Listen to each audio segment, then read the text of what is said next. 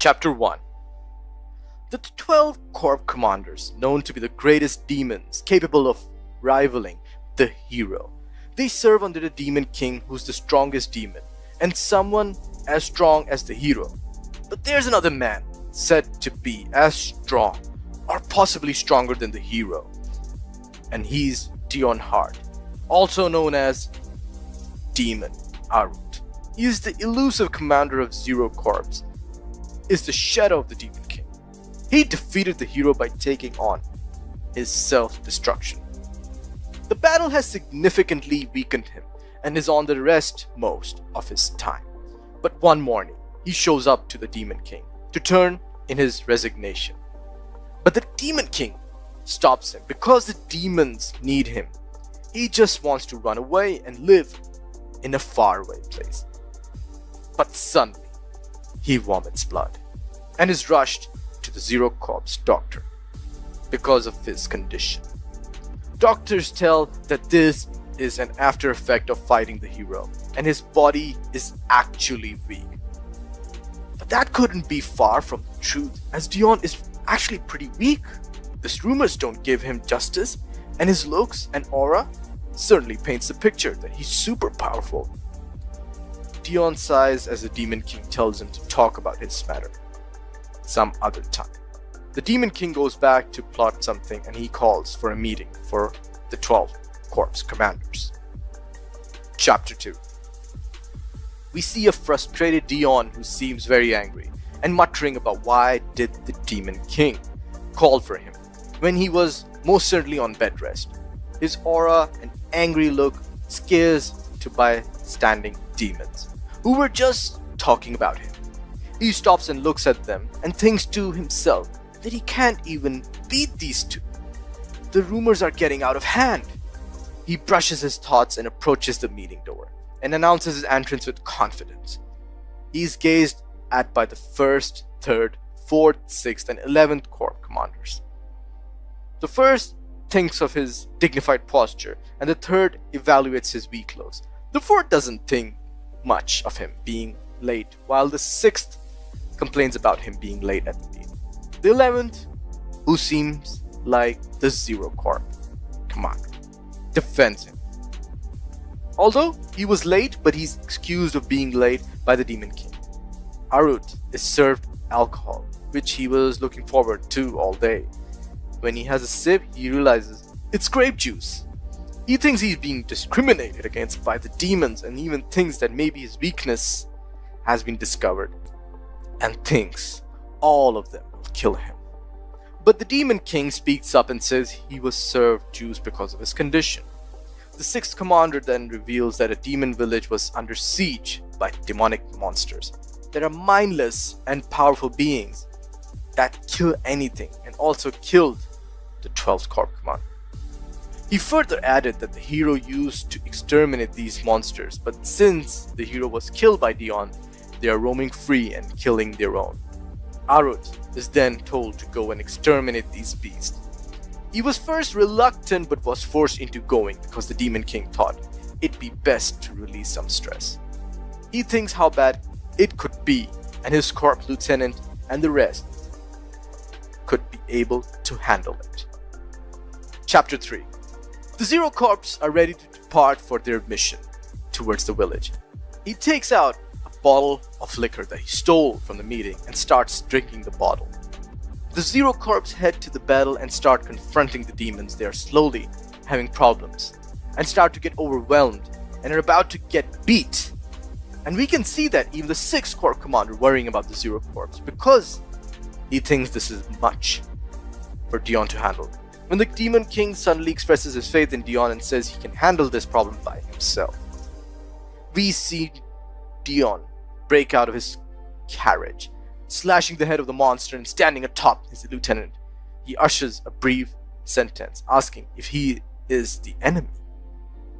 And suddenly he gets punched by another demon monster. He vomits more blood, but then says, "So you are the enemy," and suddenly goes on a rampage, telling everyone to leave no corpse behind. He starts annihilating everyone drunk on power and alcohol. On the side, we see the Emperor of Humans talking about missing an elusive man after hearing a report of the Zero Corps commander.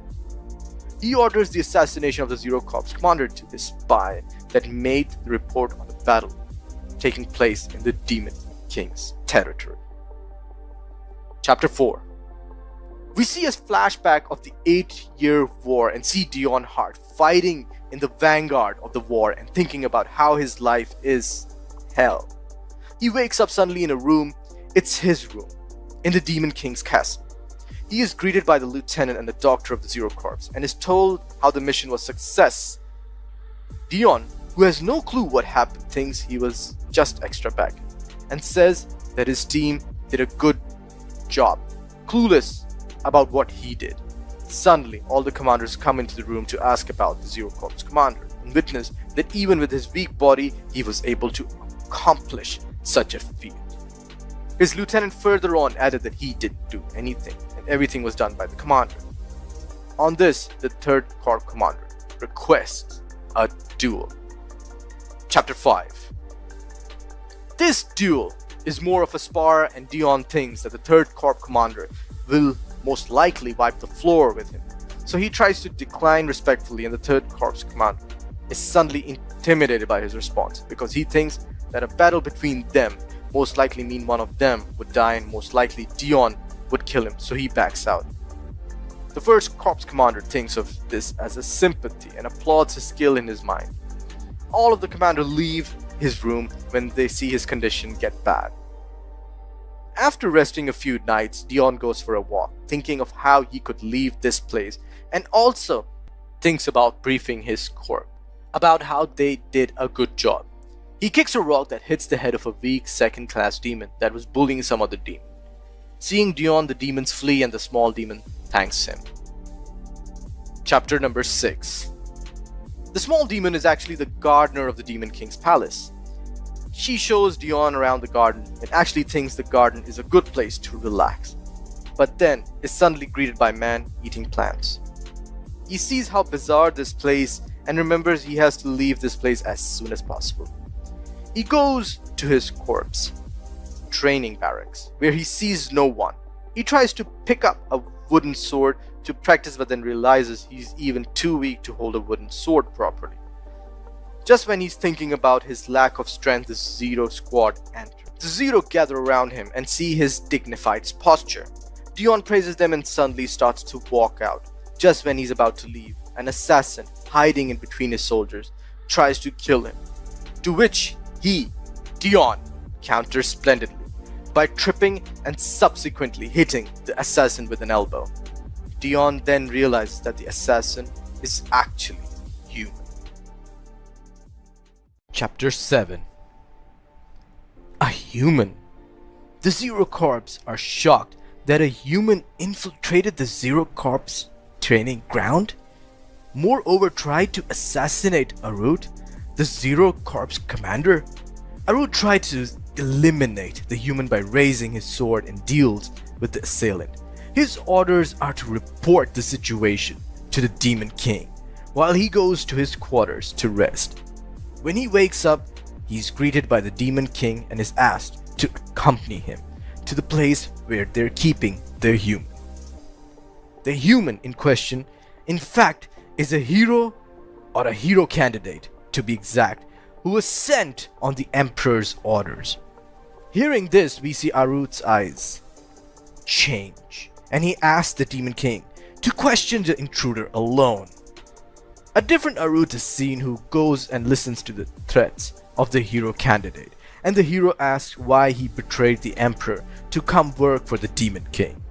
He laughs and tells the person in question that he was merely a pawn that the Emperor wanted to dispose of, and in fact, Arut is still working for the Emperor and has been sent here on a mission.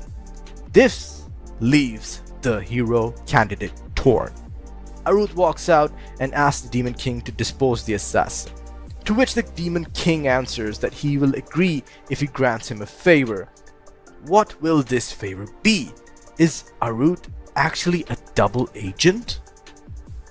Chapter 8. The favor the Demon King has asked is to help the 1st Corps in the battling a real hero, not a hero candidate.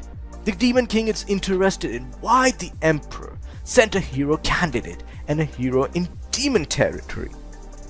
The demons and the people of the Empire don't get along. Suddenly, Arut swaps personalities again, and he's back to standing in a daze. He's questioning, when did he get here? He starts questioning his blackouts, and that they are getting more and more frequent. He's now getting ready to depart to assist the first crops, when he suddenly is met with Ririnel, the 11th Corps Commander, who came to send off the Zero Corps Commander. She gave the Zero Corps Commander a defensive necklace that will help him dodge a life-threatening attack. Dion departs, and while on the carriage, he has a flashback on how he came to the Demon King's palace. Dion was actually a part of the hero parties, and in fact, his comrade, who was left behind to report how the battle between the hero and the Demon King unfolded. The hero didn't want him accompanying him any further, as he had already done his part. But Dion couldn't sit still and went to help the hero where he was, suddenly ambushed by a giant demon. Chapter 9. A battle unfolds between the giant ogre and Hart, where he seems to just dodging and avoiding any attacks. Dion finds his opportunity and slashes the ogre, and just at the right moment, the edge of the hill capsizes and the ogre is slayed, while Hart makes a stunning entry in the middle of the battle. The Demon King stares down the elusive Hart and realizes that ogre he killed was actually the 7th commander. He approaches the hero, who asks him, why did he come? He then tries to pass off his powers to Dion, and suddenly a light illuminates the battlefield and the hero dies. Dion thinks he's got some sort of powers, but instead throws up and realizes his powers didn't pass down to him. When Dion stands up and looks towards the demon, he sees the Demon King ask him to join him because all the demons and their rulers thought Dion saved them. Dion accepts this proposition.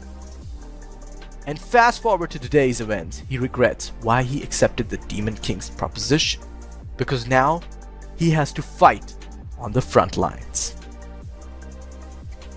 Chapter 10. Enter the camp of the humans. We see the new hero named Cruel, strategizing and thinking of a way to defeat the Demon King army. He hypothesizes that the Zero Corps Commander is perhaps an entity that's only a morale booster for their army, and not actually that strong.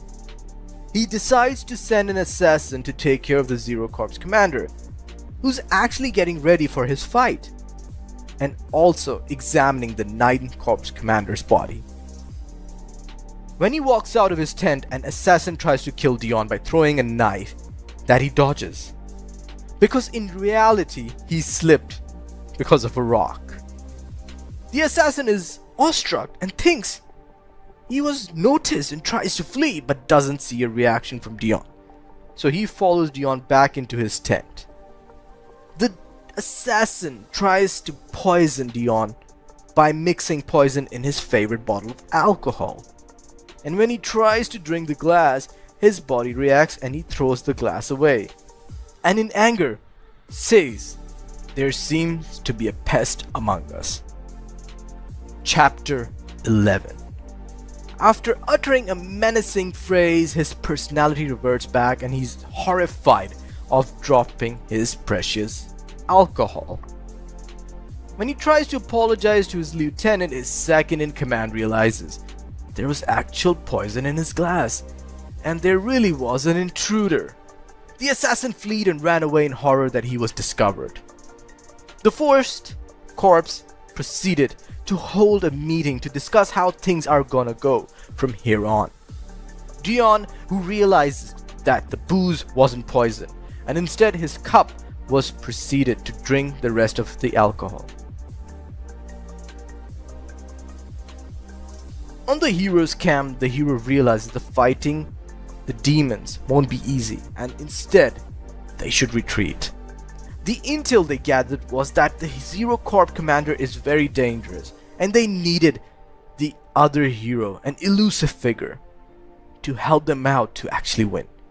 Just when they were strategizing, a full-on battle occurs and the Zero Corps commander, who is now drunk, leading the attack.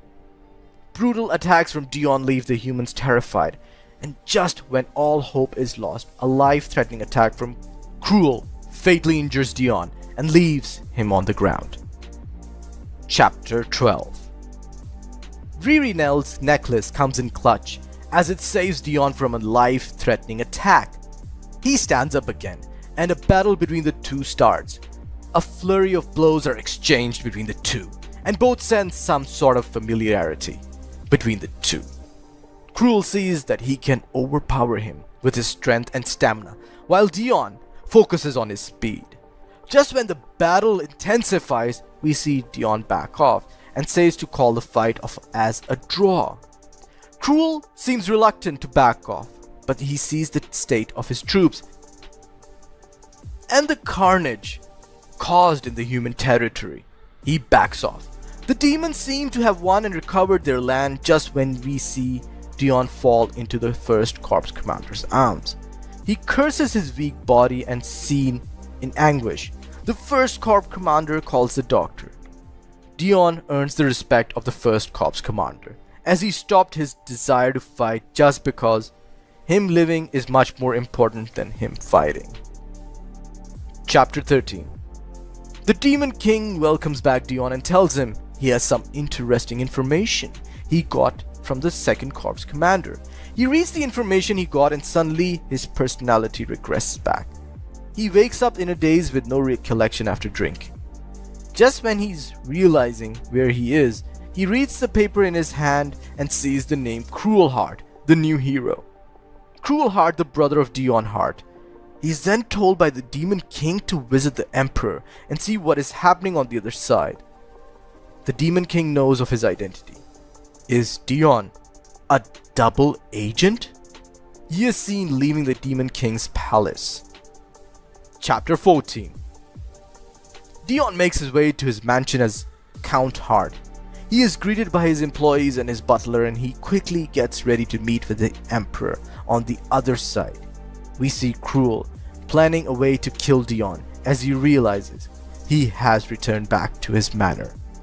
Dion leaves in his carriage, where he thinks about the Emperor, a person who came into power by killing all his blood relatives, and he started an 8-year war with other nations to make his empire to fit its name by absorbing the other countries completely. When he was thinking, his carriage stopped and he was under attack by the Revolutionary Army. His knights started to fight and an assailant entered his carriage.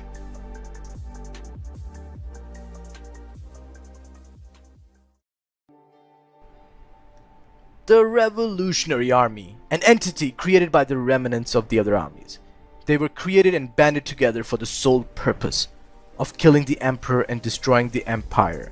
And their primary target for today is Count Hart, also known as the Dog of the Empire. Dion is backed into a corner and is unable to defend himself, as he is too weak to combat his assailant. Just when he was about to be overpowered, the Revolutionary Army was ambushed by the Lofty Knights, a knight group that were made by Count Hart, who are known for his complete brutality and the destruction they cause. Dion's assailant gets a portion of his arm cut off. As Dion moves into murder mode, he attacks with more speed and force and brutality. Destroy. He urges his men to leave no one behind and causes absolute carnage. After dealing with the ambush, Dion walks into the Emperor's palace in blood, where the Emperor is holding a congratulatory banquet for the hero Cruel. Chapter 16. Just when the Emperor is congratulating Cruel for his contribution, Dion interrupts the banquet and walks in all bloody to greet the Emperor. The Emperor sees the situation and takes a count to a private chamber to discuss matters. He learns about the ambush of the Revolutionary Army from Dion and thinks about the achievement of Count Hart as the vanguard commander in the 8-year war, and also the hero who recovered the body of his hero comrade. But because of this fight, he got afflicted by a curse from the Demon King. Of course, that curse is actually a tracking spell that Count Hart is aware of. But the Emperor doesn't know of that. He thinks he's his pawn that's working under him as a double agent at the Demon King's palace.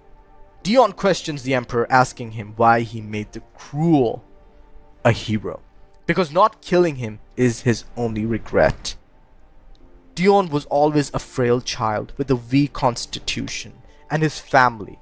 He was a child overshadowed by his elder brother, but his brother always tried to show warmth in some way.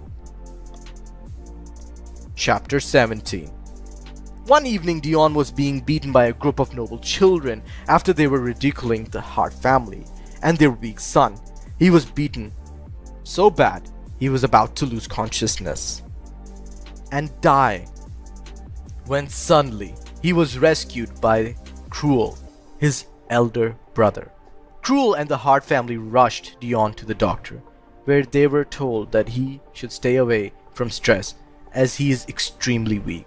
He was comforted by his brother, but it wasn't enough, as he was exiled into his room by his father. Dion, who stared down on his family showing affection to his accomplished brother, tried to train himself and make himself stronger, just so he can gain love, even if it's trivial. But his body didn't support his desires. He broke down while wielding the sword in his room, and Cruel, who came and saw his pathetic state, said to him that he doesn't need to do anything, and instead live locked up. Dion, who cried and accepted his sad self, stayed cooped up in his room till the age of 14. His brother came into his room, and with him came an envoy from the Emperor asking for Dion. Chapter 18. Dion, who was abandoned by his father, was sent to the battlefield as a replacement for his brother and a sacrifice. Dion, who couldn't wield a sword, was suddenly on a battlefield, bad-mouthed and pitied by the rest of the knights. The knights had no expectations from him, and he himself thought he would die soon. He tried his best and survived the battle. He got some words of encouragement here and there, and became someone who killed to live another day. But even as a ruthless killer, he thought of home, and just when the knights got word that their family will send them letters and gifts, nothing came for Dion Hart. Instead, he was promoted as a commander to fight on the front line. That's when he decided he will kill his family and send his family to hell.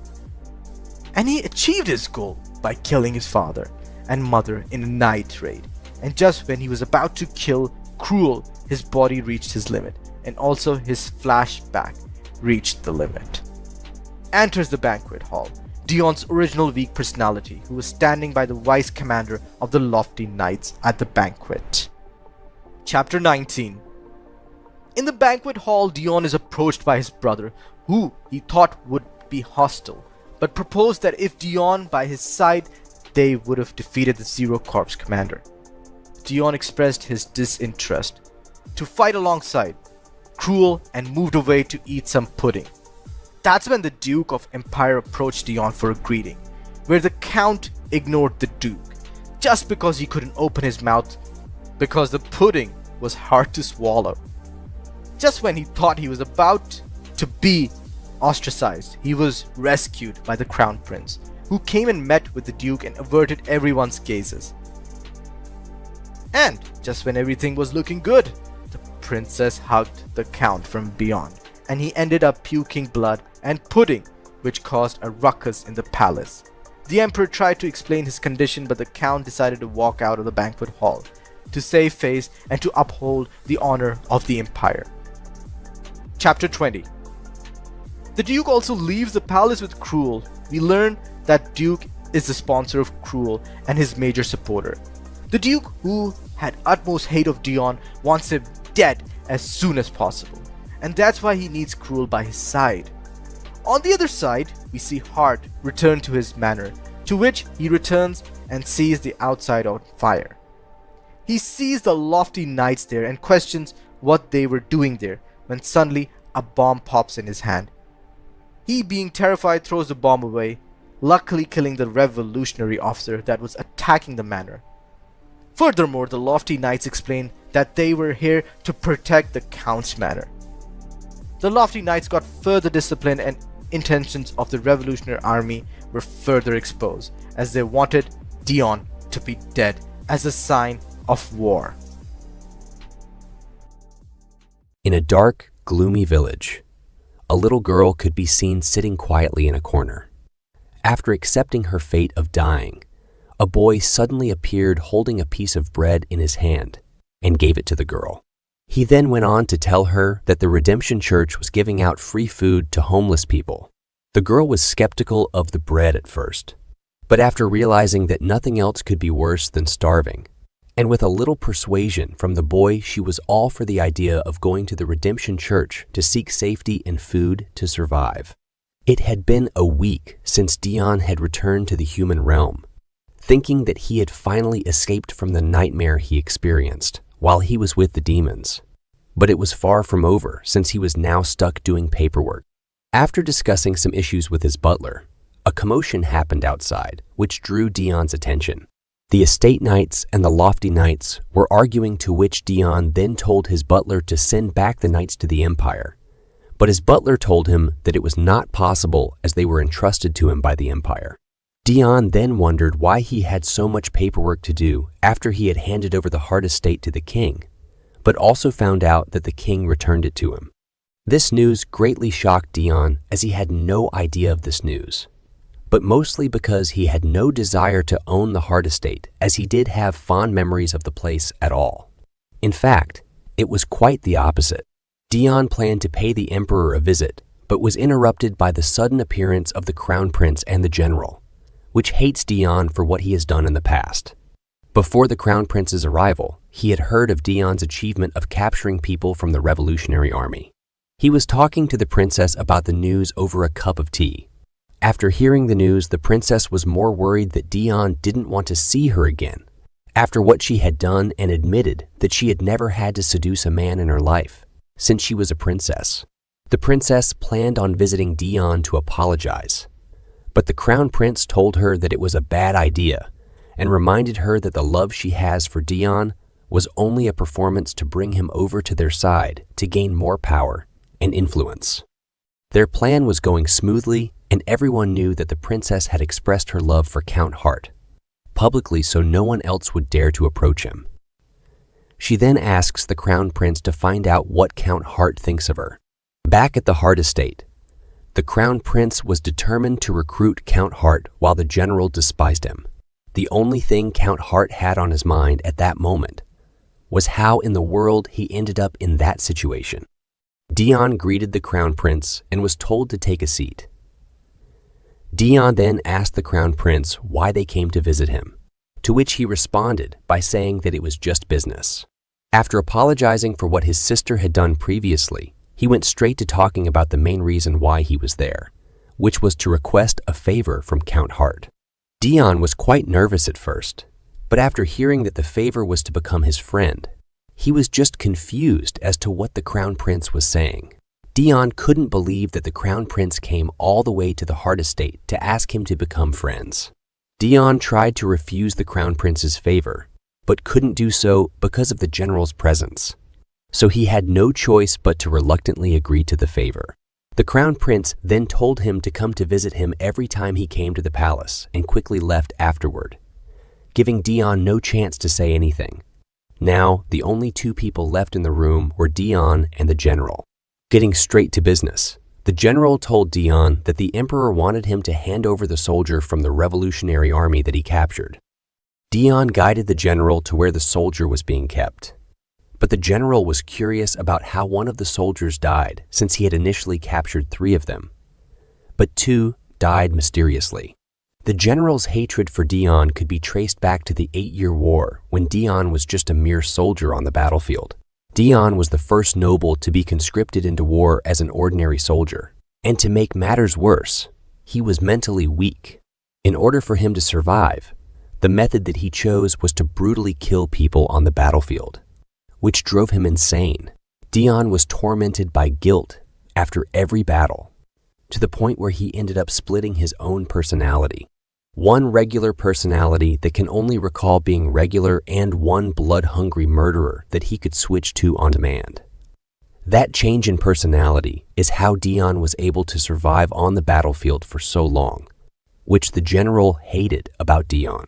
The general then asked Dion if he could even remember what happened to the soldier who died, to which he responded that wild dogs must have eaten him since he wasn't there to confirm the details. The general then left after hearing what Dion had to say, which he didn't believe a single word of.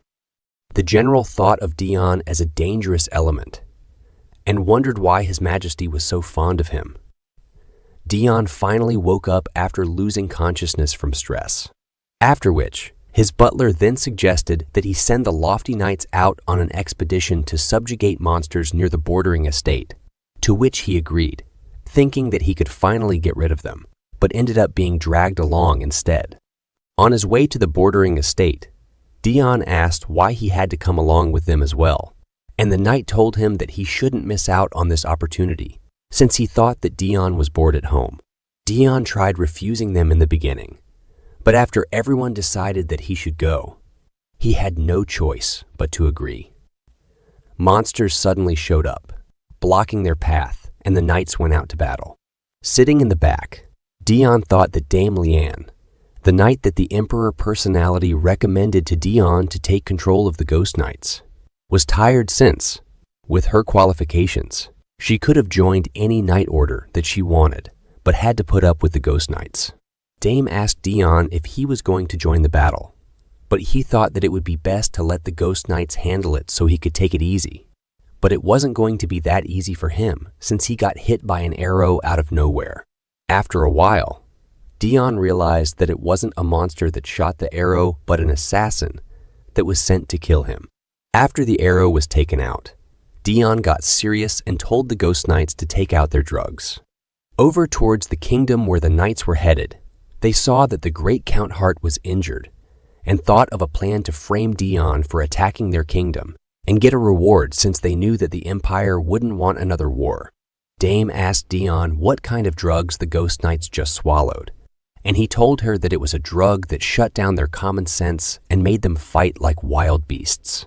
Dion then went straight into battle, brutally killing anyone and anything that he came across after capturing one of the assassins alive. Dion then rushed forward and killed one of the assassins. The knight was hesitant about killing and reminded the Ghost Knights that they shouldn't try to fight like decent human beings, and just leave enough common sense to distinguish friend from foe, and just kill everyone. What Dion said drove fear into the remaining assassins, but it was already too late for them to regret their actions, and the only one they could blame for their deaths was none other than Dion's brother, who was busy with paperwork at the moment. The fight raged on, with Count Dion Hart standing in the midst of all the chaos that was happening. As the fight came to an end, the only thing that was left of the assassins were the pieces of their bodies scattered across the ground. Dion looked down on the assassin that he had captured alive previously and questioned him as to who sent them. In the Empire, a complaint from the Kingdom of Ilion reached the Emperor. The Emperor's attendant then reported the matter that had happened with Count Hart and how the Ilion Kingdom was trying to frame Count Hart to get a hefty reward from the Empire.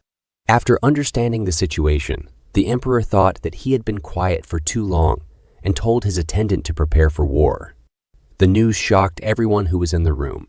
The attendant then went on to state that it had been only 2 years since the last war, and that it was too soon to start another one. The Chancellor tried to change the Emperor's mind, but was reminded by the Emperor that he was a tyrant and that conquering the continent was his ultimate objective.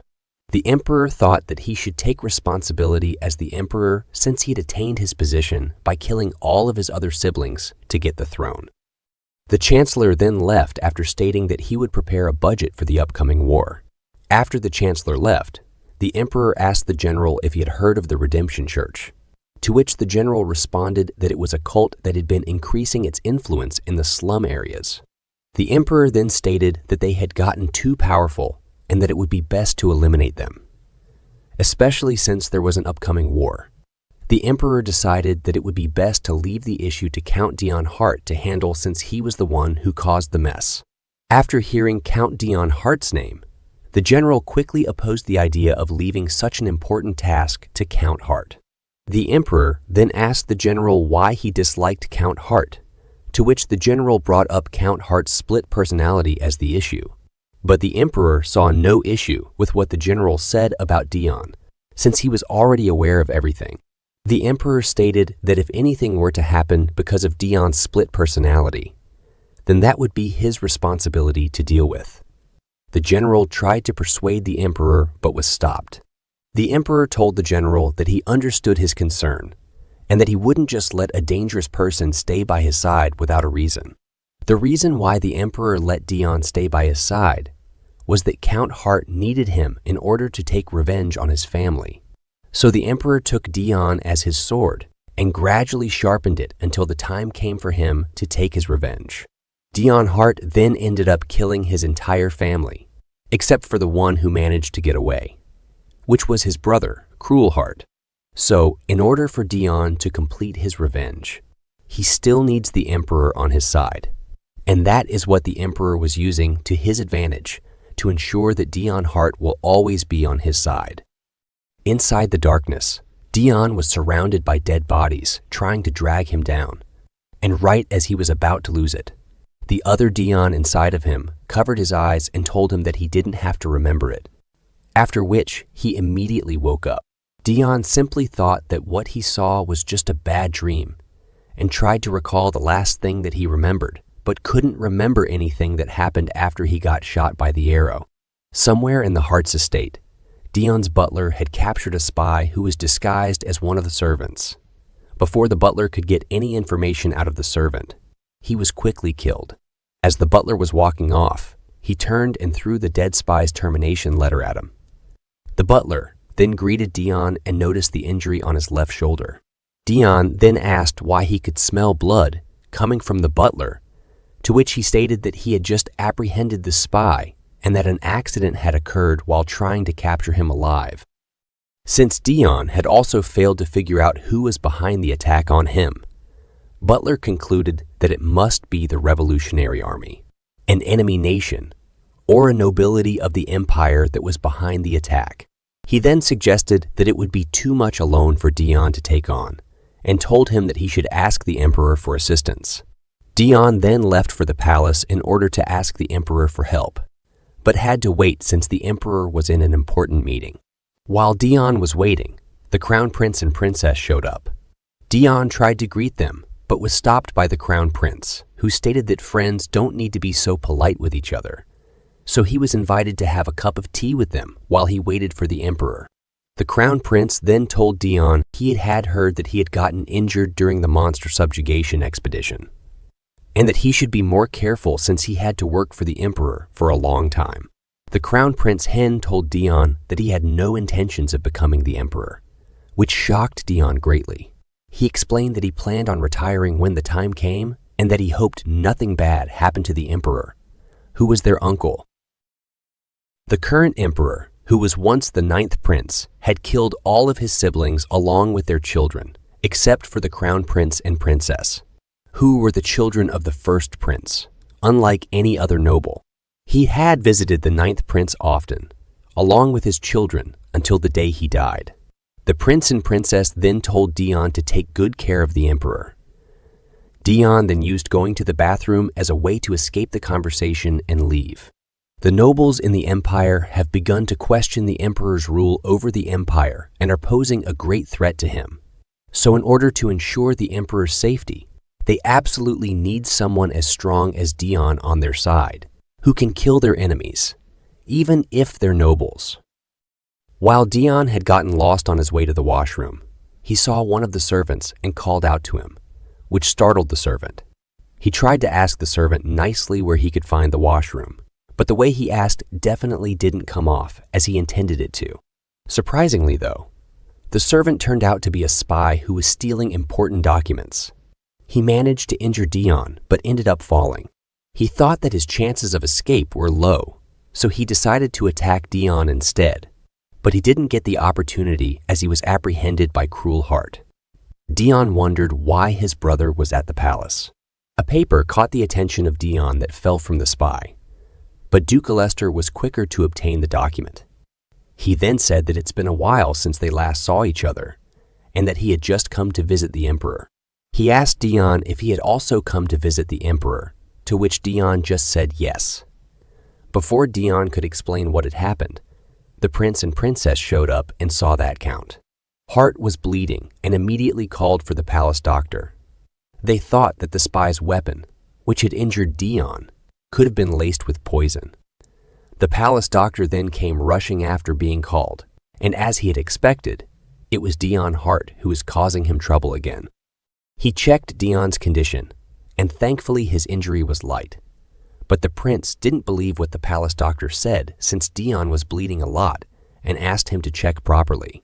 Suddenly, a voice said that it might have been the demon's curse, and that voice came from none other than the general, Nemesius. The reason for his presence was to deliver a message to Count Hart from the emperor, which was a summon. Count Hart then left after telling the prince not to worry about his condition so much. Duke Leicester and Count Hart also went into their carriage and departed from the palace. The Duke then figured that what he saw on the document that the spy had was a budget for war. The Duke planned on providing special assistance to the emperor so that he could achieve his own personal goals. The emperor told Dion that he didn't look well and wondered if he was heavily injured by the spy since he was the most treasured talent in the empire. But the reason why Dion looked unwell was because he really wanted to use the washroom, but still hadn't gotten the chance to. Dion then told the emperor that the reason for his visit was to return the Hart estate back to him, along with the ghost knights as well. But the emperor quickly rejected him, and his resignation was not even up for discussion. The emperor stated that if Dion granted one of his requests, he would grant him one wish as well. The request the emperor had for Dion was to completely get rid of the Redemption Church. Dion tried to refuse, but the emperor continued by stating that he had also assigned the task to his brother and would grant whoever completed the task first a wish. After hearing that, Dion quickly agreed to complete the emperor's request. Even though Dion knew it was bait, he didn't want any wishes from his brother to be granted. Dion then told the emperor that he would complete the task first, no matter what, and would defeat his brother. After returning to the Hart estate, Dion complained to his butler about bringing him only tea, to which his butler replied that it was the tea that the crown prince had gifted him, but Dion didn't seem to like it very much. His butler then pointed out that he also had to drink an ominous-looking elixir. Dion asked the butler if it was necessary for him to drink it. While they were discussing whether he should drink it or not, Dame Leanne returned from her investigation and greeted Dion. Dion then asked if she had gathered any information on the Redemption Church, and she told Dion that it was a cult that was garnering more believers from the slum area, and in return, they had to spread the word to believe in redemption, which was very unusual for a cult. Dion thought about what their main objective was while drinking some tea. After drinking the tea, he decided to go to the washroom, but Dame Leanne mistakenly thought that he was going to investigate the Redemption Church himself. She then told him that she would come along as well, which left Dion in another unwanted and unavoidable situation. Just like that, Dion ended up going to investigate the Redemption Church. Dame Leanne then suggested that they disguise themselves. Dion said he wouldn't repeat the same mistake he made last time and quickly disappeared. Leanne thought that Dion had disappeared because of the Demon King's curse, but Dion left because he really had to use the bathroom. After using the washroom and leaving, he came across his brother, Count Hart. Dion then got angry at the mere sight of him, but started coughing up blood. He didn't want to show any weakness in front of his brother, and went ahead and attacked him. Count then stated that he just couldn't sit still with an injured arm and pressed on the spot where he got injured, then backed off. Dion had thought that he was talking about the injury he got from the spy, but the spot where he had pressed was where he got shot by the assassin. Count then stated that since Dion was able to move around, The assassins must not have done their task properly, which made Dion even more angry, and he decided that he should kill him right then and there. In that moment, Leanne appeared and was surprised by the whole situation, but went straight to protect Dion. Right as she was about to attack Cruel Hart, Dion stopped her since Cruel was considered the hero of the Empire. Cruel then asked Dion if he was investigating the Redemption Church, but Dion didn't provide him with an answer. Cruel then stated that if he got involved in this matter, he would be in danger, but Dion wasn't going to believe that he was concerned since he had sent assassins after him. After Dion left, Cruel thought that he was a fool, and that he should just live out the rest of his life in peace, since he didn't have much time left. Dion then decided on his disguise, which was to cover himself in dirt, and told Leanne to do the same. But she was a bit hesitant since the smell was awful. After being persuaded by Dion, she decided to do the same, and then Dion went ahead and went first to the Redemption Church to infiltrate. Dion arrived at the Redemption Church in a very pitiful state. The sister who was standing outside the church gates believed that Dion was an actual homeless person and offered him some bread and invited him in. Dame Leanne, who was watching what had happened, was amazed by how great Dion's acting was and went ahead to do the same thing. But she was immediately rejected by her sister, who could easily tell that Dame was a noble and was trying to fool her. She stated that they were out of food and closed the doors on her. After Dion had managed to infiltrate the Redemption Church, he was given some food by the sister, to which he then asked her what the cost of their hospitality was, and she told him that it didn't cost anything. Dion looked around the Redemption Church, but couldn't spot anything that was unusual or suspicious. While Dion was observing the sister, he asked him if he was uncomfortable, to which Dion said that it was okay since his appearance might disturb her. The sister told him not to worry and went straight ahead to uncovering his face, and the first thing that caught her attention were Dion's red eyes. Before she could question Dion about her suspicions, Dion quickly said that seeing his red eyes must be disgusting. She then replied that she wasn't disgusted, but thought that he was Dion Hart since she knew that he had red eyes. After brushing away her suspicions, she told Dion that the Redemption Church was a shrine formed to save those who were suffering under Eduardo's rule, who was the current emperor. She then blamed the emperor for the people suffering and said that the emperor should have ruled in peace. Dion wasn't buying into anything that the sister said and instead asked who was going to save him in hopes of finding out more information. Dion was taking a tour of the church while eating the bread that was given to him, but a little girl bumped into him. The little girl asked Dion if he was a new believer and then said that he shouldn't worry about anything since he was now with the Redemption Church and that they would provide him with food. Dion responded by stating that he hoped to be redeemed as well. In that moment, a little boy called out to CA, saying that it was time for them to pray. The girl then left with the boy and continued on his way, thinking about how he was going to get into the guarded rooms, but was suddenly told to stop where he was by someone. Outside the Redemption Church, Dame Leanne thought that she would be able to sneak in from the back, but gave up as it was not possible. In that moment, Leanne heard her sister, another believer, talking about an intruder inside the church and immediately thought that it was the Count. She scrapped her plan of trying to enter nicely and just broke right through the front entrance and started asking where her lord was. Dion was calming down after being stopped by one of the priests since he thought that he had been discovered, but was given some more bread to eat, after which he then snuck into the prayer room. But as he was walking around, he got discovered by the sister and one of the priests. However, Dion Hart quickly hid behind a curtain before he was spotted. The priest then ordered everyone to check the place thoroughly. Cruel Hart then told Dion to be quiet before they got caught. Right when he was about to leave, the priest started their prayer ceremony. The sister then stepped forward to explain to the congregation what true redemption was.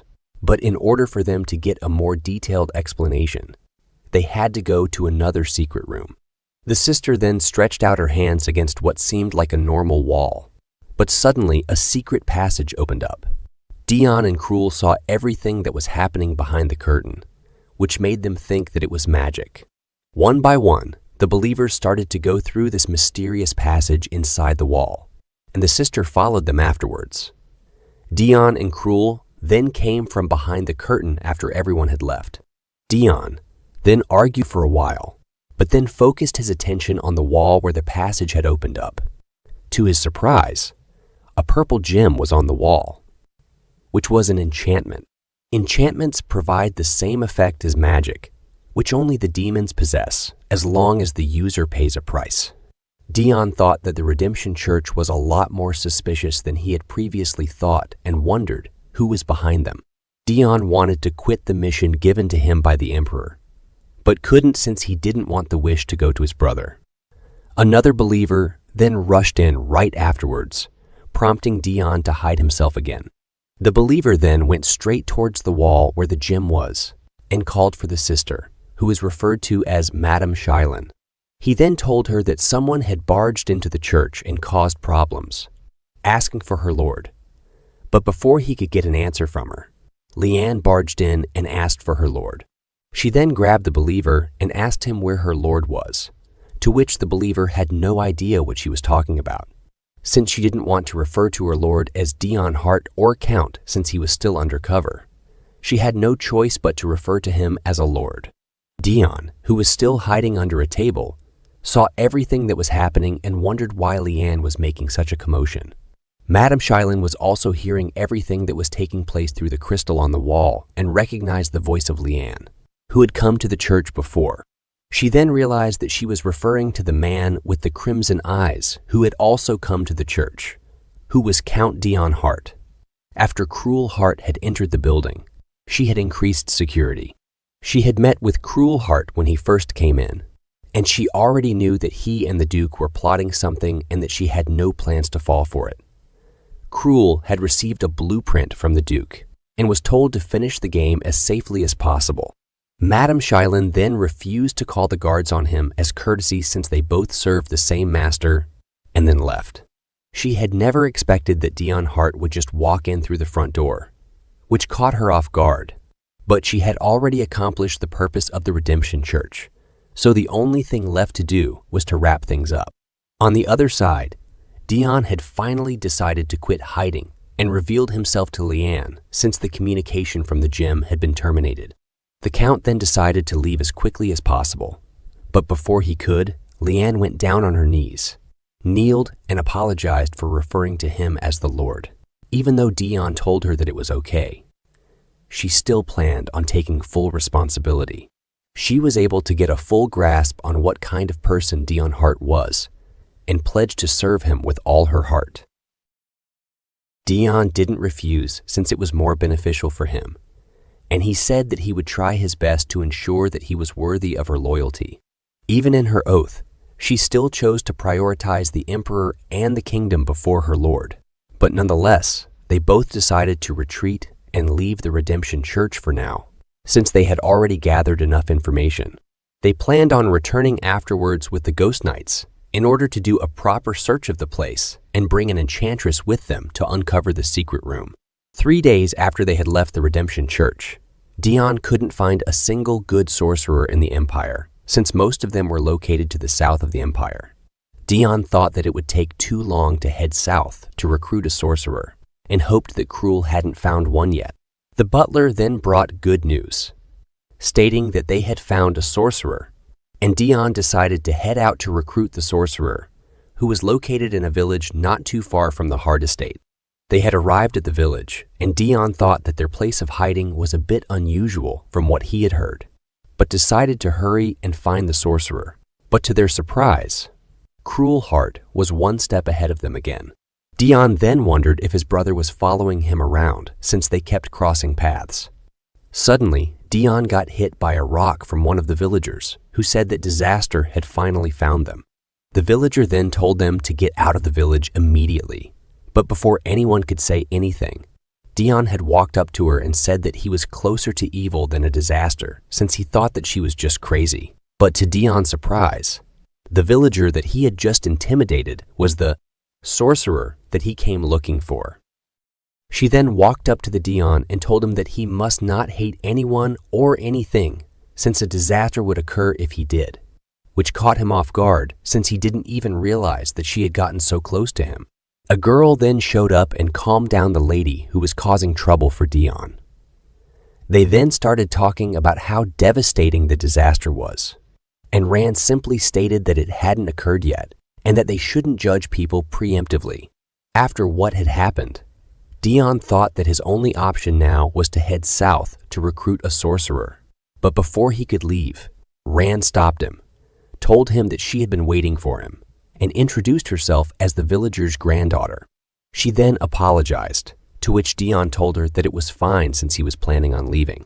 Rand then told him that he was there to find a sorcerer, which surprised him, and she then told him that she was also a sorcerer and that she could help him resolve the problem he had with the Redemption Church. Dion could clearly see that she was skilled, since what she had just said was not public knowledge, and if he didn't take her, then Count Hart would, which he didn't like the idea of, so he decided to take her with him. Rand's grandmother then approached Count and embraced him, which caught him off guard. She then told him that he was going through a lot and that she loved him. She then told him that he should live long to win the battle to see who would live longer between him and Dion. She told him that she hopes he wins, but if he ever finds himself at death's door, he should ensure that he takes Dion with him. After hearing that, Count drew his sword at the lady and told her that he would take care of his own problems and that she should mind her own business. Count had already decided that his death would happen after Dion's, and nothing was going to change that. On their way back to the Empire, Dion asked Rand about what her grandmother meant when she said that. "You saw it too?" To which Rand replied that it was his future. Dion was then curious about how she was able to see his future before even meeting him. And so she told him about how his future was intertwined with someone else's future from the village. And right in that moment, a boy appeared from the bushes. Rand then mentioned that to Dion. Hatred is like a fire, and the boy was like a bomb. If the bomb explodes, then a fire will start. But if the fire starts first, then the bomb will explode. The boy then kneeled down and asked Dion to take him with him. He said that if Dion was the disaster, then he was going to need him in the future.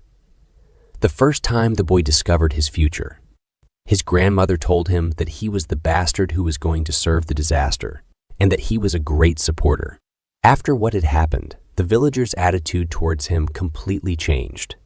The once nice and sweet villagers, whom he had considered family, started to hate him and wanted to get rid of him. They all turned their backs on him because of what the sorcerer had said about his future. Since they were all so certain about his future, he decided that he should definitely meet their expectations and silently waited for the disaster to appear. And as expected, Dion showed up at the village. Dion had finally returned to the Hart estate, to which his butler then inquired about who the boy behind him was, and Leanne then answered, stating that he was the village boy that Dion had decided to bring back, who was called Dan. He then stated that he lacks education and isn't that great in battles, but was willing to serve Dion. Dion then said that they would talk later and told Leanne to prepare to depart as soon as possible, and to bring 10 volunteers from the Ghost Knights. Dan tried to come as well, but was told by Dean to stay put at the Hart estate since he didn't have any battle experience. After the Ghost Knights arrived, they started a fire to prevent the people from escaping. The Ghost Knights' mission was to set fire to the Redemption Church's building and kill anyone that looked suspicious while Dion infiltrated. Rand had requested that the Ghost Knights not take their pills since there was no need for bloodshed, but once she said that it was all for Dion's sake, the Knights happily agreed. After starting the fire and causing a commotion, the people realized that they were the Ghost Knights that belonged to Dion and didn't really care if the Redemption Church was a cult since it made them feel like living again. They decided that if the Knights were going to wreck the place, they should kill them first. One of the Ghost Knights was about to kill one of the believers as an example, but right then the girl's friend appeared. Without taking the pills, the knight was unable to kill the child and threw away his sword. The believers then came to the realization that since Dion Hart was the sword of the Emperor, it must have meant that the Emperor had ordered the destruction of the Redemption Church, which made them hate the emperor even more. Inside the Redemption Church, Dion and the sorcerer were examining the gem on the wall. She then stated that the gem had many functions, but was immediately shocked afterwards since the gem was actually magic that was concealed as an enchantment. This news came as a shock to everyone, since magic shouldn't be in the human realm at all. Dion then wondered if the Demon King knew of the situation, but to his surprise, Ran was able to quickly figure out the structure of the magic and was able to utilize it, which was even more shocking, since sorcerers aren't supposed to be able to use magic. Ran had succeeded in activating the magic and was able to open the secret passage, after which they entered. To Dion's surprise, it seemed like they had returned to the prayer room after they had entered the passage.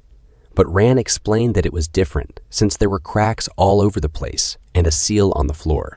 Another door was located in front of them, which seemed ominous.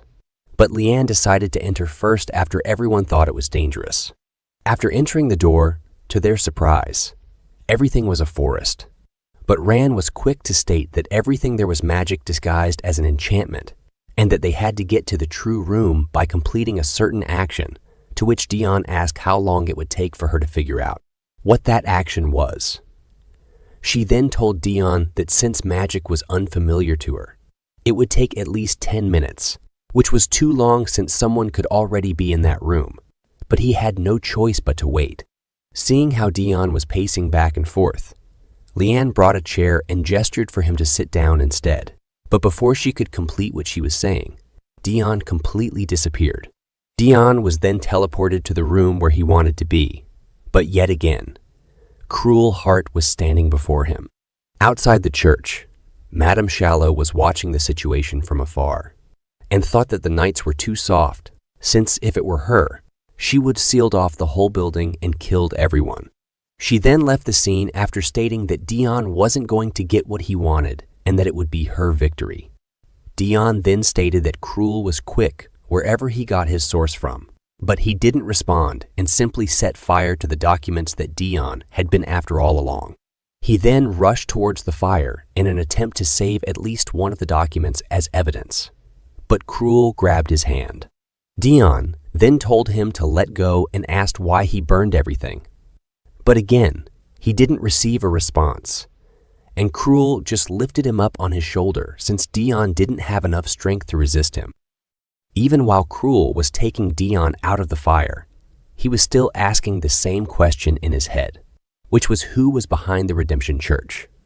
But he came to the conclusion that it was Duke Eilester and Cruel Heart, since they were the ones with the highest authority besides the nobles and the Emperor. Dion was angry that it was a losing fight from the start, and that he had worked hard for no reason. Cruel had put Dion down after bringing him back to where Ran and Leanne were, and then Dion made it clear that he would definitely kill Cruel Heart. Cruel then left after stating that he shouldn't talk about anything that happened if he wanted to live. Dion then woke up at the Hart estate and thought that it would be Cruel's victory since he had taken some of the documents with him. Leanne then walked in and asked if he was okay, and he said yes. He then asked if Ran was still at the estate since he had something to ask her, but Leanne told him that she had already left. Dion wanted to try and curse Cruel, but he wouldn't even have been able to ask. Leanne then told Dion that entering the hidden room was totally his doing. The condition for teleportation was for him to make a circle counterclockwise 3 times and clockwise twice. Leanne also told Dion that Ran had left a note for him before she left, but he didn't have to move since the butler had brought it with him, along with some tea, and that he also had a visitor. One of the Emperor's knights had come to escort Dion to the palace, where the Emperor was waiting for him. At the palace, the Emperor had just woken from a nightmare. Ever since he became the Emperor, he hasn't been able to sleep properly at all since all of the people that he has killed tormented him at night. It had gotten so bad that they were now tormenting him in reality as an illusion. While the Emperor was being tormented by guilt, the Crown Prince came to his rescue. The Crown Prince had come to inform the Emperor that Dion Hart had arrived per his summons, along with Cruel Heart. He then asked if he was all right and thought of calling the royal doctor, but thought something was weird after the emperor said that he was being annoying while looking behind him, but realized that the emperor was showing signs of hallucination. The emperor then told the crown prince that the upcoming war and stress were the reasons why he was hallucinating. Even though he felt bad for the crown prince, he had no intention of casting away his hallucinations and nightmares, since they sort of made him happy. The crown prince then lashed out at his uncle, but he calmly responded that he knew that it was an illness, but if it weren't for him, then all the people who died would still been alive, and that it was a burden he had to carry as the emperor and as a human being. Both Dion and Cruel Heart were waiting for the emperor together, and Dion then asked Cruel why he was staring at him, but didn't receive a response from him yet again. Both of them were then permitted to enter, and they both greeted the emperor. The emperor didn't seem too happy, which caught Dion's attention. The emperor then stated that he had heard that Dion had displayed some unruly behavior during the mission, which was leaving some of the believers alive and only killing the ones necessary, but also praised him for his efforts in trying to find out who the mastermind was. Nevertheless, Cruel Heart was the one who had gathered the evidence, and so his wish would be the one that was granted. The emperor then asked what Cruel Heart desires, and he asked the emperor for the Hart estate, which Dion currently has possession of. The emperor then asked Dion what he thought. The wish had caught him off guard, but he thought of the Hart estate as a burden, so he simply said that he wouldn't mind handing it over. The matter was settled, but the emperor stated that in order for him to claim the estate, he needed a title, and his only options were to forsake his last name and obtain a title under a new name or become the Patriarch of Hart County. Back when the 8-year war had ended, the emperor had offered Dion the same proposal, which Dion had refused and instead wished for the destruction of his family. The emperor then bestowed upon him the title of honorary count. If Cruel chose to become the Patriarch of the Hart family, then it would be the perfect opportunity for Dion to annihilate everyone. But Cruel refused to become the Patriarch or change his last name. Dion wondered why Cruel was turning down such a good opportunity to become the Patriarch. The emperor then handed the estate over to Duke Alester, who cruelly served and dismissed everyone, except Dion. After everyone had left, the atmosphere between Dion and the emperor was weird. The emperor then broke the silence by stating that he was waging war against the Ilian kingdom, which Dion wasn't too fond of since he was sick of wars. The emperor then stated that he was going to leave the demon realm in his hands, since the demon king wouldn't sit still while he was taking over the continent, and that he should ensure that the demon king did not make a move. He then added that he expects the seal on him to be removed the next time they meet. Back at Duke Alester's castle, Cruel Heart had told the Duke about the reward that he had received from the Emperor after completing his mission. The Duke then asked if the Hart estate was enough for him, to which Cruel responded that it was enough for him. Since the Duke knew that Dion wanted to return the Hart estate to the Emperor, he told Cruel that he hoped that he wouldn't take the Hart estate for his brother's sake. Cruel then gave him a simple reply, which was that he didn't have anything else that he wanted, which left the Duke no room to pose another issue. The Duke then asked him if there was anything else worth mentioning. Cruel then stated that there wasn't anything. He didn't want the Duke to find out that Dion knew that he was the one behind the Redemption Church. Cruel was interrupted by the Duke's sudden call for them to leave for a meeting. On his way out, Cruel decided that he would keep the fact that Dion knew everything a secret since, if the Duke found out, he would order him to kill Dion. On his way to the meeting, Duke Alester greeted Madame, who had returned from her mission. She then stated that there were many believers left from the Redemption Church, which would allow him to achieve his goal. The true purpose of the Redemption Church was to create believers who were absolutely loyal to Duke Alester by turning them against the Empire and the Emperor, which worked out well in his favor. The Duke then told Madame Shallow to lay low for a while, since they couldn't be found out by the Emperor. After everyone had gathered for the meeting, they started complaining about why the Emperor had called for a meeting so suddenly. The Duke already knew what the meeting was for, and considered the other officials arguing to be fools. The emperor then made his entrance, and everyone stood and greeted him. He then went straight to the main topic, stating that he plans on declaring war in 3 days. After hearing this news, all of the officials were shocked, since it hadn't been long since the last war ended.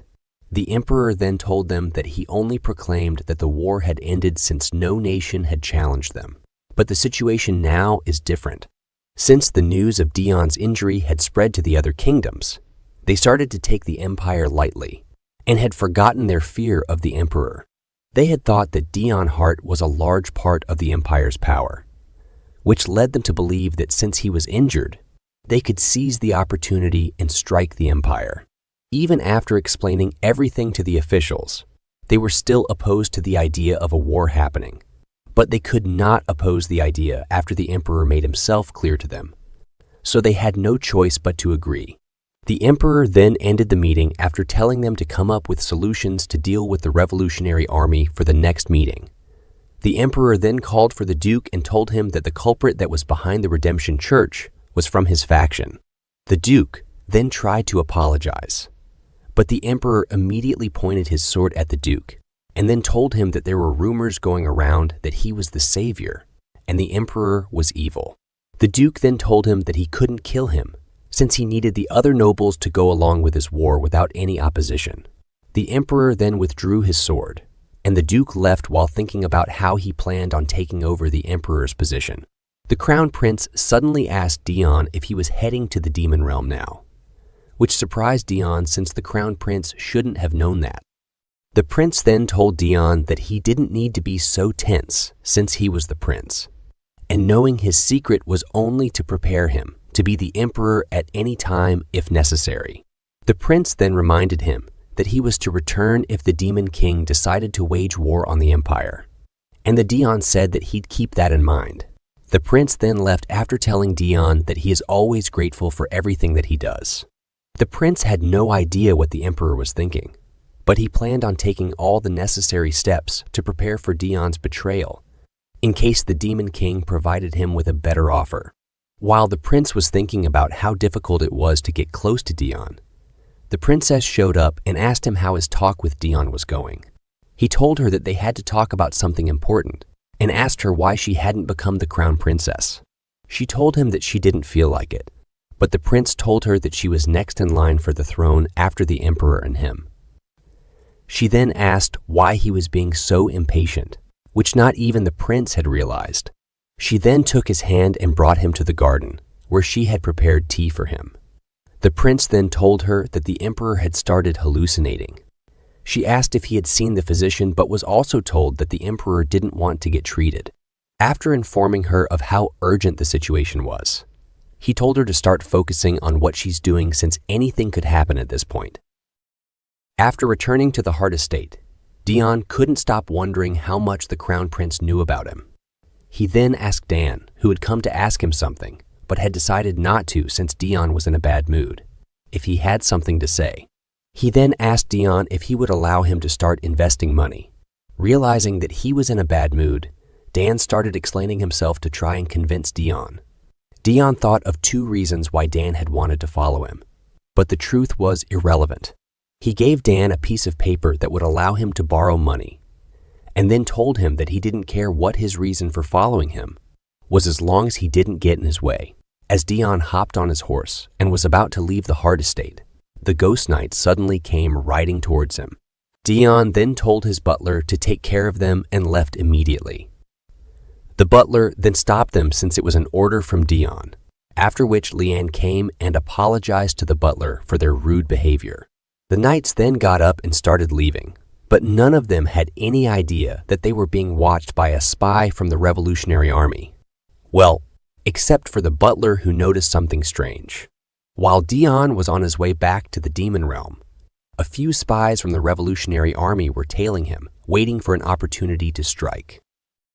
At the Revolutionary Army's headquarters, Duke Alester was telling the chief of the Revolutionary Army that they shouldn't make a move until the emperor conquered half of the continent. The chief then inquired as to why they shouldn't make a move, to which the duke responded that when the war reaches its peak and the emperor becomes unable to stop, it will be their opportunity to strike, since a majority of the guards at the royal palace will be used as reinforcements. That means even if they were to enter the palace, they wouldn't be caught easily, which was great for the Revolutionary Army and the Duke. Suddenly, one of the soldiers entered and reported to the chief that Dion Hart had secretly left the empire on the emperor's orders. They considered this a great opportunity since Dion was a variable and sent someone to secretly observe him. The chief then left to give out orders. The Duke already knew what was going to happen to the Revolutionary Army spies following Dion, since the emperor had sent soldiers to guard Dion. As expected, all of the spies were killed by the guards, but the Duke already knew about the guards on Dion and sent Cruel Heart to take care of the guards and follow Dion. Cruel Heart's mission from the Duke was to find out where Dion was headed and report back. At the remains of the Redemption Church, Sia was kneeling down in front of what was left of the building. Her friend then covered her with a blanket and asked how long she planned on staying like that. Both of them were sad that the only place they could call home was suddenly destroyed without any warning. The boy then said that he was going to join the Revolutionary Army and asked if she would go with him. Paul had found Sia in the slums, and ever since he met her, he had always treated her like his little sister. But now there wasn't even a shred of hope that could be seen on the girl's face. Paul then tried to leave on his own, but not even he realized how attached he had gotten to Sia, and so he just couldn't ignore her now. At the Demon Realm, one of the Corps commanders was wondering when Dion Hart was going to come back, but suddenly she received a signal from the Western Wall, after which she left in a hurry to see what it was. To her surprise, it was Dion Hart, the one person she was standing guard to see. She wasted no time and went straight to greet Dion and ask how his mission went, to which Dion responded that it was tiring. Dion then told her about his mission at the Redemption Church, but the Corps commander had no idea what he was talking about. After Dion explained, she said that it would have been better for the people to have followed him instead of the Redemption Church. She directed him to where the Demon King was. A meeting was being held with different leaders from the Demon Realm about the Empire's attack on the Ilion Kingdom. The Demon King then said that he didn't know that the leaders had so much interest in the human realm. The Elf King then said that it was because they would aim for the Demon Realm next. And as a leader, he couldn't just sit by. He also remarked that he hoped the humans didn't cause any harm to them because of something the demons did. The demon then said that he was arrogant and told everyone that the agent he had sent to the human realm had just returned. Dion then made his appearance at the meeting, where all the leaders were. The Demon King greeted Dion and asked how his trip was. The Demon King then stated that he had some questions for him and started talking about the Empire's attack on the Ilion Kingdom and asked Dion if the Emperor's objective was to take over the continent, to which Dion said yes. Before Dion could finish his explanation to the Demon King, he was interrupted by the Elf King, who asked the Demon King if he really thought that Dion was trustworthy, which all of the other leaders seemed to be suspicious of. The Demon King then said that as long as the demon is in the demon realm, he is trustworthy. Dion then reported to the Demon King that the Emperor told him to monitor the Demon King, and if he planned on going to war, he was supposed to return immediately. Dion also told the Demon King about his discovery of magic being used in the human realm, but he didn't seem to be fazed by the news at all, which surprised Dion. The Demon King then told Dion to show Ben his left arm before he left since it was injured. But before Dion could say anything, Ben suddenly showed up, which surprised Dion. The Demon King was still thinking about the report that Dion had made about magic being discovered in the human realm. Every one of the leaders thought that no demon would dare use magic in the human realm without the Demon King's permission, and so they thought that it was the Demon King who did it himself. One of the leaders said that it wasn't important and that the times were changing. A new hero was going to appear, and this time he would be an absolute threat to the Demon King. Even after saying all that, the Demon King still didn't care and told him that he was going to eventually cross paths with the hero and that he was getting bored anyway. The meeting then ended, But the Demon King didn't like the way the Elf King spoke to him. So he reminded him that he was the ruler of the demon realm, and even though the elves hated the demons, he shouldn't make it so obvious next time. In the Demon King's castle, Ben was trying to examine Dion, but was unable to since Dion kept telling him that he was okay. Ben recalled his time when he was first appointed as Dion's doctor and how he was unable to treat him in a timely manner. He had thought that since he was unable to complete his duty, Dion would kill him. But to his surprise, Dion didn't kill him at all and instead told him to go take care of his business. Ben then showed Dion an amulet that was made with his blood and the Demon King's magic, which allowed him to know Dion's physical condition, which Dion thought was very weird. While they were talking, Dion's personal attendant saw them and asked why Ben was with him. He then concluded that Dion must have been injured and became worried about him. Hyen, the demon who had taken Dion to the garden before, showed up and tried to ask Dion if he had any spare time, but she was quickly caught by Dion's attendant and was taken away. Ed then brought Hyen to a different area and asked why a lowly succubus dared to try and speak to Dion. She then told him that Dion liked the garden she was taking care of, and told him that she was only trying to give Dion one of the flowers from the garden. Ed thought that there was no way Dion would like such a flower, but after being told by Hyen that he indeed did like the flower, he quickly took it and decided to give it to Dion himself. He had thought of killing her in the beginning, but Dion had told him not to, so he had no choice but to let her go. Dion was sitting on his bed, wondering why Ed had accepted such a flower from him. The flower wasn't exactly something Dion was interested in. In fact, he wanted to quickly get rid of it. A blade then suddenly came flying towards Dion, which he barely dodged. The second corps commander, Diviliania, appeared and praised Dion for dodging her knife as usual. She then asked if her blade didn't even deserve a reaction from him, since she was the second corps commander who specialized in stealth. She had no idea that Dion was actually scared and mistakenly thought that Dion didn't react, because he didn't sense any killing intent, after which she then realized her purpose of the visit, which was to bring Dion a lot of presents. Diviliana was the person that Dion really hated coming into contact with within the Demon King's castle, solely because of how annoying she was. Dion had no choice but to go along with Diviliana's games and just suffer while she dressed him up in all kinds of different clothes. Before Dion's suffering could end, the 8th Corps commander, Hell, showed up and greeted Dion. Dion was happy since it was a good chance for him to get away, but he ended up getting stuck because of his weapons. The 2nd Corps commander then decided to leave, but before she left, she asked the 8th commander if he should be there right now, since someone was speaking ill of Dion in the first city. The vice captain and the commander then started to argue, which annoyed Dion, but he started wondering where the 1st Corps commander had gone. The 8th Corps commander was born from the darkness with the Demon King's powers. His sole purpose was to ensure that no details of Dion's appearance made it out to the human realm. So, to put it simply, he was an assassin. The 8th Corps commander had returned after silencing someone. After being reassured by his vice captain, the commander was happy to go and greet Dion again, but he yet again showed up unexpectedly and scared Dion, which made him cough up blood. Thinking that it was his fault, the commander then tried to kill himself to repent, but stopped immediately after Dion told him that he was glad to see him. Dion wanted to get rid of him quickly, so he told him that he had done his mission well, and that he should go and rest. The commander and Ben then left, which allowed Dion to finally be alone, and so he decided that he should start carrying out his mission that was assigned to him by the Emperor. Since Dion was a spy, he decided that he should gather information about his opponent first, so he decided to go to the library. The welcome he received was not really to his liking, but he just decided to hurry, take what he wanted, and leave.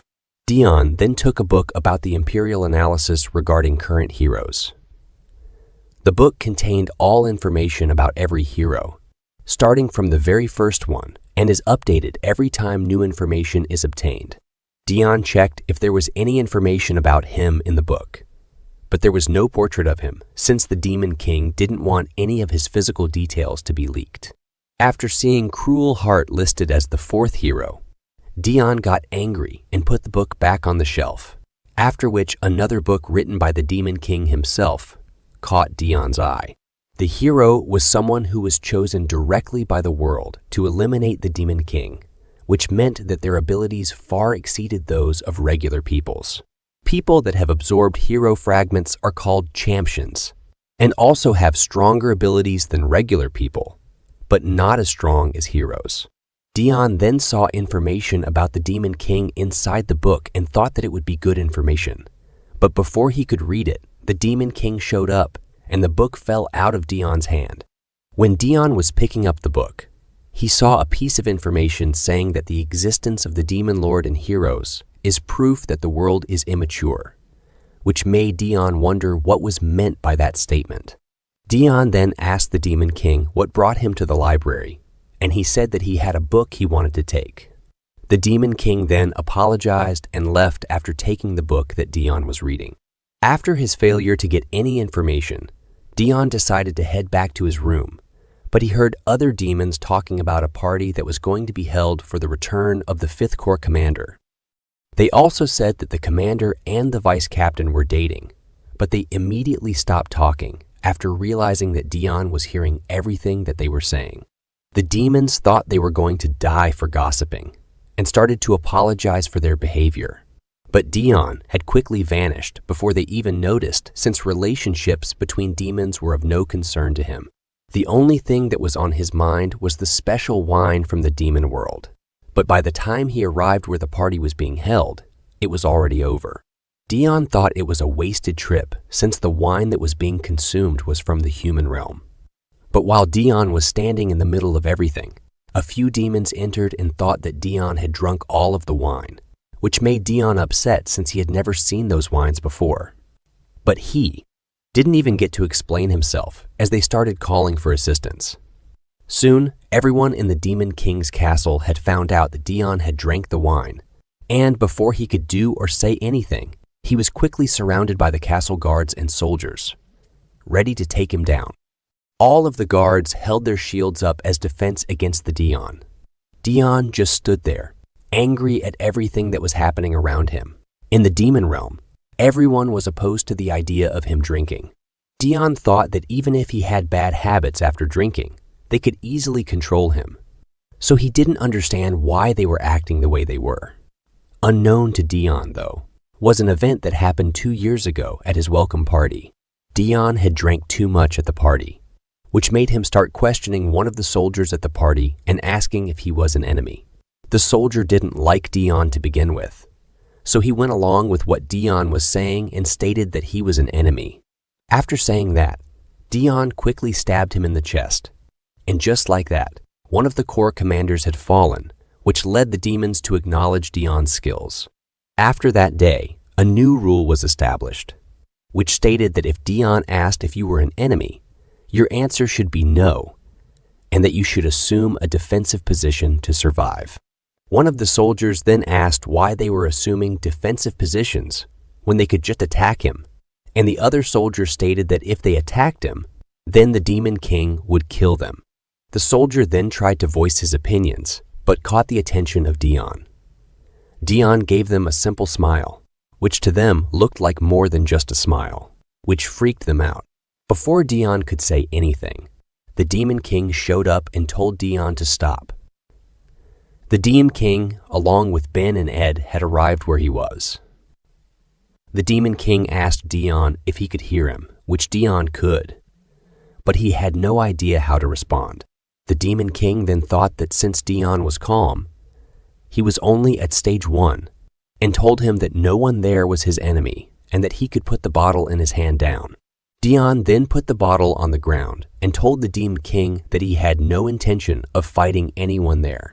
Since Dion had used honorifics to refer to the Demon King, they questioned whether or not Dion was actually drunk, to which he told them he hadn't drank anything and was just checking out the bottles since they were from the human realm. The Demon King thought that Dion was just bored and asked him if he wanted to visit the second city with the second Corps commander. Dion had no intention of going with the second corps commander since she was really annoying to him. He had no choice but to follow the Demon King's suggestion. While everyone was leaving, the Demon King called for Ben to come with him. In the Demon King's quarters, he was holding a document in his hand that stated that the kingdom of Ilion had surrendered to the Empire. The Demon King then stated that he had planned to make his move when the Empire had conquered more than half of the continent. But the way things were going didn't leave him with much of an option. The Demon King then took out a piece of stone and announced to everyone that the use of magic was prohibited in that moment, and that the only exception would be if their lives were in any danger. He then announced that the 2nd, 4th, and 5th Corps commanders should issue our appropriate punishments for any violations, which gave them full authority to kill anyone they wanted. Normally, the Demon King wouldn't pay any attention to a warrior, but the situation was different since they were in the midst of a war. The best option would be to delay the appearance of a warrior as much as possible. The Elf King had taken notice of the sudden change that the Demon King made, but stated that it was too late, and that even the Demon King hadn't realized that the warrior's appearance was a lot closer than he had thought. Back at the Empire, the Emperor had just received news from his attendant that it would be very difficult to continue the war, to which the Emperor asked if it was because of the amiable Margrave. His attendant then told him that he had accepted the Ilian kingdom's surrender, and even let the royals and people live, which was unlike what he had done previously in the 8-Year War. As long as a noble was alive, the people's spirit would not be broken since the soldiers obtained from the conquest would not be loyal to the empire. They could stop and replenish their supplies, but there was no way for them to get more supplies. So the attendant pleaded with the king to stop the war. He already knew that opposing the emperor's decision could mean death for him, but he had no choice but to tell him. To his surprise, though, the emperor wasn't mad at him at all, but one of the nobles who was there asked what the attendant was talking about and stated that they could get more soldiers by conscripting the commoners into war, which didn't sit well with the emperor. The emperor then told them how outrageous their idea was and how they would rather offer up commoners to go to war instead of their own personal soldiers. The emperor then asked him if he knew why people paid taxes and then started explaining to everyone, stating that the citizens have an option to protect the empire, that the empire has an obligation to protect the citizens, and that if soldiers were needed, he would just conscript the nobles. Instead, if there were 2 or more men in the family, then more than half of their private soldiers, along with them, would be sent to war, and if they decided not to participate, then they would still have to forfeit 2/3 of their private soldiers. The emperor then dismissed them after telling them to go prepare for war. After everyone had left, the emperor thought that all of them were disgusting, including himself. The emperor's hallucinations had gotten a lot worse, to the point where they were now affecting his daily life. The empire was now fighting in the southernmost part with the Barbai tribe. Under orders from the empire, this area was managed by the second hero, Stigma Primero. The hero had just received news that the empire had declared war on its next target, which was the kingdom of Sarahan. The power that the second hero had, one of his subordinates asked if he really loved wars that much, and he stated that it was not because he loved war, but because the emperor would reward you once you made a significant contribution, and that there was something that he really wanted to request from the emperor. During the 8-Year War, he obtained the title of Marquis and a great estate in the south. At first, he was satisfied, but after hearing what Dion Hart had asked for, which was to exterminate his entire family, he wondered how Dion could think of something like that and began to really admire him. He then wondered if Dion was going to join the war and was told that he would join, but it would be late.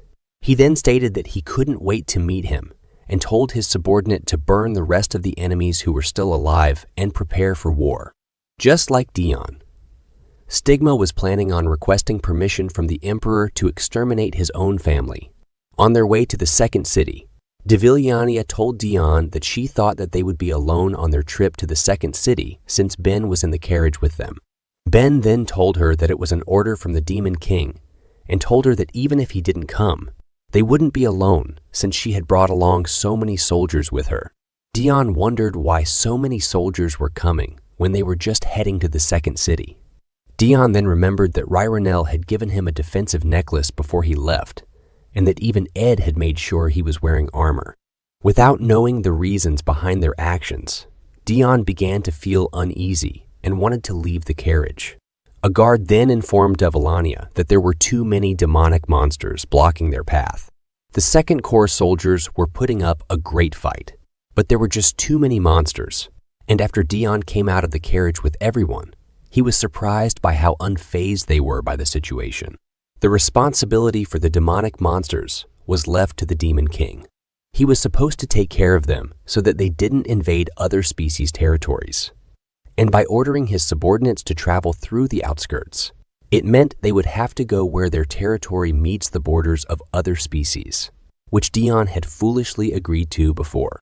Dion had thought that Ben was going to say something nice to him, but instead, Ben asked him if he didn't feel like fighting today. Though he's always nice to me, Ben is also a demon. Do you not feel like fighting today? Was I too obvious in avoiding the fight? If he finds out that I'm weaker than him, he'll kill me without a second thought. To think of it, you would always try to avoid a fight whenever you weren't drunk or your life wasn't in imminent danger. That's because, if a regular demon had seen it, they would have thought of you as a weak human. Well, I did think it was time they callied on since the demons aren't complete idiots. It's nothing. But what do you mean by that? I know they are countless in numbers, but they are just demonic beasts, trying to fool you, but I understand you completely. They are so insignificant that I cannot be bothered to step in myself, is what you are thinking. I am your personal doctor. There's no way I wouldn't understand what you're thinking. Sir Erot, he's an idiot. You scared me, you dumbass. Don't worry, there's something I prepared just for you, and it's the demonic realm's specialty wine. Is that what you thought I would say? It's suspicious that he's offering me booze now after having restricted me from having any this entire time.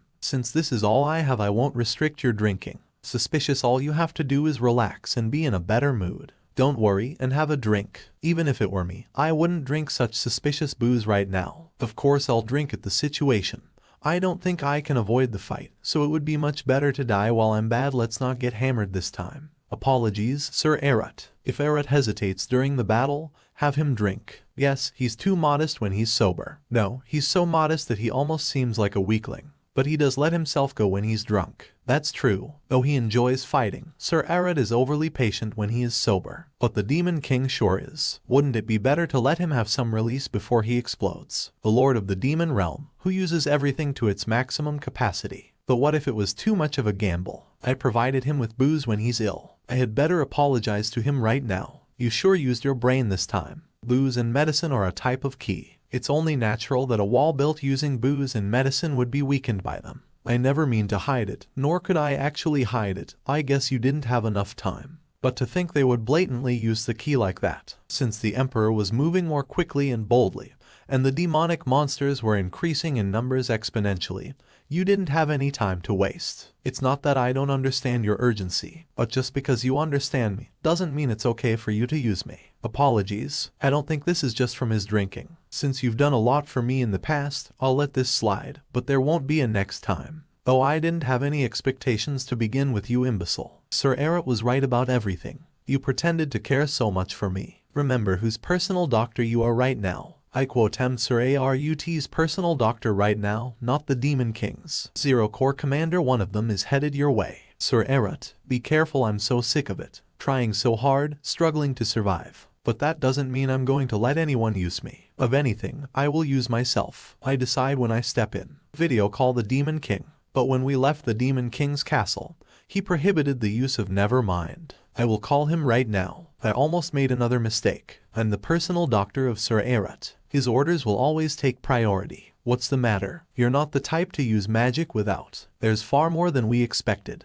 You're right. I thought 2 corps commanders and 1 set of troops would be enough. I'll send reinforcements. Hold on for 15 minutes. You can manage, right? We'll try. Erot must be really pissed off. They're still swarming everywhere. 15 more minutes. It's been a while since I've been in such a situation. Sir Erot has engaged in battle. We're saved. But if I had given up at the first sign of despair, I wouldn't have survived the 8-year war. Think and think harder. The only difference now is that my opponents are demonic monsters. Think about how to survive this situation. about what I can do. My specialty isn't to kill, but to instill fear. The demonic monsters who stay true to their primal instincts will flee as soon as they feel overwhelming fear. Though it may not work for all demonic monsters, the objective right now isn't to make every demonic monster flee, so it doesn't even matter. You will not lay a finger on Sir Erat. If the demonic monsters flee, we'll be able to survive right now, but it won't be the optimal solution at a later time. Yes, we need to set up a trap. We need to kill as many of them as possible right now. As soon as they make a move, limbs are going to be cut off. Those bastards probably have no clue as to what's happening and why. There are tons of invisible threads surrounding the demonic monsters. What are you going to do now? I did manage to trap them, but I can't hold them for long. We effectively managed to trap the demonic monsters who went into the fish-shaped trap, which was laid out under the instructions of Sir Erat. And we also managed to restrict our movements. Sir Erat, the treatment I performed on your arm is only a temporary measure, so please be careful. Wait, are you going inside the trap to kill the monsters yourself? Unless you are experienced, it'll be hard to detect the threads. I'm not doubting your abilities. I'll figure it out myself. I have pretty good luck. How could that be? He lured them all to where the threads are clustered. Can he actually see all of them? I can see all of them. That moment when the moonlight reflects off the threads and emits the slightest glimmer. I don't know, it's because I lived my whole life hiding from light and heat,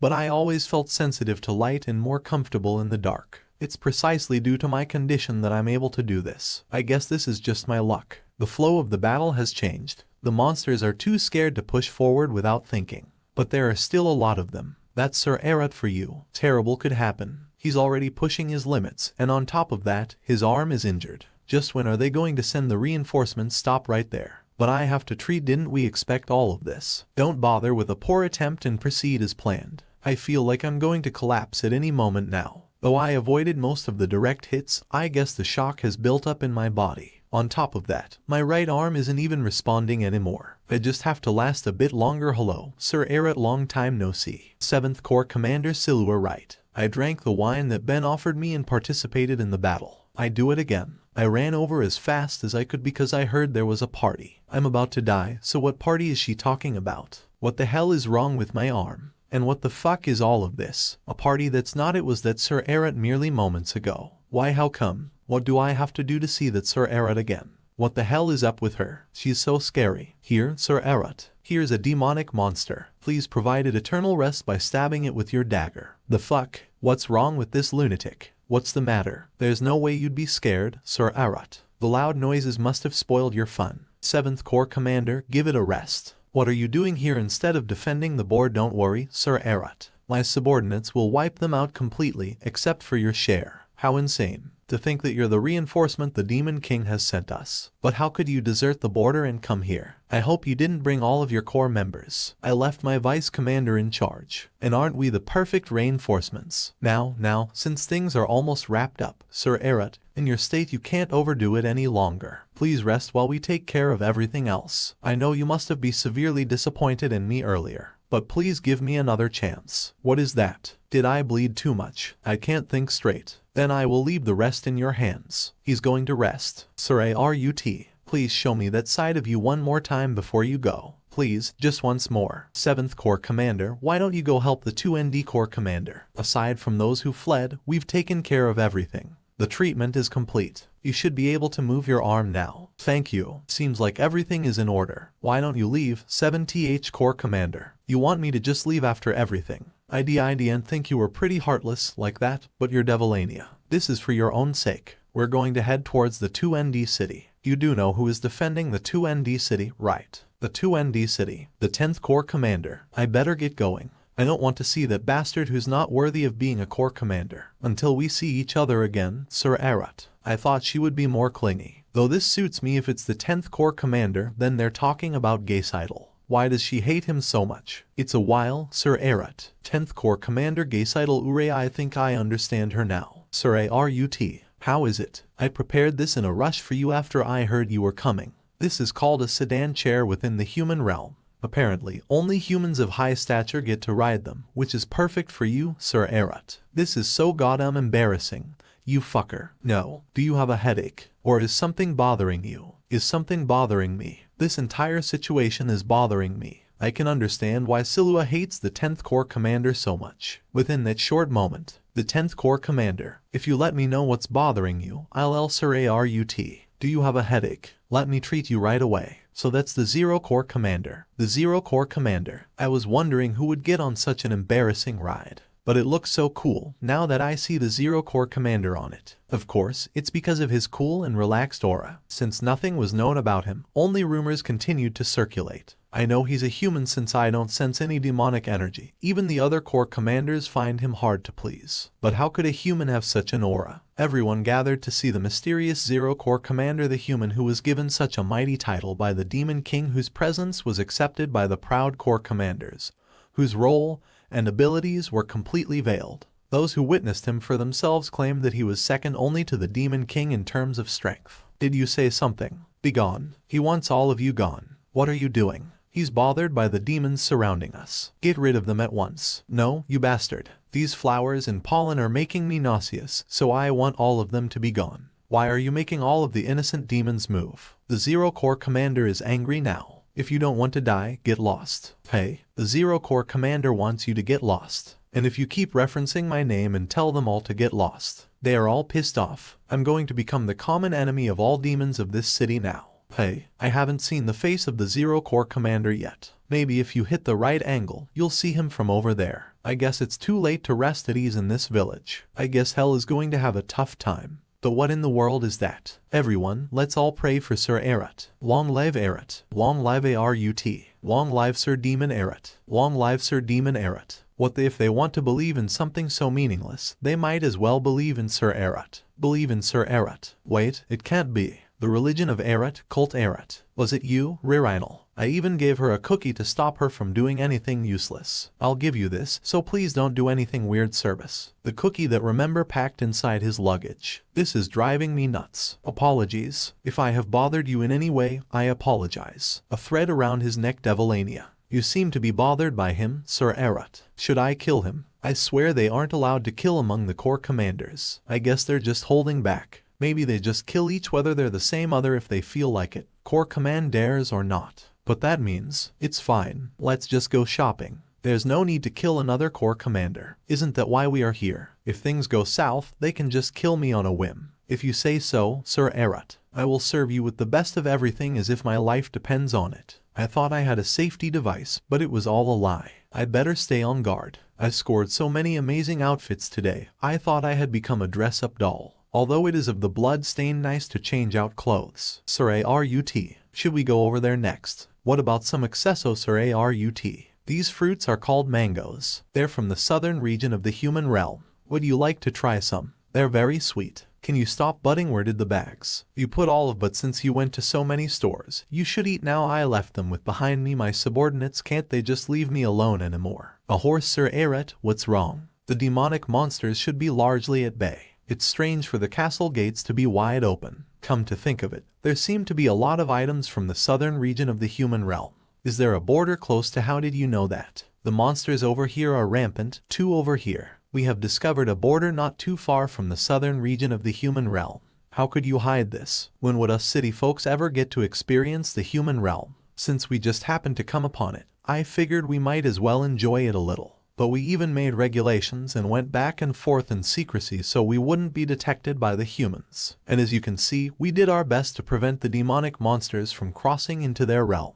Yes, I suppose that's a relief, but what should we do now? If it's the southern region of the human realm, it's not part of the empire. Should I even bother? No, but it's still the human realm. We have to report this to the Demon King. Yes, I know, but before we do, I must confirm it for myself. Let's check to see if it is indeed connected to the southern region of the human realm, and if it is, I have to check which nation it belongs to. I knew that the demons were crossing the border that appeared out of the blue. I feigned ignorance since nothing happened, but at a time like this, forget it's not royal doctor something that can treat. Your Majesty, call the royal doctor right away. Those insane demons, they're plastered head to toe in blood, and they crossed over to the human realm. The other side, a small nation in the south. What? Let's go. I have enough concerns with the empire running amok, so I certainly cannot have any conflicts with the demonic realm. There's another big problem, Your Majesty. What could possibly be worse than that? We have confirmed one of the party members to be the 2nd Corps Commander, Devilania. And as for the other unusual demon, It seems to be the rumored Zero Corps commander, judging from how they are respecting and serving him. The Zero Corps commander. What is that man doing here? Whatever they do in the human realm, we must hide the fact that the Zero Corps commander and his company have crossed over to our nation, no matter what. Sir Rut, make sure you cover yourself properly with your robe. The sunlight is much stronger in the human realm. The sunlight is strong. Anyway, why did they tag along? Sir Era, where do you want to go first? The main street's booming with people, or somewhere quiet. I wanted to visit the human realm by myself. They should have just stayed behind in the demonic realm like Gaysidle. I will go back to defend the second city as my duty calls. Since Devilania knows the human realm well, could she maybe be of some use? Then we should go where we can observe the daily lives of the people of this place, since we need to figure where that is. Out in that case, we should head to the market. The hell, what business do you have with us? Apologies for blocking your path. Are they the knights of this place? We have come to pay our respects to the mercenaries who have prevented the monsters from crossing over. We were able to save many lives thanks to you. As a representative of the knights, I thank you. No, it's nothing. They think we're mercenaries. I was worried there would be issues. What a relief. Though it may be small, please accept the gold and robes as a token of our appreciation.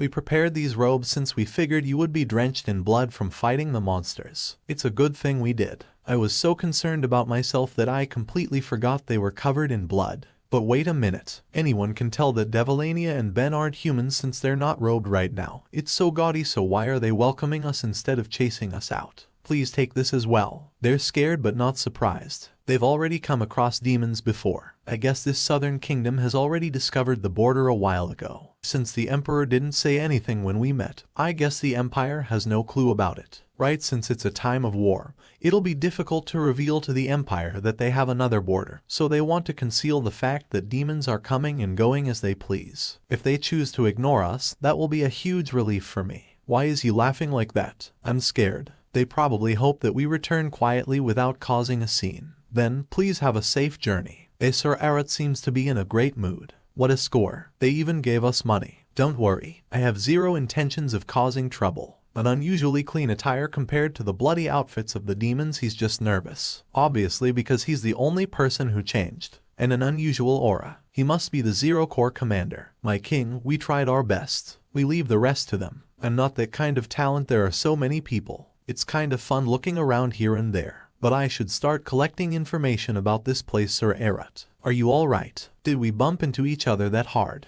Is he that shocked from bumping into a mere human? I can sense her suspicious gaze. I was pushed away too easily. My injured right shoulder still seems to be hurting me, so that's what happened. Is that good enough? Now Ben can treat me for the perfect scenario. Why, you stupid human. I am sorry. Why is Ben overreacting when Devilania is behaving well? I quote him, the doctor. I should be overreacting. Are you alright, Sir Arat? How should I roast you? No, it's fine now, so stop. What's going on over there? Get that bastard. Yes, sir. They look like royal knights. They caused such a scene. I knew Uthi would get us you in trouble. Apologies, but we had no intentions of cowlizing. Wait, what the hell? Why are you taking me? How dare you cause a disturbance in the middle of the market? Take him away. What disturbance? We just bumped shoulder. Human realm has such great maintenance of public order. Is that right? But even after that, little human, how dare you try to steal from Sir Arat? Do you have a death wish? When did she rush? Wait. We'll take care of it. As soon as something was about to happen.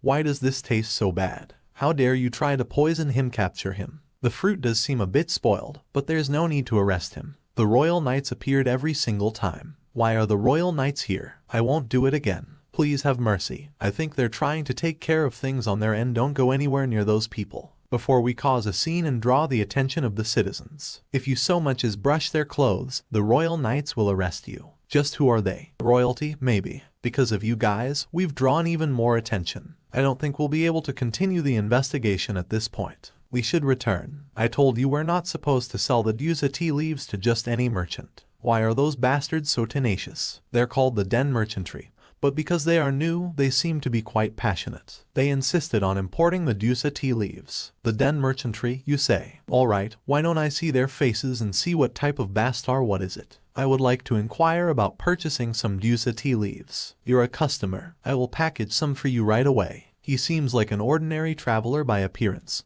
So why does he have such a frightening aura? Is he a noble hiding his identity or something? Dusa tea leaves. It is nearly impossible to find these tea leaves in the empire due to the limited number of plantations and because they run at a high price among the aristocrats. A southern kingdom that is rich enough to have such precious tea leaves in an ordinary market. Keep the change. Here you go. The small kingdom of tea that exports tea leaves. Have you finished your business? Thank you. They are finally leaving. They left without causing any trouble. The nation of Tihon. But I don't think that's the Zero Corps commander, since he was coughing up blood and was so weak at the market. Then who could it be? Warzone Empire in camp, I don't know, but I hope they never come here again. What? You requested a private audience with me by coming all the way here, and you are asking me what? I asked if you recall the death of the first prince, the father of the current crown prince and princess as well as your older brother. All of you, leave. Do I recall the death of the first prince, the kind-hearted man and the only one who looked after Eduard de Zera out of all of us, and the person who killed him, Duke Grades, is what they say, when you are, in fact, the one who murdered him. Oh my, you already knew. Dion puts on his hood and remarks that the sunlight is strong before wondering why they tagged along with him as Devilania asks where he wants to first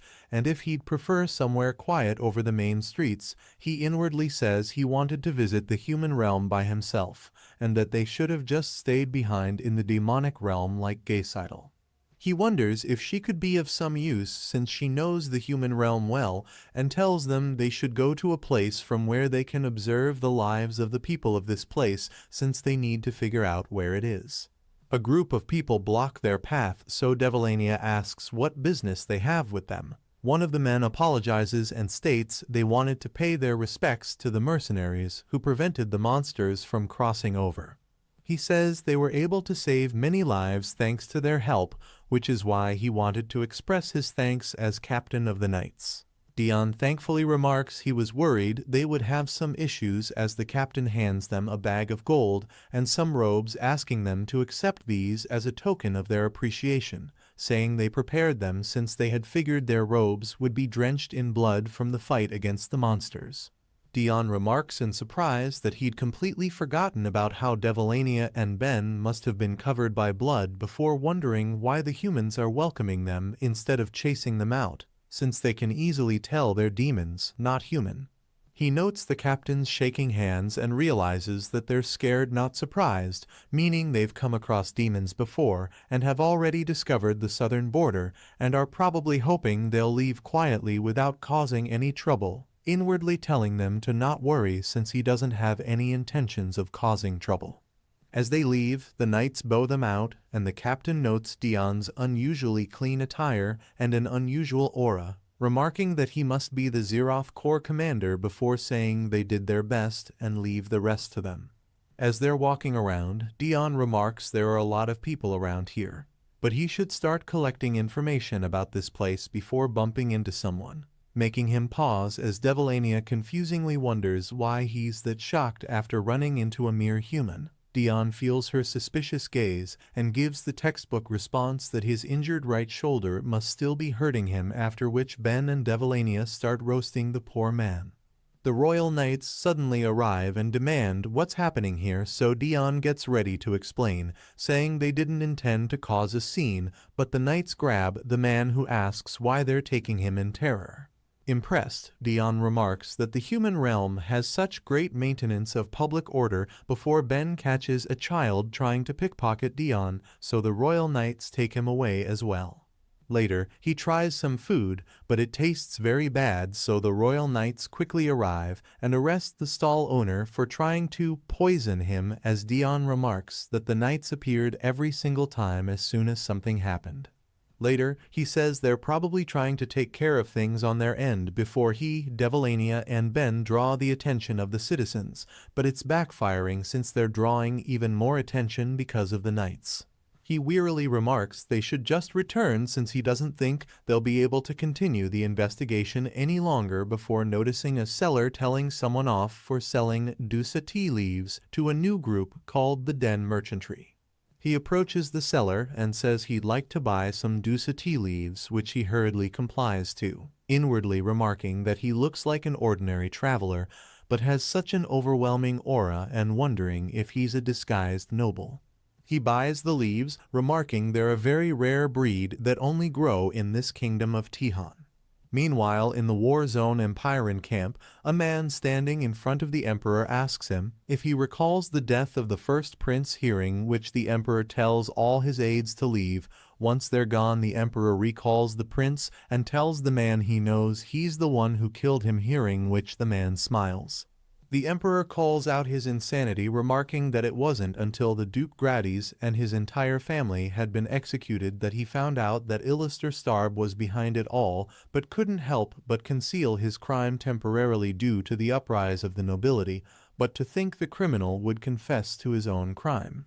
He asks what he's plotting, to which Starb says he should tell him of why he got rid of the first prince first, and says everything was done in order for him to climb up to the highest position, since all the princes and princesses would fight for their right to the throne. If the first prince was taken out of the equation, he planned on seating someone he could control on the throne, but to think the most insignificant ninth prince would be able to turn the tides in his favor, hearing which the emperor remarks if he'd become the duke, there would be only one position above it.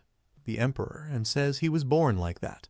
Remembering how his older brother, the first Prince Eduardo, had told him he'd be back and had asked him to take care of Elphidius and Alethea, he says he should have stopped him once he'd sensed something was wrong, and would have never let him leave if he'd have known that this was his end.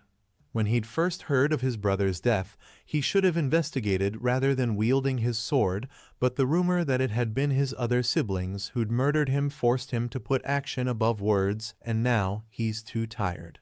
Starb says the murder of the first prince, the Redemption Church, and the participation of Dion Hart in the Eighth War. He'd already known he was behind everything.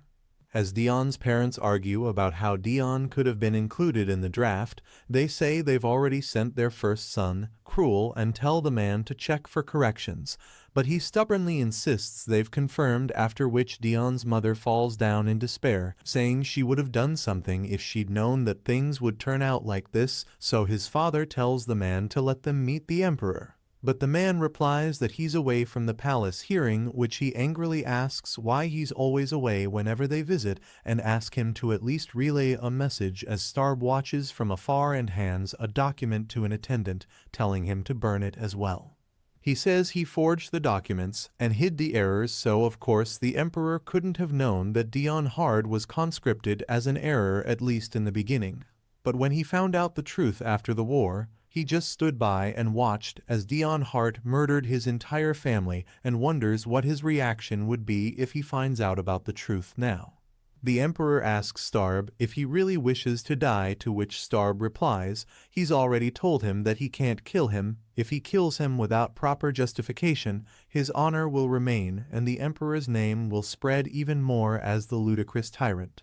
The emperor asks if he thinks he cares about all this, to which Starb says he doesn't. However, the authority of the royal family and its heirs will hit rock bottom. Besides, he's basically already his accomplice since he's kept quiet all this time. The emperor menacingly says he's been mouthing off ever since he's been left alone, and tells Starb to hold out as long as he can, since he looks forward to executing him with his own two hands. As Starb leaves, he remarks that can't have him die if he wants to achieve his goals, while the emperor states that he will not rest until he makes sure that he's given him the most gruesome death. As Starb gets ready to leave, he says the emperor won't die until he's killed him, which is why he came to see him and had Shylin influence the Revolutionary Army, stating that everything's going according to his plan. As the emperor is riding in the forest, he suddenly comes to a stop and remarks that he came outside to cool off, but it's extremely annoying to have these pests follow him as a group of people holding weapons surround him, after which he asks if they've come to see him.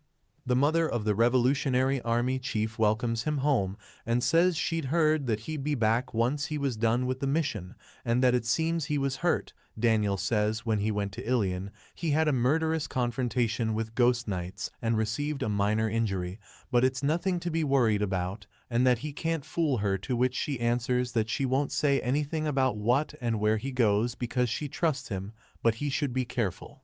Daniel remarks that his mother was a noblewoman who eloped with a commoner, even when she lived a simple, married life, even when his father had died at the hands of a terrible noble, even when she became weak due to the overwhelming stress, she always spoke of her dream.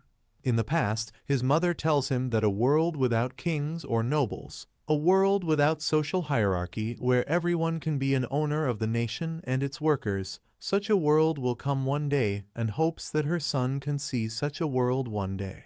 He says he collected all these stories in his head and vowed as he saw his mother slowly weaken day after day that he will make the world his mother dreams of come true. In present day, he tells her that he's a sinner, he fought for the revolution, but many people died because of his orders, and they're about to start a war that will threaten all life. His mother asks if he wants to stop fighting, which he denies, saying he'll accomplish his objective for the sake of the comrades that have died and her, so she should wait for him.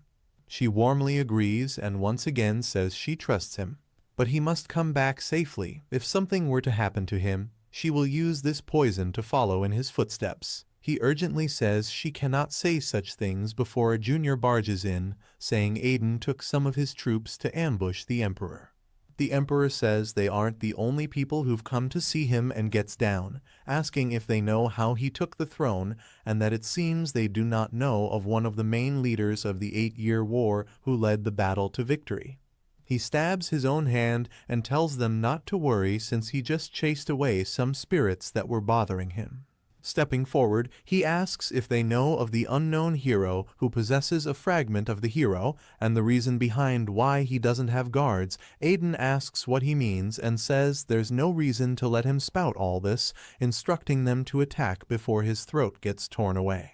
As he starts ruthlessly killing the remaining troops, he says if they remembered him from when he committed treason, if they remembered him during the 8-year war, or at least had looked into what he'd done during that war, they wouldn't have dared to attack him in such a poor manner. As he keeps killing the troops, one grabs his cape from behind, saying he finally got him and asking why anyone would fight with such an annoying cape before the Emperor thrusts him closer and drives his long sword through him and asks why he would throw away one of the few tokens he possesses that signify that he's an emperor. As he turns around to face a shaky troop, he says he must be the last one and remarks they must all think he's a joke, saying he recognizes the uniform and emblem, but their chief isn't stupid. He asks if this was arbitrary since if that's the case, he doesn't need to worry about the Revolutionary Army any longer.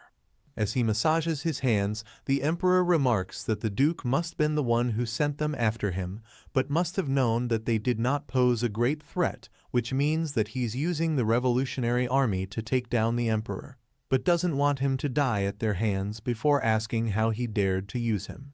Meanwhile, Daniel remarks that after all that happened, they're back to square one and wonders what could have prompted Aiden to act so rashly, thinking of how he was seen conversing with the Duke and Shylin before leaving, and if they planned the encounter of the Revolutionary Army against the Emperor. As the Emperor arrives, an attendant asks if he decided to come back by himself before alarmingly noticing the blood on his clothes and asking if he was ambushed at the crack of dawn. The Emperor replies that it'd be fate if he were to die from it and clarifies it was a joke, asking how the Chancellor was unable to distinguish between the truth and a joke. He asks the Chancellor if he remembers, one of his sisters said she wanted to make the nation rich, and one of his brothers wanted to make it a nation which could not be looked down upon. An empire, in other words. Another one of them wanted to unite the entire empire. They had such different ideas of what they wanted this empire to be. They could talk about it for days, but because of what he had done, none of them will be able to fulfill their dreams. Instead, he has the responsibility of fulfilling their dreams. He cannot turn back from the path he has chosen, thanks to which he's come to bear quite a number of things. The Chancellor says he understands what he means, but he should take care of himself, so the Emperor interrupts, stating he should tell him this in advance, and says he doesn't care for his body, so if anything were to happen to it, he trusts that the Chancellor wouldn't spend a multitude of their resources on recovering a hunk of meat, but tells him to not worry since he plans on burning brightly till the very end and can't die just yet thanks to a certain someone. The new demon that has filled the seat of the 9th Corps commander. Trevor claims that magic is his specialty, but in reality, uses his body that has been trained to the extreme. As Isilde, Jakar, Devilania, and Ben watch him go up against an opponent, Dion remarks that he doesn't know why he's even shouting out his spell names when he's not even using magic and wonders why he has to be here and how this happened. As soon as he arrived at the Demon King's castle, Traver asked for a duel, but he turned him down using his fatigue as an excuse. As Traver's triumphantly fighting, he asks Dion to let him spar with him once he's rested well, even when he asked him to be the referee. Ole tells Durnivan, who's Traver's opponent, that she'd read in the human stories that the knight who was going to spar would dedicate his victory to the female lead, so he should dedicate this fight to her, which he passionately agrees to before the two start kissing. Dion wonders what he should say to start the fight in the demonic realm, and goes with a cool answer telling the two to just not kill each other before experiencing a sudden shift in the mood and wondering if he said something wrong. Myers suddenly approaches him, so Dion asks if he's got something to say, inwardly complimenting how heavy his silence is, but Myers shyly puts his vice commander, Dahar, in front of him, so Dahar asks to relay the message, appreciatively saying what he said to the opponents was very cool, and that no other corps commander has been so cold-hearted. Isilde remarks that Dion made it a lot more interesting, but it doesn't seem like the victor will be decided anytime soon, which Jakar agrees to since Durnivan received the offer to become a corps commander before Traver making it, so they'll be on the same level. Devilania remarks she'd heard the number of rejections for becoming the corps commander was unusually high this time. At first it was Ed, then Durnivan, and finally Traver. This surprises Dion, who wonders why he decided to remain his vice commander and declined such a great proposal. Isilde says he was wondering why he did that, but it became obvious today before Ole interjects and says it's because he couldn't bear to be apart from her. Dion wonders when she got here before she addresses him and says she'd heard couples can create babies when they love each other a lot, and that it's called a blessing, before saying she also wants that blessing with Durnivan hearing, which Dion wonders if she's talking about pregnancy, and says if a child is considered a blessing, then he's. Ole asks Dion why he looks unhappy, but Isilde quickly quiets her down as Lillinal wonders what's wrong all of a sudden and if this isn't entertaining enough for him. She asks if he knew that Traver originally used magic, but sees that his face hasn't changed before he asks why he still doesn't do so, to which she replies that he depleted all of his mana. Mana that is used in magic cannot be recovered, and she's sure he knew how to control it, but his personality, which prioritizes fun over everything else, has made him use up all of it. Dion asks if that means he won't be able to use it for the rest of his life, to which she replies that isn't the case, and that there is one last resort, which is the Demon King's power, which is contained by their physical bodies. Since they are children of the Demon King, their physical bodies are also composed of his power, which one could say is the purest form of mana. Dion remarks that means they'd have to put their lives on the line, and watches the fight, calling Traver a lunatic for using all of it up for fun. As Durnican dodges an attack, he asks Traver if he'll stop now, to which Traver jumps forward with his lethal move, which is Earthquake, Blind, and Physical Reinforcement, to which Dion remarks that he literally just combined all his moves and notices a large piece of debris flying towards him, saying it's too late to dodge that, but Ed knocks it down and asks if he's alright, as Dion surprisingly asks how he strike it down as if it were a fly. Traver worryingly says he's going to get killed. Ed goes on his knee and apologies, saying he didn't realize this dust-ridden environment would be harmful for him, but didn't think anyone would be too stupid to attack him, as Dion wonders what's up with them. He tells Ed he's fine and to not get involved, and says he should go get some rest, because of which they'll call this a draw and continue another day. Later, the Demon King tells Dion he thinks he should go visit the Empire, hearing which Dion remarks no wonder he placed a seal on him as soon as he saw him, and asks if something's the matter, so the Demon King shows him the map and asks him to take a look. Seeing the map, Dion remarks they've already conquered half the continent in surprise, as the Demon King says the kingdom they're now trying to conquer is Esperana's, the smallest kingdom on the map considering the size, which means it's only a matter of time until they break through the castle doors.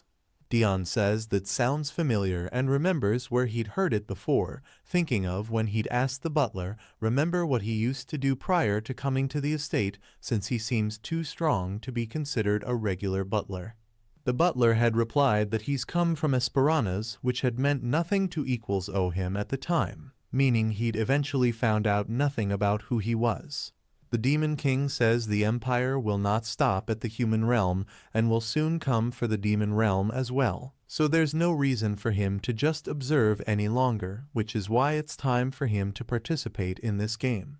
He says he'll turn this into a war determining who'll survive between the humans and the demons, and takes out the watch Dion had given him to determine the time in the human realm. As he's leaving, the Demon King says he doesn't need to bring him any gifts this time, but if he could, he should bring him information.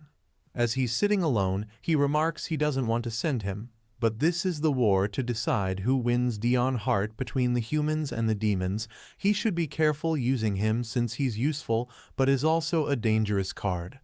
As Dion's leaving, Ed asks if he's sure he's alright and tells him to get checked just in case, but Dion says he's fine since it's just his regular stress and leaves, saying he'll be back.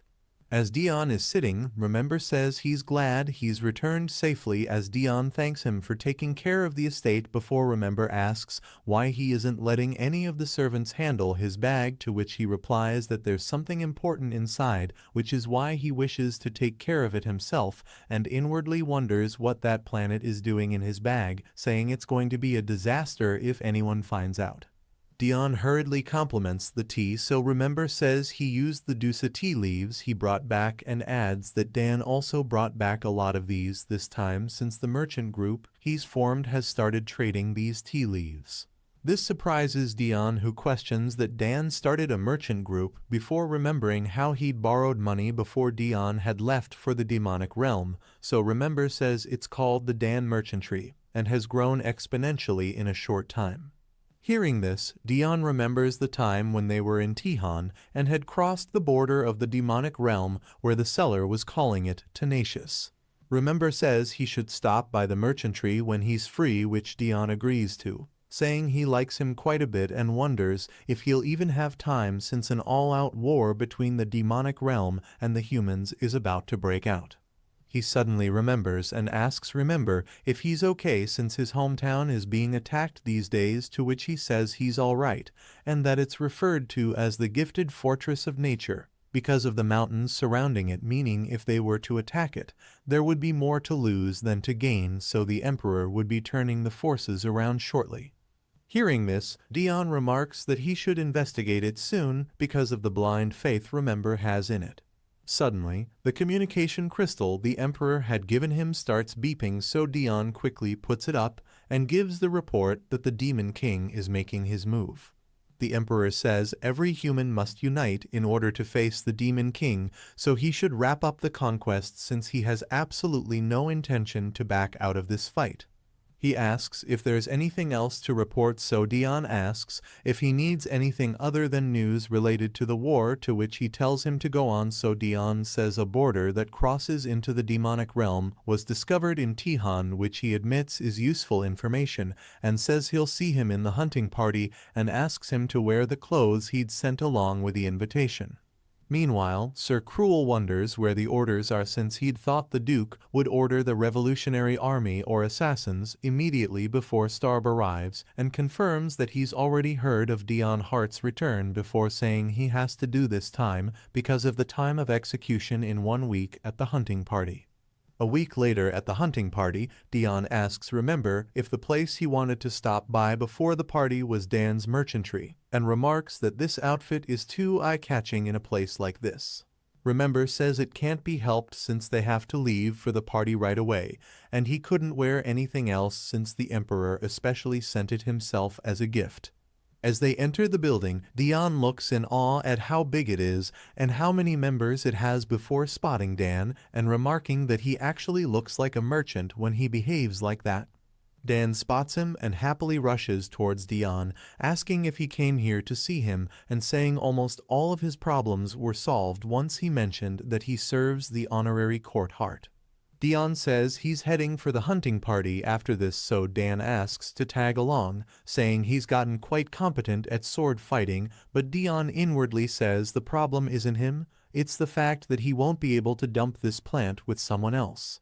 Remember asks why he doesn't trust Dan as Dion sees the way they're looking at him but refuses to get phased. As they arrive, Dan thanks him for letting him accompany him as Dion despairingly asks himself why he's so weak and wonders how he's supposed to get rid of the plant now. Realizing he can't deal with the peculiar plant at the moment, Dion decides to revisit the issue after the hunting competition. Stepping out of the carriage, he contemplates the dual challenges posed by the unpredictable plant and the upcoming hunting event. In the midst of this tension, Dion, feeling a twinge of fear, notices Dan's hand nearing him. Dan questions Dion if something is amiss, causing Dame Lion to express her displeasure at Dan's behavior towards Dion. She predicts that Dion might not easily forgive Dan for his actions. However, much to everyone's surprise, instead of lashing out at Dan, Dion acknowledges his quick understanding and expresses gratitude, revealing that he wasn't feeling well earlier. This unexpected response from Dion earns him cheers from the crowd, who not only appreciate his forgiveness, but also admire his ability to rise above the situation without confrontation. Experiencing a sigh of relief, Dion reflects on the close call, realizing how accustomed he has become to the unique treatment in the demonic realm. Aware that confronting Dan now might complicate matters, he decides to let it go and plans to address the issue with Dan later. As Dion continues, he encounters Lion, who inquires about his well-being. While engaged in conversation, a helpful subordinate notices Dion holding a bag and attempts to assist, but Dion swiftly declines, cautioning the subordinate not to touch the bag. Shifting the topic, Dion asks Lion about the whereabouts of the others. However, before Lion can respond, Prince Eduardo arrives and informs Dion that he had summoned him earlier. Respecting Eduardo, Dion greets him, and Eduardo brings up the topic of hunting monsters during the upcoming competition. Dion acknowledges hearing about it, understanding the official pretext. Simultaneously, he's aware that the real purpose is to showcase the Empire's perceived freedom even in the midst of war. Eduardo furthermore mentions that since they have so many monsters, so in order to prevent any accidents, they are going to get rid of all the monsters on the hunting ground right now and leave a few for the hunting competition. Moreover, Eduardo asks for the murderous Go-No and the Lofty Knights to assist him with this task. Dion shows reluctance with helping Eduardo out with his task. However, he gives control of the Lofty Knights to Eduardo.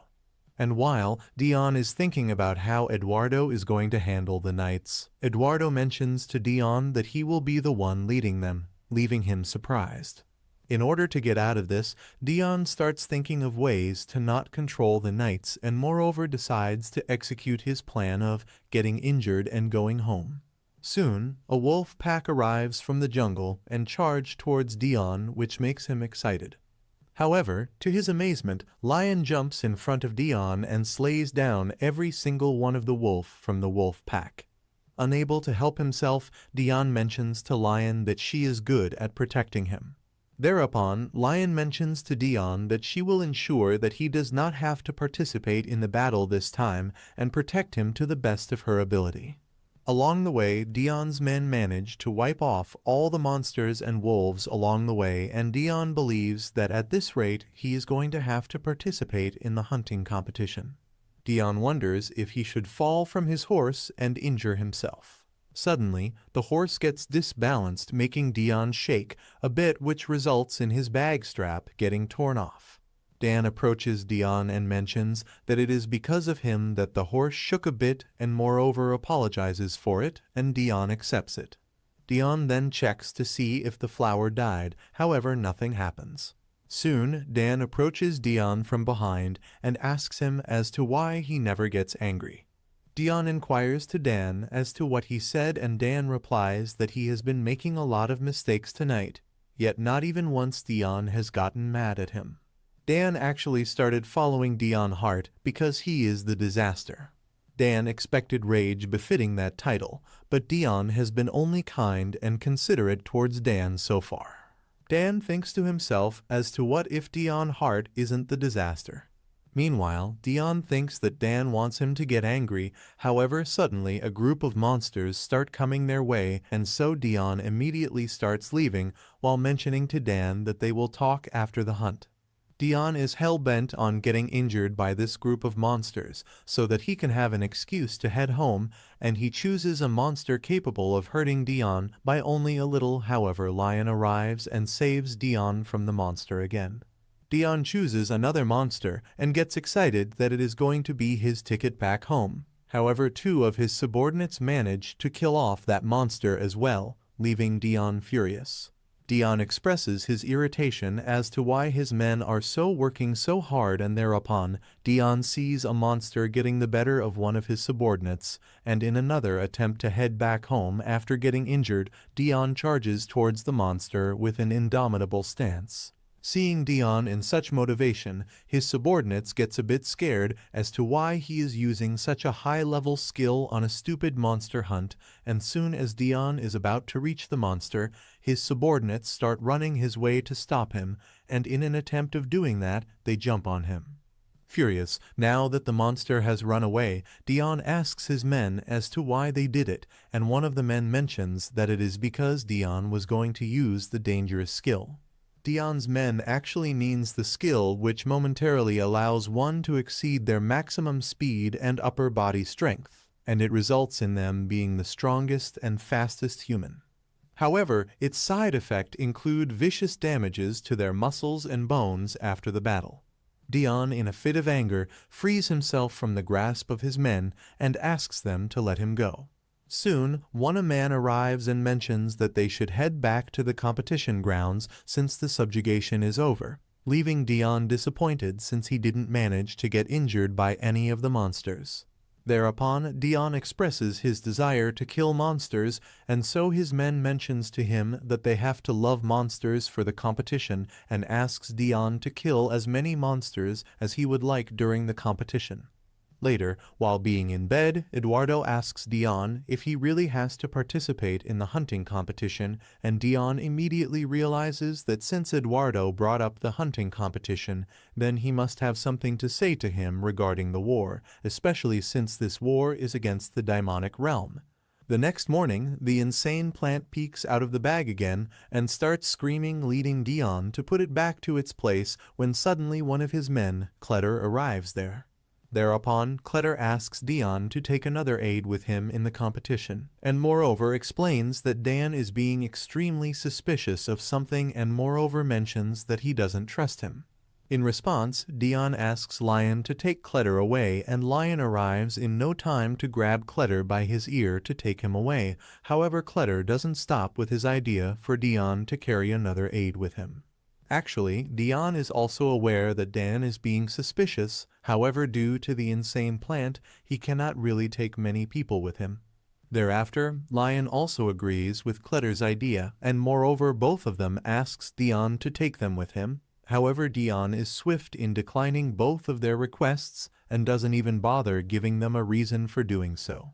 Dion then starts heading out, while Lion and Cletter chase him to convince him to take them with him, when soon a noble man arrives and mentions as to why they are treating a real count and an honorary count with the same courtesy. Meanwhile, Dion is wondering as to who this man is. The crowd start contemplating as to who this nobleman is, however they think of him as stupid, since he is insulting Dion Hart. Dion asks the nobleman as to who he is, and in response the nobleman mentions that he is the true patriarch of the Hart family, the true Count Hart, and moreover mentions to Dion that he is not a fake like him. Meanwhile, the other could not believe what he was saying since they thought that the Harts have been annihilated. Dion realizes that since the collateral line exists, the Hart family may still exist somewhere, and he did hear that Cruel rejected the offer to become the Count, and so Dion believes that some random collateral descendant ended up becoming the patriarch of the family. With a grim smile on his face, Dion approaches the real Count Hart and congratulates him while wishing him to do his best. Dion is excited since he cannot wait to perish the Hart family, and moreover, he believes that some greedy members from the family appointed an idiot to be their pawn in the Count's position. Shortly after, Eduardo arrives and shows his gratitude for everyone's presence and asks for the competition to begin as soon as they are ready. There is a custom in the Empire where the lovers hand out ribbons to the warriors leaving on their journey and for friends and family to provide them with handkerchiefs. Meanwhile, Lion is standing while reflecting upon his past, where she used to hand over handkerchiefs to her brother 8 years ago during the war. Dion inquires to Lion if her brother had enlisted to go to the war instead, and in response Lion mentions that her parents prohibited her from volunteering. Lion moreover mentions that since she is much more skilled with the sword and in better health, it was sickening and extremely anxious for her to see her sick brother head off to war. And so, Lion became a knight so that her parents won't be able to say no to that. This seems very commendable to Dion, and he finds the story to be very similar to a tale that he knows, although the ending is completely different. Meanwhile, Cruel Heart is eagerly waiting with full preparation to execute his plan of killing Dion. Turns out, last night at the Hart family manor, Duke Illister Starb asked Cruel Heart to kill off Dion Hart while mentioning that he will arrange archers and assassins for the hunting competition. Thereupon, Cruel inquires to Illister if he knows where Dion will be, and in response, Illister mentions that Dion doesn't like crowded places, so if they were to lure him to monster tracks, they would be able to kill him. On the other hand, Dion knows nothing about Illister, and unbeknownst to him, he would participate in the hunting competition. Meanwhile, at the competition, the real Count Hart inquires to Dion as to why he is going without horses, and in response Dion tells him that it is harder for horses to enter this area. Shortly after, Dion makes his way to a deserted area and decide to pretend to kill a few monsters, and meanwhile, he will get rid of the insane plant when suddenly a bunch of arrows come flying to Dion's way. However, Dan manages to push Dion away. Soon, the assassins come out of the bushes and start attacking Dion and Dan, and a fearsome battle takes place. Soon, Dion starts regretting for not listening to Cletter when he asked for him to take more guards with him. Dion is frustrated as to why he has to work so hard. The real Count Hart is a coward as he is hiding behind a tree. Dan has just started learning swordsmanship, and Dion himself doesn't have enough strength or the talent to take care of all the assassins. The battle proceeds and Dion manages to fight efficiently. However, the tables turn, and now Dion has been cornered when suddenly a huge number of arrows come flying towards Dion once again, and Dion is worried while thinking as to how to dodge them. The fierce look on Dion's face turns into hope when he sees Dan coming his way, and soon as all the arrows hit, a huge smoke cloud appears and perishes, and thereupon Dion notices Cruel Heart. As Cruel proceeds to attack Dion with his hand, he catches Cruel's hand in mid-air and questions to him if he thought that he won't be recognized just because he is wearing a robe. Moreover, Dion inquires to Cruel as to what he is plotting when suddenly something unexpected happens and the insane plant grows extremely tall and start attacking the assassins, leaving Dion surprised. The plant turns out to be extremely powerful as the assassins start backing off, while trembling off in fear after facing such a powerful creature.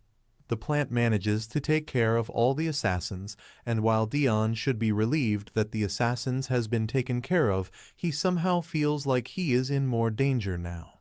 Soon, the knights arrive there and notices the monster, and thereupon, the real Count Hart mentions to the knights that the monster plant came out of Dion's bag and moreover mentions that he is the one controlling it.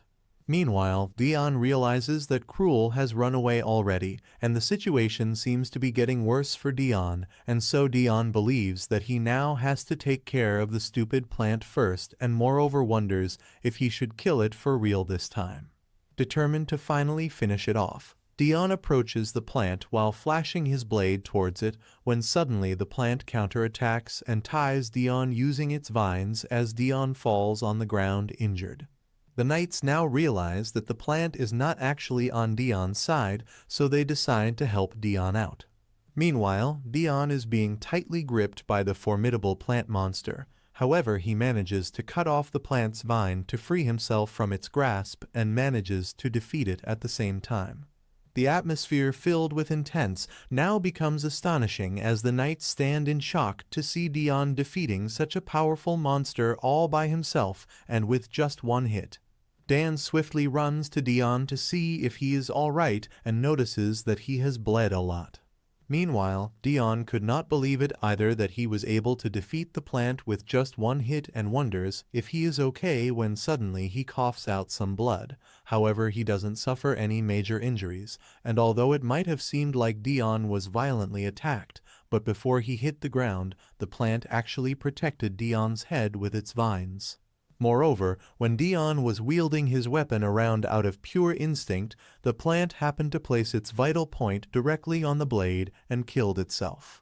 Dion believes that the plant realized that he would be in trouble if they were to appear on the same side and attack Dion to show that they weren't in cahoots.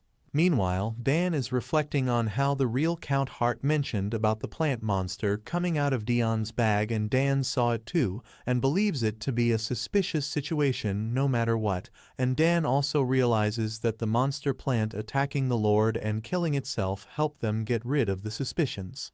While taking him back, Dan gets asked by Dion if he is satisfied now, and Dan responds while mentioning that he is. Actually, as soon as Dan saw the monster coming out of Dion's bag, he stopped assisting and simply just watched the event unfold, and he then became certain that Dion Hart is indeed the disaster. Dan decides to never doubt Dion again. Back at their camp, Dion inquires as to what is up with the real Count Hart, and Kletter reveals that he escaped as soon as Dion was ambushed to save his own skin. Soon, Dion approaches Count Hart and asks him if he is staying at the real Hart estate right now. Dion then proceeds to indirectly threaten Count Hart and asks him to stop acting if he does not want to feel his wrath. Soon, it gets announced that the Emperor is making his entrance. The Emperor asks everyone if they enjoyed the hunting competition under the care of the Crown Prince. The Emperor then proceeds to announce the winners, and Cruel Hart manages to secure third spot, Elpidius Desera as second spot, and Dion secures the first place. Edouard mentions that since it is the first time that someone has discovered a monster plant, that's why he awarded Dion extra points. Edouard then mentions that he would like to announce something before everyone moved to the banquet. Edouard then announces that from this day onwards they will stop all wars within the demonic realm and will wage war on the demonic realm. Eduardo promises to put an end to all conflicts within the human realm and to fight the demonic realm. Furthermore, Eduardo reveals that the Demon King has declared that they would take part in the warfare against the human realm. Meanwhile, Dion Hart finds out somewhat odd, and did he not account for the fact that some humans may try to support the demons? The Demon King simply accepted him, an ordinary human, and even appointed him as the Zero Corps commander. He further accuses as to why the Emperor does not consider such a simple factor. Later, in any case, Eduardo reports that because Dion Hart went through a huge ordeal at a royal palace-hosted event, he will be reimbursed for his efforts in addition to the first-place reward, which will be given to his home. Dion Hart deliberately thanks him. Eduardo further alleges he summoned his privately to address a different matter. Suddenly, Dion zones out, which leads Eduardo to scold him. Eduardo urges him to take part in this war as well. This makes Dion to zone out again. Eduardo believes that it's about time he makes a decision who he will side with. Dion believes he has provided him with numerous of opportunities so far as he has been out on a monster subjugation mission, returned with the corpse of the hero. It is an incredible feat, but thanks to that, he is now an absolute mess. In the past, Dion asks the spy if he has found a way to get rid of the seal. The spy proclaims he would have returned to the demonic realm. He could not imagine the turns of events that would take place when he sent him back to the demonic realm at the time. Dion inquires whether the information he has brought back on the Corps commanders will be of great help to the Empire. The spy apologies and mentions that he has not yet found a way to undo the curse. After a while, Dion wonders what the Demon King could benefit from such an intel that was brought back from the demonic realm, which is detailed enough, and it could only be obtained by those who are closest to the Demon King. Moreover, rumors about the Zero Corps commander starts to circulate when Dion keeps going back and forth the demonic realm. Dion gets furious by the fact that he is not only working for the Empire, but the Demon King is also using him. He is remaining perfectly neutral between the humans and demonic realms as he continues to work as a double agent. Back to present, Eduardo establishes that Dion is not on his side, but he's not on their side either. Eduardo is aware that Dion will not disclose any information unless he is questioned about it. Eduardo is also aware that Dion may not make any moves voluntarily, but he follows every order. As long as one possesses him, Dion will become the most useful piece. That's how the game starts between the Demon King and Eduardo with unspoken rules. The participants are the Demon King and the Eduardo, and the host is Dion as well as the reward. Eduardo furthermore ventures whatever curse it is, he's sure it will be broken once they slay the Demon King. He affirms that he is a human. Meanwhile, Alethea Desert thinks she should have given the Count her ribbon prior before he left for the hunting competition. Soon, Dion arrives there and greets Alethea. She reveals that she heard something happen during the hunting competition, and thereupon Dion proposes to take his conversation somewhere quiet. Alethea agrees, and they proceed to move out.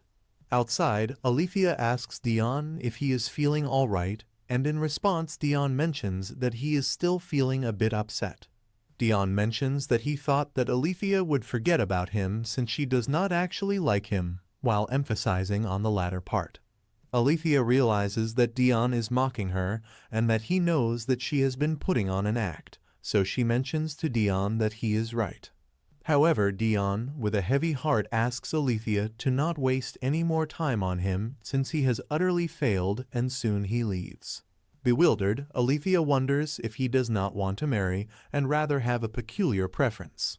Meanwhile, Dion is feeling like he has been wrongly accused of something when suddenly, Marquis Stigma puts his hand on Dion's shoulder and asks as to where has been while referring to him as Junior. Dion is bewildered by his sudden arrival, wondering how he ended up talking to Marquis Stigma as he was conversing with the Emperor just a while ago. With concern evident on Dion's face, Stigma can't help but question what has happened to him and whether his arrival disturbed Dion. Despite contemplating how the Emperor left him in the middle of the chat, Dion remembers nothing. He saves thoughts about the Emperor for later and focuses on handling the challenge standing before him. He questions Stigma if he has some business with him, and Stigma responds sarcastically that he had been missing his junior. Stigma dons a fake smile and shows if he is pretty pleased to run into Dion. This is when the butler questions what Stigma means by deeming Dion as junior. Shocked by the butler's choice of words, Stigma wonders when he acquainted Dion since it's his first time having a talk with the boy in focus. He further adds that the reason for deeming him as junior is only because he carries a liking for Dion. Nodding his head, the butler then utters that they must ask the Count to act as a judge for them. On the flip side, Dion does not have the slightest idea about what they are talking about. The man introduces himself as amiable, conveys his pleasure in making his acquaintance, and goes on to add that he has heard a lot about Dion and his accomplishments. While they are having a nice little interaction, Stigma puts his nose into the matter and introduces himself to the two. Dion questions on what matter does Stigma require him to act as a judge, and Stigma swiftly responds that it's nothing but a mere disagreement with Margrave. He sarcastically adds that their arguments are pretty plain, and it won't take him long to decide who is on the right side. Stigma explains that the barbarians from the Barbari tribe, which live in the southernmost region of the empire, have been continuously encroaching on his area, invading his estate, stealing food, and killing innocents. Owing to the intricacies posed by the Barbari tribe, Stigma decided to inform the emperor. Although he does not expect any reinforcements from the Emperor before the war against the demonic realm, he wants to personally wipe them off from the estate. However, his right hand, Mr. Margrave, has objected to the decision. Deep down, Dion is worried that they are pretty keen to see the Emperor too. However, the Emperor has asked to handle the matter on their own. Hearing their argument, Dion assesses that they want his judgment on whether they should wipe the barbarians first or convince them to fight by their side in the war against the demonic realm. Dion begins to express his understanding of the matter. He believes Margrave is certain that the barbarians will not side with the demons. Margrave adds that barbarians are human like them, and they won't side with demons even if they bear resentment against the Emperor. "That is right, you are smart," shouts Stigma when he finds Dion questioning Margrave regarding his assertions. He puts his hand on the soft-hearted Margrave's shoulder, telling him that the only things that move the human instinct in a fight are hatred and strength. Dion thinks that if the demons are incredibly powerful, humans will side with them to spare their lives. They may even be willing to sell their souls to demons to kill those whom they hate. Stigma adds that there is a higher possibility that barbarians will side with the demons. He is pleased that Dion took his side, donning a smile of victory over his face. He asks Margrave to take his leave since Stigma himself will take this matter further to the Emperor. When Margrave questions their plans, Stigma maintains that he desires to stay a little longer with his junior. Although Dion wanted to leave immediately since everyone is staring at him, this man in front of him is not letting him do so. Finding Dion acting awkwardly to the eyes sticking at him, Stigma asserts that Dion does not like to be noticed, and Dion can only hear him quietly. Dion changes the topic and mentions that he barely noticed Stigma's brown eyes, infuriated by the comment. He maintains that he knows his eyes are pretty common and cheap, much like his mother. This is when Dion realizes that he has made a grave mistake. He had almost forgotten that Stigma was a bastard, and his mother was a mere commoner. When he fears that Stigma is infuriated, he may hit someone with the bottle of wine. Stigma proves his fears wrong. He turns to Dion with a smile on his face, hinting that the wine will suit their long conversation better. When Stigma pours a drink for Dion, he clearly hesitates because it has been a while since his last drink. This is when Stigma breaks into a huge laughter, deeming Dion as naive. Stigma maintains that he now understands why the Emperor treasures Dion so much. When Dion attempts to deny, Stigma maintains that it is pretty evident that the Emperor likes talents, especially those who are like himself. Someone who started at the bottom and made the way from to the top, someone who fails to acknowledge himself and has the obsession of proving himself, and lastly, the one who murders his own family. Dion clearly denies knowing anything about what Stigma is referring to. However, Stigma knowingly further probes him. His revelations cross a flashback from his past before Dion's eyes when he insisted on his father. Seeing him tremble with the revelations, Stigma turns his focus to the drinks, offering him to enjoy the one he specifically brought from the south. On the flip side, the Emperor prepares for the banquet when he is visited by Duke Illuster. The Duke enters the room where the Emperor is preparing himself and questions if the Emperor hallucinates. The Emperor deems his question rubbish. The Emperor gave him precious minutes of his time, yet he did not expect the Duke to utter such nonsense. However, the Duke appears persistent that the Emperor hallucinates, and he has reasons for his assertions. The Emperor appears to be the most prominent figure of the Empire. His left hand does not heal despite carrying the fragment of a warrior. Moreover, his habit of staring into space further solidifies the claim. Despite his importance, the Emperor finds solace in looking into his past. It's unfortunate for the Duke that their Emperor is often affected by his smallest mistakes and often succumbs to them so easily. The Emperor, troubled by his words, asks the Duke to explain himself. The Duke puts up a shocking proposal before the Emperor to leave the position that is burdening him and pass it to someone else. The Emperor smirks back and sarcastically offers Duke to take it by beheading the Emperor. The cunning Duke maintains that he does not desire the crown for himself since he does not possess the qualification.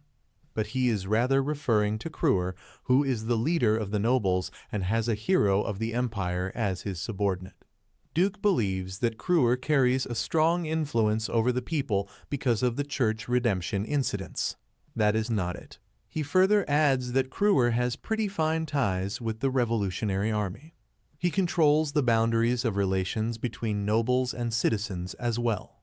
The Emperor questions the Duke about the reason for this proposal. However, he rightly understands that Duke carries no grounds to dethrone him. He rather provokes and pressurizes the Emperor to dethrone himself. Unconvinced by the deliberation, the Emperor asks for a suitable reason for the proposal. This is when the cunning Duke comes to the point. He maintains that he desires absolute power in certain matters, and only the position of Emperor can bring such absolute authority. Unbothered by the deliberation, the Emperor firmly conveys that he does not consider leaving the crown merely for a few words from the Duke. The Duke smirks at the Emperor and takes his leave. On his way back, the Duke assesses that the Emperor bears no sense of crisis over the war. Moreover, had he been better in the affairs, the Emperor could have used Duke's words against him. He is certain that the Emperor must take into account all the possibilities, be it the nobles joining demons or the other nations joining demons to crush them. Deeming the Emperor naive, the Duke orders his people to reach Shailan to spread rumors about demons. The Duke wants to keep a fair distance and fear of mistrust between humans and demons. He appears ready to drag the Emperor into another war. To the Duke, this Emperor is his entire belonging. He does not want to lose it. In the banquet, chaos caused by their clinching swords and bottles falling on the floor impels others to hurry out. Stigma proposes to Dion that he should consider giving up, or else this entire banquet will be turned into ruins. But Dion does not want to leave it in the middle. He questions why Stigma referred to himself as an enemy at the first place. However, Stigma attempts to clarify that he was testing him.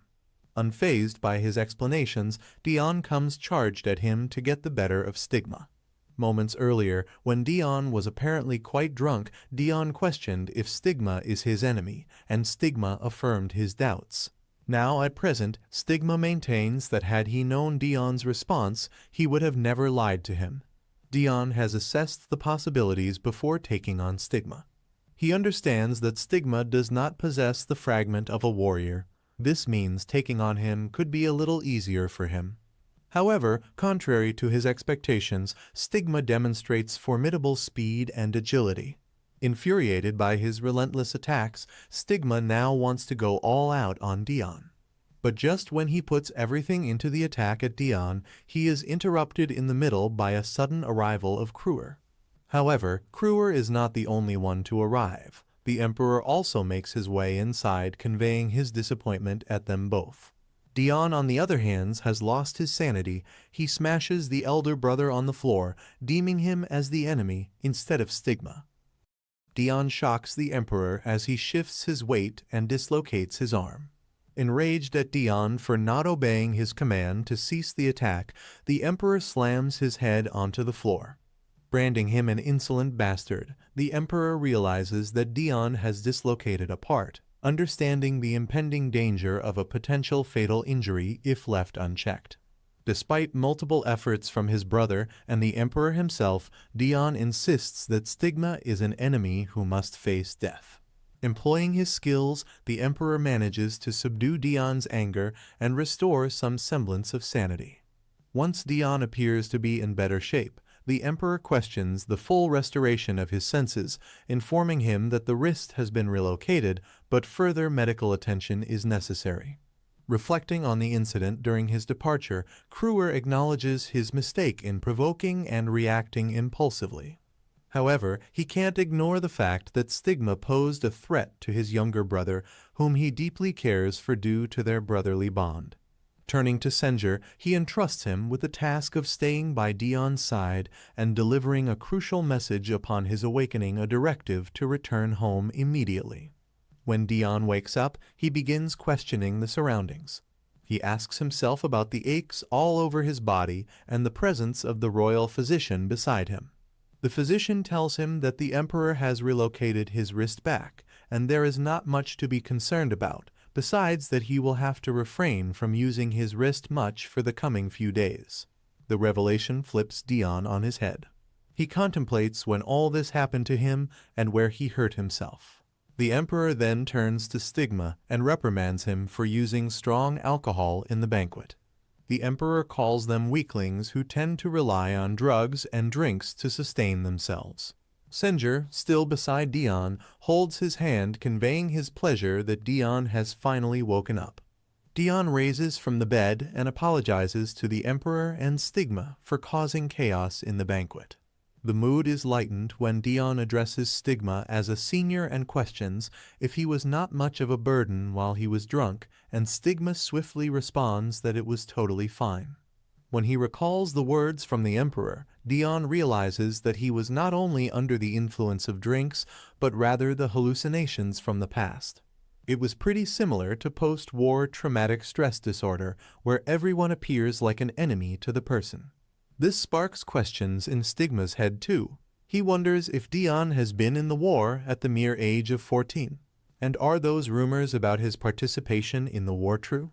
If these rumors are true, they clearly reflect that Dion is even more phenomenal than his thoughts about him.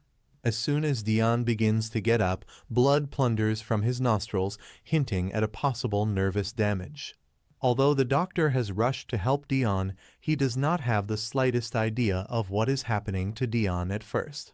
The emperor fears that this could be the curse of the Demon King, as the curse weakens the body, and he asks the physician to leave. Stigma is intrigued by the emperor's words. He thinks that Dion has worked pretty hard not to appear weak. He begins to develop a liking for the junior with every revelation. On his return to the mansion, Kruer finds the Duke waiting for him at the chess table. Before he can question anything, the Duke orders him to kneel, and when Kruer asks for deliberation, the assassins behind the Duke stab a dagger in his thigh, impelling him to kneel. Kruer is quick enough to analyze that the Duke has come over with assassins rather than his usual guards. Without any time to argue over things, the Duke gets straight to the point and questions what made Kruer think that Duke will not find him out protecting Dion. Dion angrily asks the man if Kruel sent him to tell him to immediately go home instead of roaming around outside. When the man confirms this, he trots away on his horse, asking if they think he'll ever listen to him. The man, Sender, silently watches him and remembers how he'd been told to remain here and deliver the message to Dion once he's awoken. And because he never listens to him, he'll tend to get himself into more trouble with an injured body. Dion trots over to a carriage where the attendants say they've prepared it for him. But he changes his direction, ignoring their offers of help and saying he'll go alone and get some fresh air. Dan asks him to then at least wear a robe since everyone will recognize him as Count Hart if he goes out like this. He asks if he should help him get dressed, saying it's his way of apologizing for testing him earlier and that he doesn't need to feel pressured at all. Dion grossly says it's fine and remarks he reminds him of someone else, thinking of Ed. As he's roaming around, he remarks he managed to come to a nearby village and that they're having a festival in the middle of a war, wondering if this is another way to show the Empire's freedom like the hunting competition, before saying he wouldn't have come anywhere near such crowds when he's normally tired. Angrily remembering Kruel, he wonders what he's planning and must have known that he wouldn't listen to him, which means he's trying to entice him somehow or leading him into a trap. As Dion moves a piece, Kruel says he wouldn't move there and asks if he thinks that's the wisest decision. Dion says when he was young, he had countless strategic battles with Kruel over a game of chess, but asks himself if the knight in front of him be a trap. He remarks that whether Kruel's genuinely concerned or leading him into a trap doesn't matter since both are unpleasant, but he really doesn't feel that great even if he's roaming the streets out of spite. Suddenly, he knocks into someone as he starts coughing up blood. The man turns around to ask if he's all right, but upon seeing his condition, says he should see a physician. Meanwhile, Starb asks Kruel why he's protecting Dion Hart. hiring assassins to kill him rather than going himself and instructing them to only land an injury on him, and even going as far as directly protecting him at the hunting competition. Cruel says he wanted the opportunity to kill Dion himself rather than entrusting it to someone else, and apologizes for wasting their resources, which makes Starb smile as he dismisses the assassins and says they should make a bet. The person who kills Dion Hart first will be the victor and will be granted any one wish. Cruel says he's curious about something and asks what the reason behind being after him is for Starb, inwardly remarking that his brother was born without pigment and prematurely, despite being weak and small. They had all happily accepted him, but his weakness had grown as the years passed, so they'd vowed to treat him as well as they could. Despite wanting to care for him, his younger brother had been continuously hurt and had built a wall around his ear. They weren't even able to protect him from the battlefield. When he'd returned after 8 years with the angst in his heart and killed their parents, the world seemed to crumble. Despite all he'd done, it was their fault for not being able to protect him. He'd later found out after relentless digging that it was the work of Illuster Starb, so he'd decided to enroll as his subordinate to protect his younger brother from him. Cruel repeats what the question asked by Cruel, who wonders how the Duke knew about Dion, who's never stepped foot in the city, and why he targets him. He tells Cruel it seems that he has a legitimate reason to kill Dion while he doesn't, inwardly remarking that as long as he stays by his side, he can ensure his safety, but still doesn't know why Starb is after him. Starb asks if wanting to eliminate the dog of the Emperor isn't enough of a reason for the representative of the nobles, inwardly asking what he means by why, and saying it's obviously because of the contract he holds with the Demon King, a ridiculously strong power that enables one to go beyond the natural order of the world. A sliver of the power he obtained from the contract is this extraordinary. In the past, he wanted to form a contract with the Demon King because he felt he would be able to climb higher and gain more authority and power. He obtained forbidden texts and sacrificed numerous lives to be able to do so, but the fact that the Demon King wasn't even remotely interested was unexpected.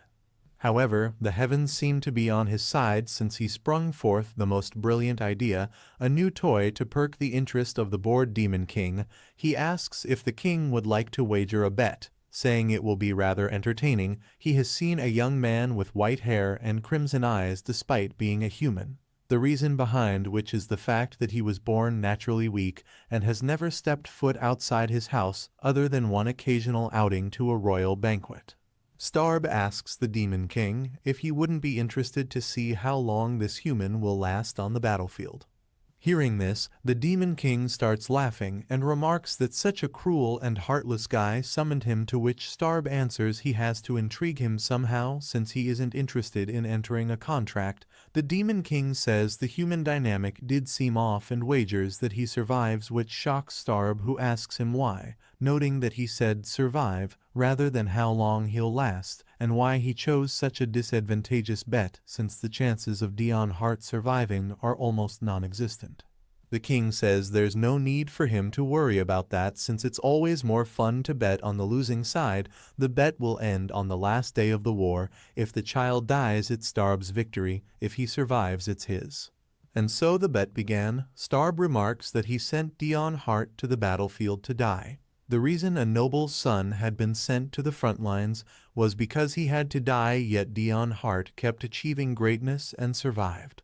As he wonders what he must do now, the Demon King tells him to send Dion Hart to him, and he'll offer some of his power in exchange, making it a half contract. Later, Cruel asks the Emperor about what if they were to include Dion Hart in the subjugation of the Demon King, saying a more suitable talent would be required since the Empire is in chaos, and asking if the Emperor would like to hone him as his sword.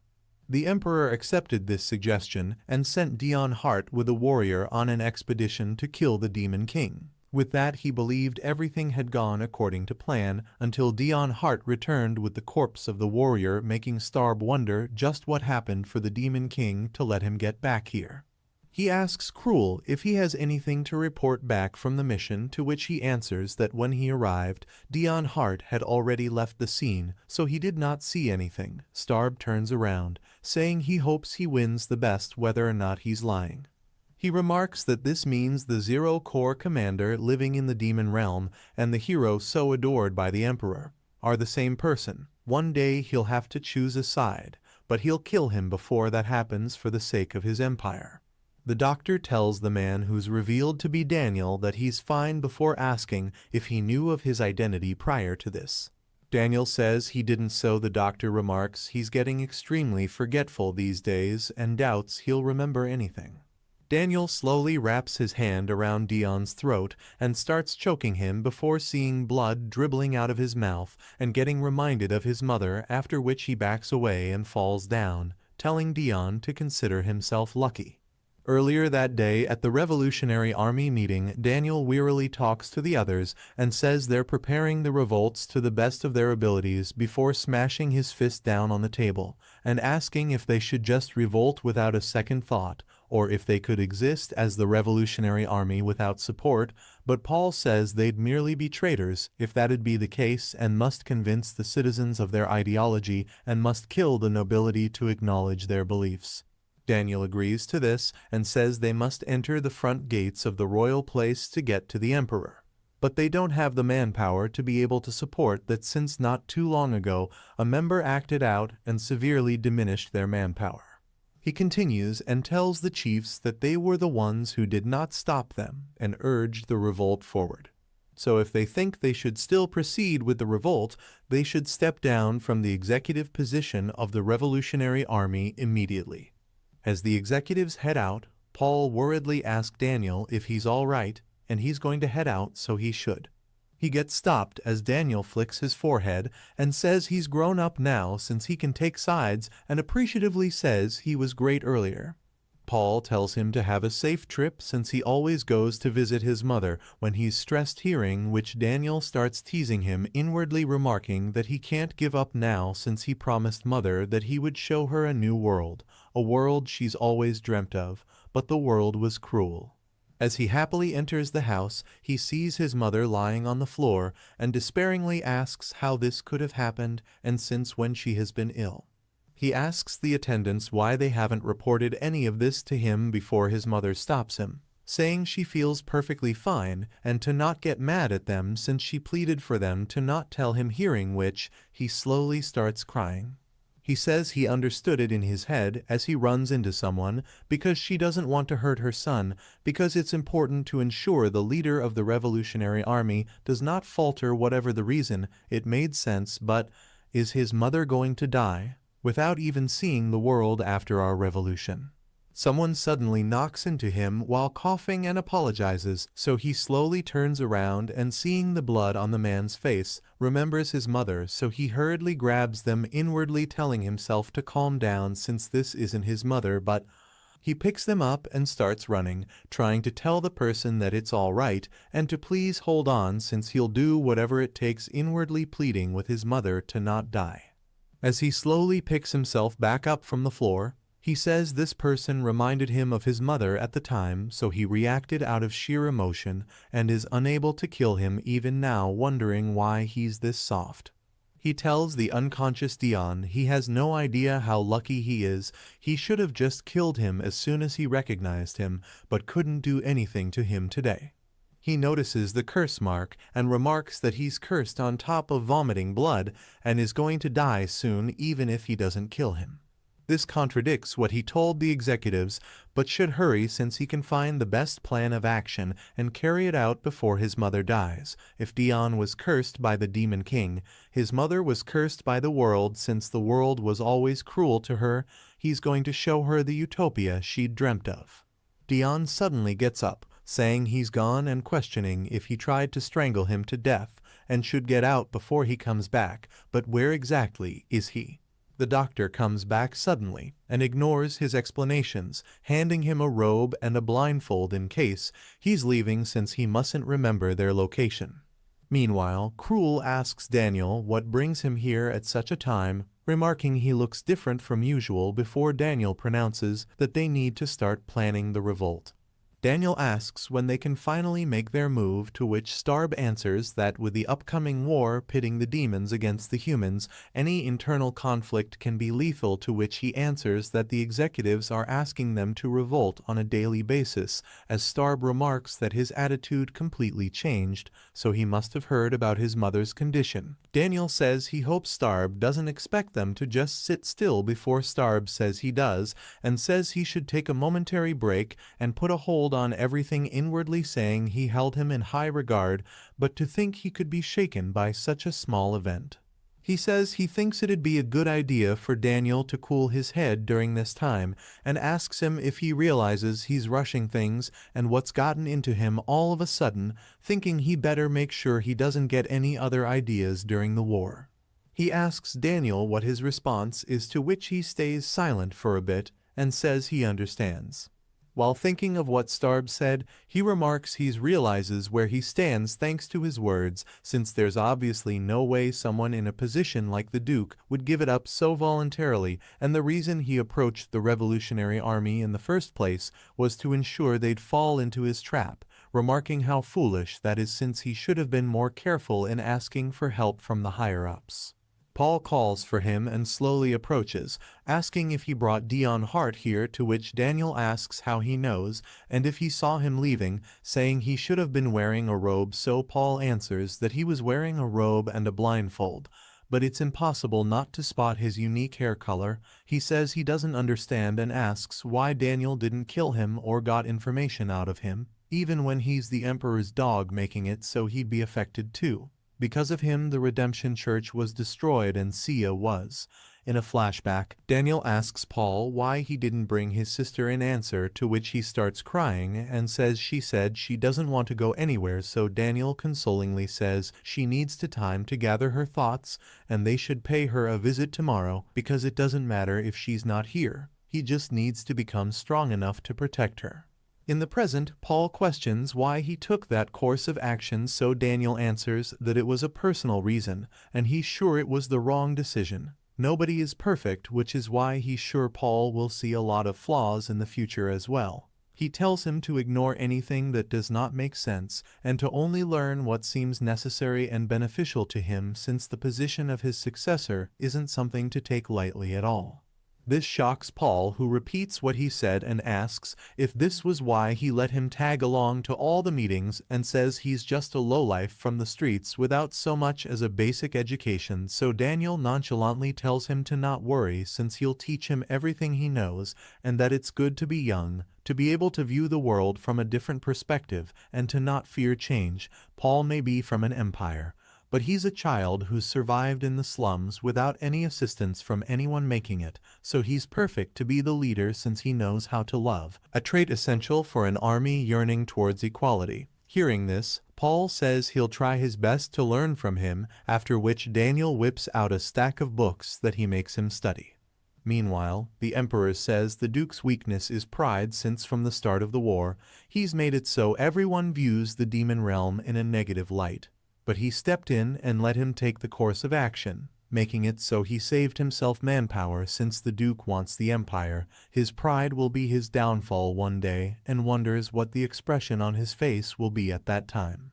As the prince presents a bouquet to Dion, he says he stopped by to gift it to him, inwardly remarking that he needs to tie him down to the Empire, remembering how his sister, Alethea, had proposed the idea that Dion must be into men, since he's always surrounded by men and has little to no relationship with women, which means there was an error in her plan from the start, so he should seduce him. The prince had said she was wrong, so she'd told him to think of how in every banquet at the royal palace, no matter how many ladies gazed at him, he's never been fazed, which he agrees with, remarking he really doesn't have any women surrounding him, and the men who do always seem to be really close to him.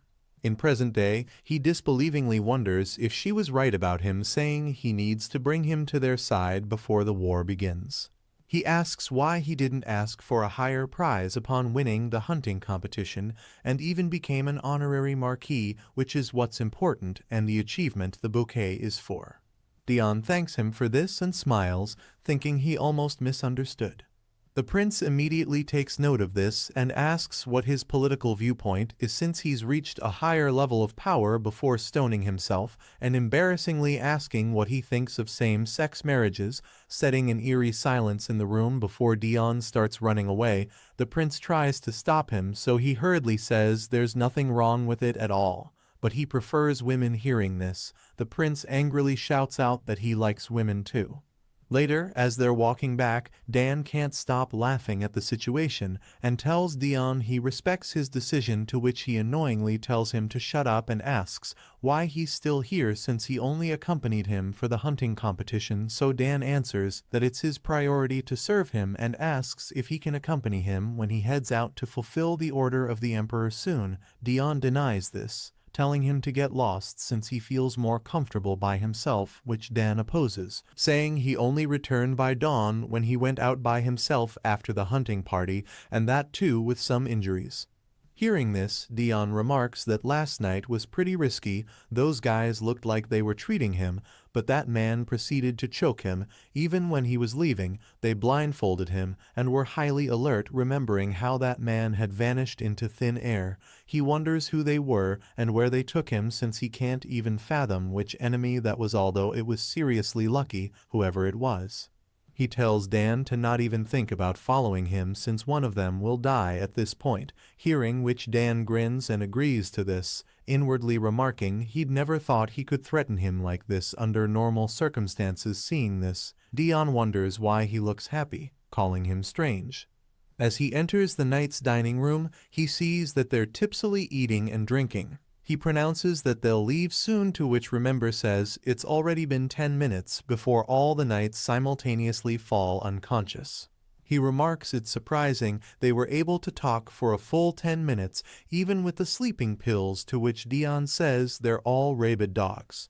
At the tiniest manholes on the border that solely exists for Dion Hart, the two kings made a silent vow to not expose of the border for his safety until he decided which side he'd choose, which is why those who escort him do not follow beyond a certain point in the mountains. As Dion is walking through the forest path, he wonders if the Demon King will keep his silence when he finds out that the Emperor is going to start a war. Of course not, which is why it's time for him to make a decision. It feels as if there's an expiration date on his life. He suddenly notices something and stops to see Cruel stabbing his sword through someone. He wonders why he's here, and if he followed him or is here to find out where he's headed before Dion compliments the timing and says he was told to kill all witnesses. Dion says he has to kill all witnesses, especially if they're a subordinate of the leader of the nobles. He rushes forward and starts dueling Cruel before the two back off. He asks Cruel if he can at least try, remarking that he feels confused. Aside from his anger, he's supposed to hate him. He was a useless and bothersome younger brother to him, the person who took his family away, so why does he? His words are cut short as a bloodied, worn-down guard grabs his leg, so he stabs him and turns around to see that he's disappeared, remarking he ran away like a rat again and questioning what he's feeling right now since it's as if he's missing the big picture. Starb smashes his fist on the table, saying Dion Hart had to be away now of all times when he'd made a bet to see who could kill him first between Cruel Hart and him, but he must kill him before the war ends at least. He says it feels like the world is protecting him at this point, but that's obviously not possible since the world was the one who gave him the cruelest fate in the first place. As Dion arrives at the demon realm, he sees that the Demon King sent horses for him, which means he probably knows he's on his way since he can track him with that spell of his. He goes to get on before remembering the medicine Remember packed for him, which he decides to toss down here. As he arrives, all the demons happily welcome him back as he wonders what they're doing before Lillinal happily approaches him and says this is the Sir Erit cult, which they made by gathering all the people who respect him by using the concept of religion she'd learnt from Devilania. He tells her to dismiss them immediately or completely disband the cult, so she hurries forward to dismiss them. Saying he feels uncomfortable. As the people quickly scram, he tiredly tells them to just leave him alone. As the Demon King cheerily welcomes him back, he remarks that his heartbeat increased when he entered the office and asks if he has any information for him, and if that cowardly emperor has finally made a decision, and he probably wouldn't have told him unless he noticed. Dion starts apologizing, but the Demon King grabs his throat, asking if he's tempted and if he ever thought his life could be in danger. Dion desperately gets ready to explain before the Demon King starts heartily laughing and asks if he was surprised, saying it isn't like he doesn't understand his situation, and confirming if he already knows whose side he should be on, inwardly remarking that if he's honest, he doesn't know if Dion Hart is a power great enough for him to fight over, but doesn't want to go back to his boring old life. He says in the demonic realm, all demons aside from him will be kneeling at Dion's feet, meaning he could do whatever he wanted, and over here, he doesn't need to worry about the sun at all. It may always be night here, but he should take a look at the moon. He won't hold him back if he wants to visit the human realm like before. If he wants their land, he could counter it and offer it to him. Whatever the emperor offered, he can top it with a much better offer in order to win this game. He asks Dion if he wanted him to hold on to his legs like last time, which he denies, so the Demon King tells him to think about it carefully, inwardly saying he refuses to lose his plaything for the sake of victory. A few days later, Dion says he's so anxious and irritated he can no longer stay holed up in his room and decided to visit the outside castle for a stroll. The attendants distressingly look at him, telling each other that he's outside the castle and pointing to his attire, hearing which he wonders what's wrong with them. There are a few circumstances where one must not trouble him, one when he's consumed alcohol and two when he's dressed completely in black. As Dion annoyingly watches them avoid him, Ed says he has a place to cheer him up, which even he'd like, is what he'd thought, as Dion angrily punches the wall above a scared attendant.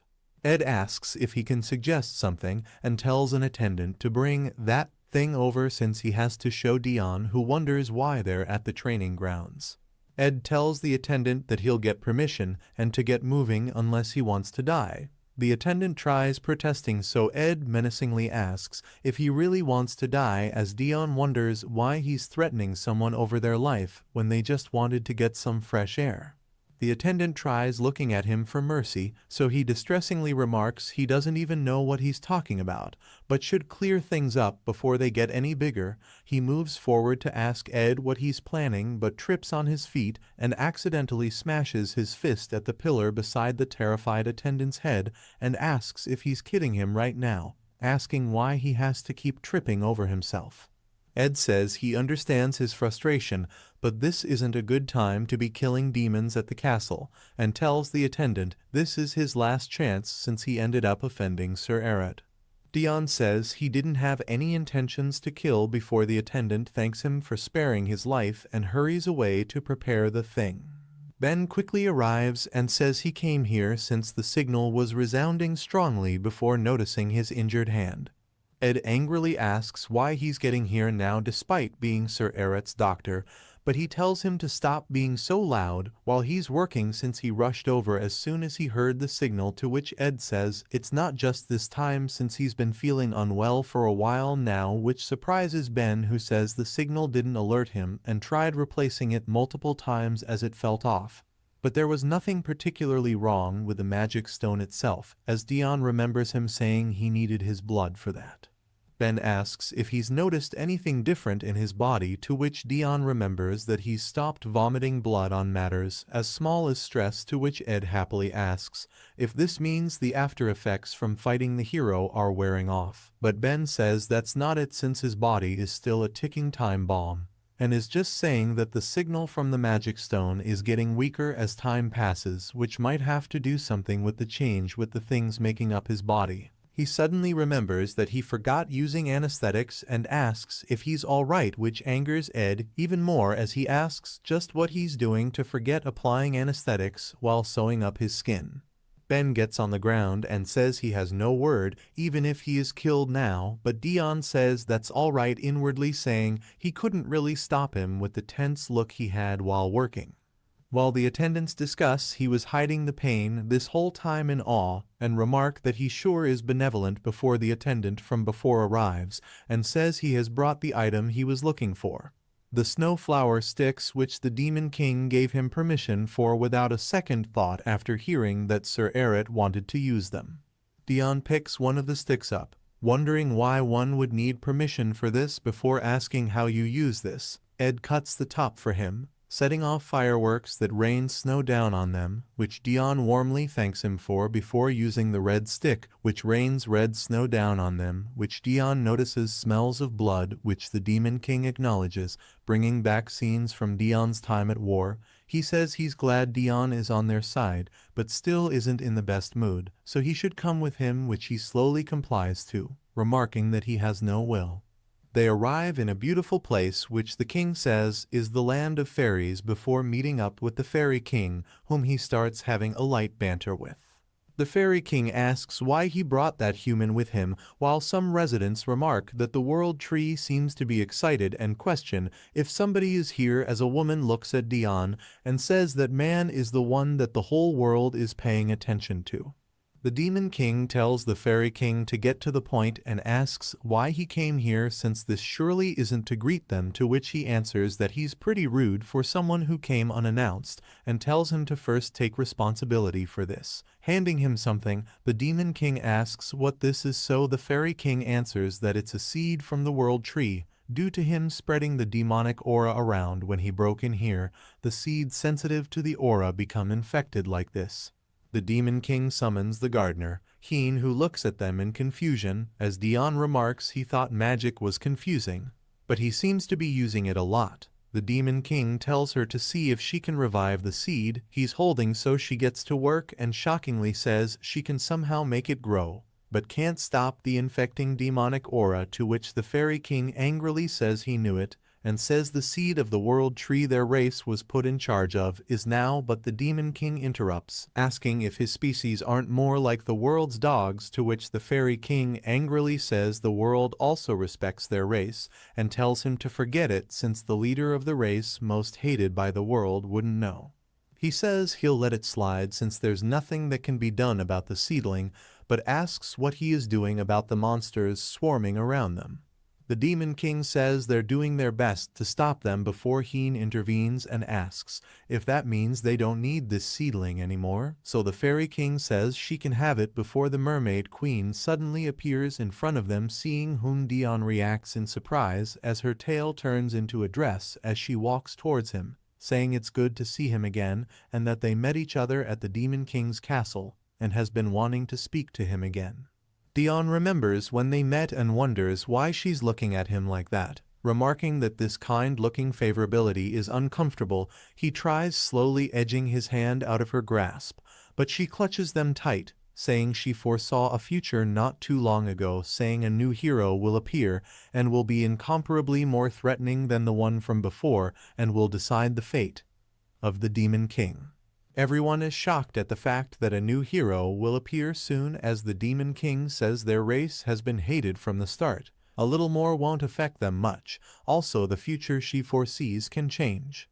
The Fairy King says that's why the Demon King hasn't been using magic and wasn't able to heal the human's hand fine as well before telling him to follow him. As the Fairy King is healing his hand, Dion says this awkwardness is driving him crazy with the Mermaid Queen first, and now him, but the more he looks at him, the more he reminds him of Jakar.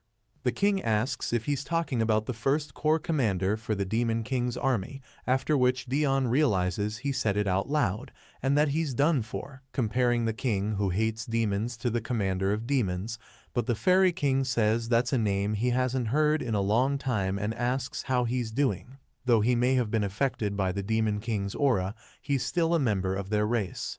This surprises Dion, who wonders how that can even happen. Before thanking him for the treatment, the Fairy King says he must have been burdened by his unreasonable kindness, since he looked awkward the whole time and would probably decline if he offered him a visit around the place. Dion remarks he knows him well before the king says he doesn't just show his favorability to anyone, and the reason for it is because the world is focused on him. It was an unexpected first meeting, but as the king of the fairy race, he recognized right away that the world is expecting something special from this human being, but he couldn't find anything special about him and deduced that the world itself is protecting his life. Where he should have died, he came through with treatable injuries. His body immediately moves itself to a favorable position when his life is at stake. The king tells him that the reason he's been able to stay alive till now is because he's been blessed by the world, making Dion realize what it expects from him, thinking of how not too long ago, there was a hero who worried of his companion even at death and asked the world to save him. The world responded to this hero, saying it had been watching over him for a long time, meaning the will of the world is firm, and that the next hero is Dion Hart. There are many, but they're not strong. Monsters suddenly invaded. How I don't think I need to step in here. Don't back off, fight. Is it okay for you not to fight, Demon Lord? Why invade in this situation with the Demon Lord and other tribal leaders present? The sudden battle interrupted my conversation with the Fairy King. The world is watching you. What did that mean exactly? So this pouch is the cause of these monsters losing their survival instincts? They've become stronger. They've become scarier. They became like this after drinking a strange brown liquid from this pouch. This ceiling looks familiar. Who would spread this brown liquid with what intention? Wait, that's that. Could it be? Could it be the work of humans or demons involved in the war? But humans don't yet know of our existence, right? And the Demon Lord would rather suppress with power than use such cowardly poison. That leaves someone who is human, but can freely enter here. You seemed uninterested, but you wanted to fight after all. Before we knew it. It can't be that person, right? I guess so. I feel sorry for even suspecting for a moment. If that person intended this, there would be no need to fight so earnestly with the monsters. That looks like the potion I discarded. I should have just thrown it away here. No, my precious coffee-flavored potion. Why are the monsters picking it up and drinking it? And why are they getting stronger? Out of conscience, I have no choice but to fight. You, that thing. Given the situation, we shouldn't even give them a chance to talk. No, I'll talk about it later. Damn it. I need to handle this quickly and get back. Everyone, get out of the way. Stay as far away from the monsters as possible. With one blow. Shall we return now? Wow, it's been decades since I've been this flustered. I apologize, that's not something strange. It's a potion I made for my body. That's a potion? It's not a dangerous drug? Who made such a thing? Are they an alchemist or something? I'd like to scout them. The imperial court would faint hearing this. It had no effect when I ate it. But why did you throw it away? It tasted bad, so I threw it away. From that potion, I could feel the determination to surely heal Dion's body. No, beyond that, a desperate resolve. But it seems it didn't reach the intended person. All right, if it wasn't intentional, let it be. Go inside. Are we really letting it go just like that? And you can skip the next Legion Commander's meeting. Skip it, you must be tired from dealing with the monsters. Take it easy and rest really. Demon Lord, you're here. 11th Legion Commander Lirinal, tired from dealing with monsters. I heard you were resting. You're always so diligent. 1st Legion Commander Jakar, always complaining, but still showing up. Why? 5th Legion Commander Ol, indeed, he complains, but his body is honest Ol. That phrase is not to be used here. 5th Legion Commander's Deputy Deribin, you all don't know. Okay? He said he could have rested without coming. It's fine if the superior says not to come. Not coming is wrong, don't you know? You never had a social life? If I really hadn't come, you would have used this as an excuse to do whatever. Even though I've grown up being watched, if you take away my perceptiveness, I'm dead. Seems like you're good at reading the room. You saw through my plan to minimize information leakage. If I had voluntarily missed it, it wouldn't have broken the game rules. But if I had returned without any information, it would have aroused the Emperor's suspicion. I guess I'll just kill some time. Dion with the cube. Looks like he's very interested in this matter. 2nd Legion Commander Devalania, surely, Demon Lord must be feeling complicated about a war with his own kind. 4th Legion Commander Idalia, he occasionally turned the cube, listening to the opinions of everyone present. So now that Dion is here, shall we start the meeting? The topic is, as you all guess, 3rd Legion Commander Isilde. Is a war really starting? Though we've always coveted the lands of the human realm and are somewhat prepared from the Emperor's perspective, not waging war would be more beneficial. If he likes the opinion, the cube turns smoothly; if not, it turns roughly. And the best conclusion always came with the completion of the cube. Why start such a foolish act? Just clashing and retreating would have helped strengthen the imperial authority. You really don't get it. The Emperor wants to die. What, the Emperor? That resilient man? He must have been deeply guilty for having killed his innocent brothers. Guilt above responsibility. He's already got things to be responsible for, but he can't kill himself.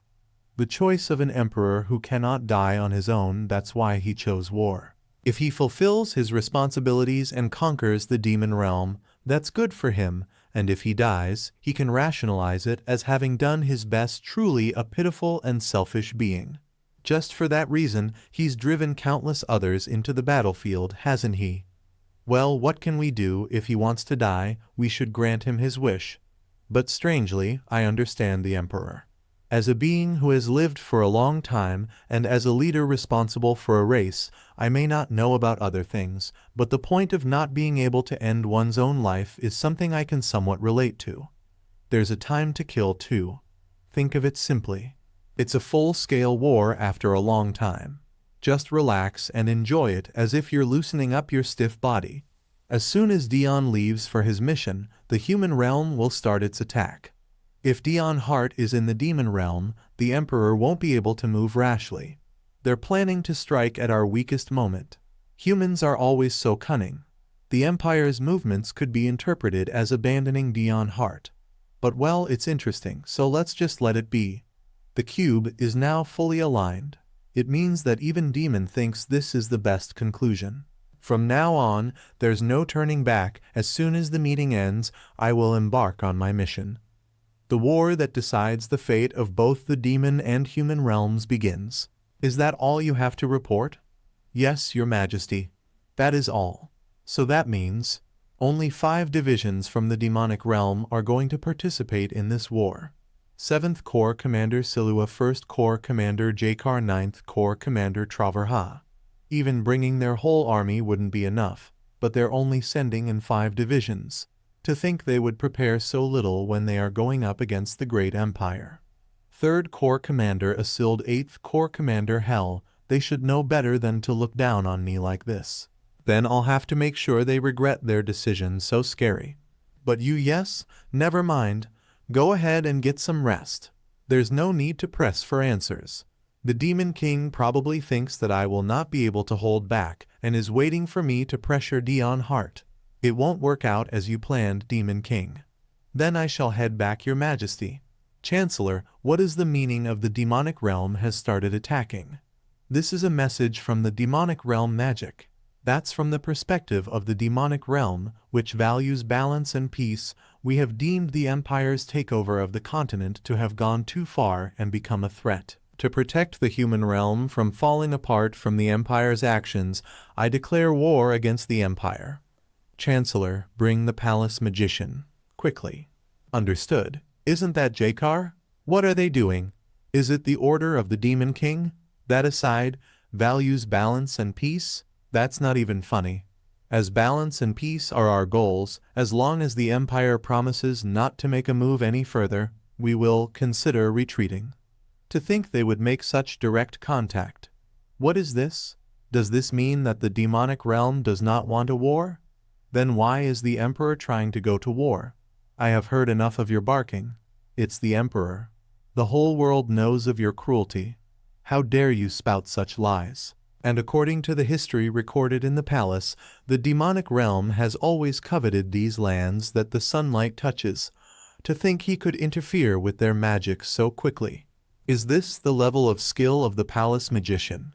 In other words, you demons have always been eyeing our human realm. Why should we trust the words of some demon? Why don't you try pretending to be fooled and backing down? It wouldn't be too late for you to make a move if you see that we do not keep to our words. Demon King. That's the Demon King. I thought he would be a monster, but he looks more normal than I had thought. He's actually pretty handsome.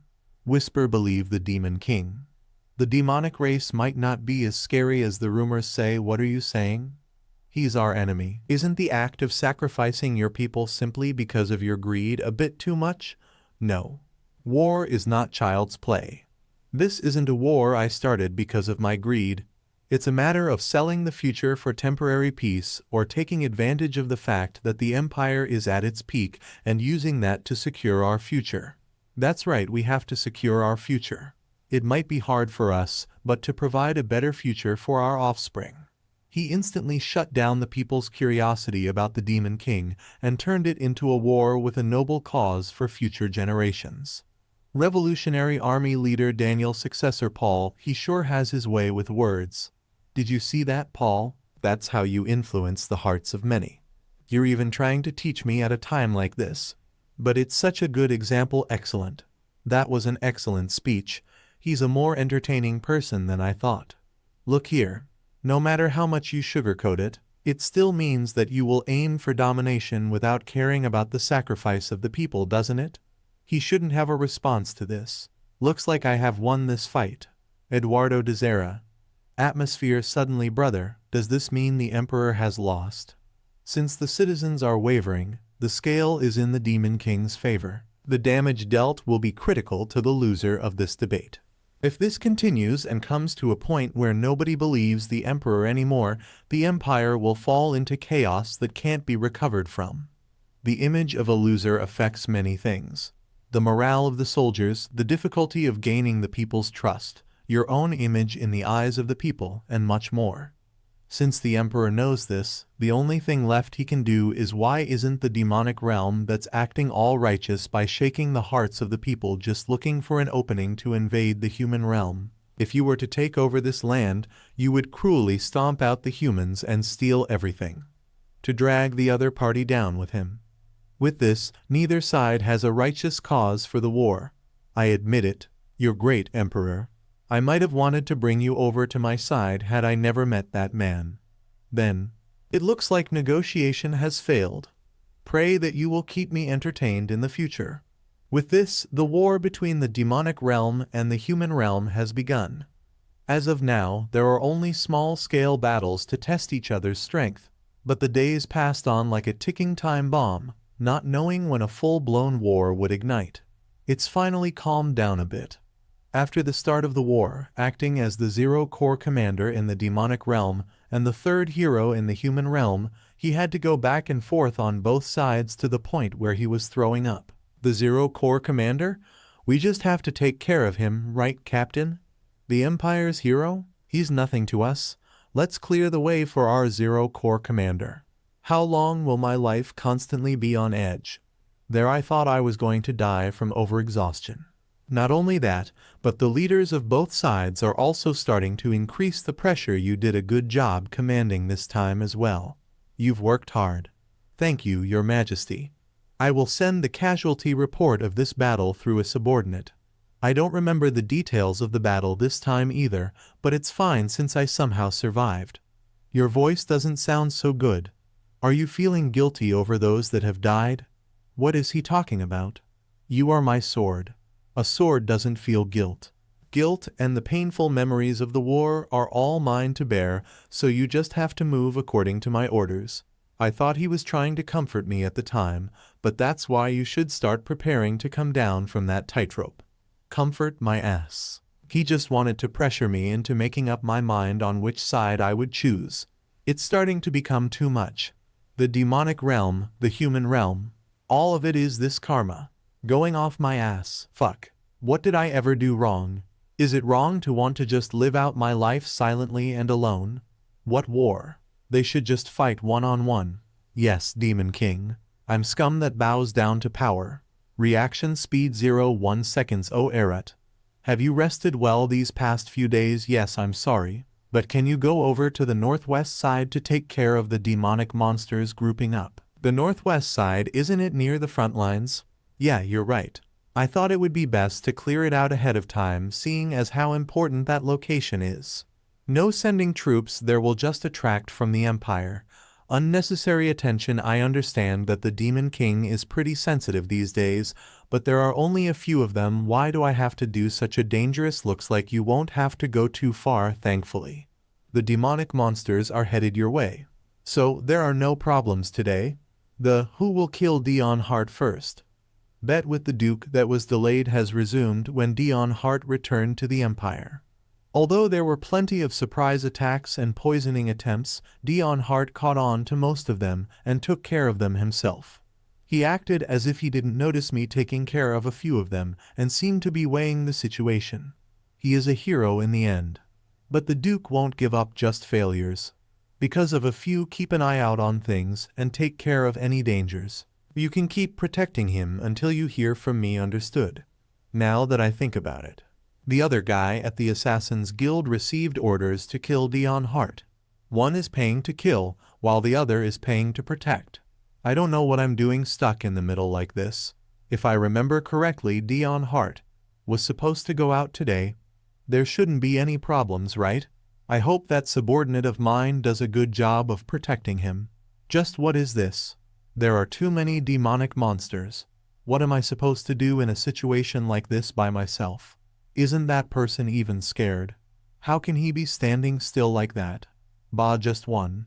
Just one. I will beat just one bastard to death. What is it?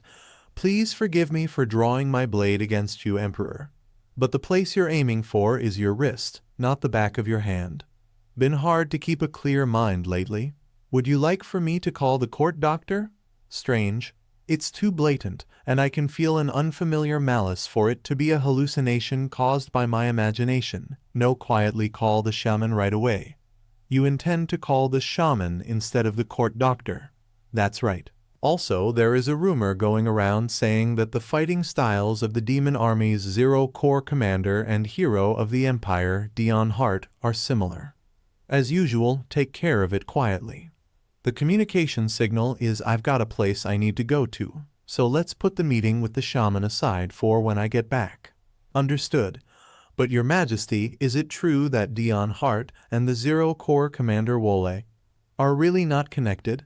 That's strange. They would usually get scared and run away after seeing me beat one of them like this. Are the monsters so starved that they've lost all of their senses?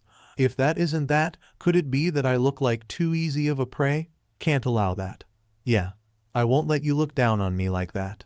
Everything else is fine. Even if something more is added to this feeble body, it will not change a thing. However, having someone look down on me is something I will definitely not allow. You gums are the first in a while to touch my reversed scale. My wrist muscles have snapped. My legs are hurting. All the muscles in my body are screaming in pain.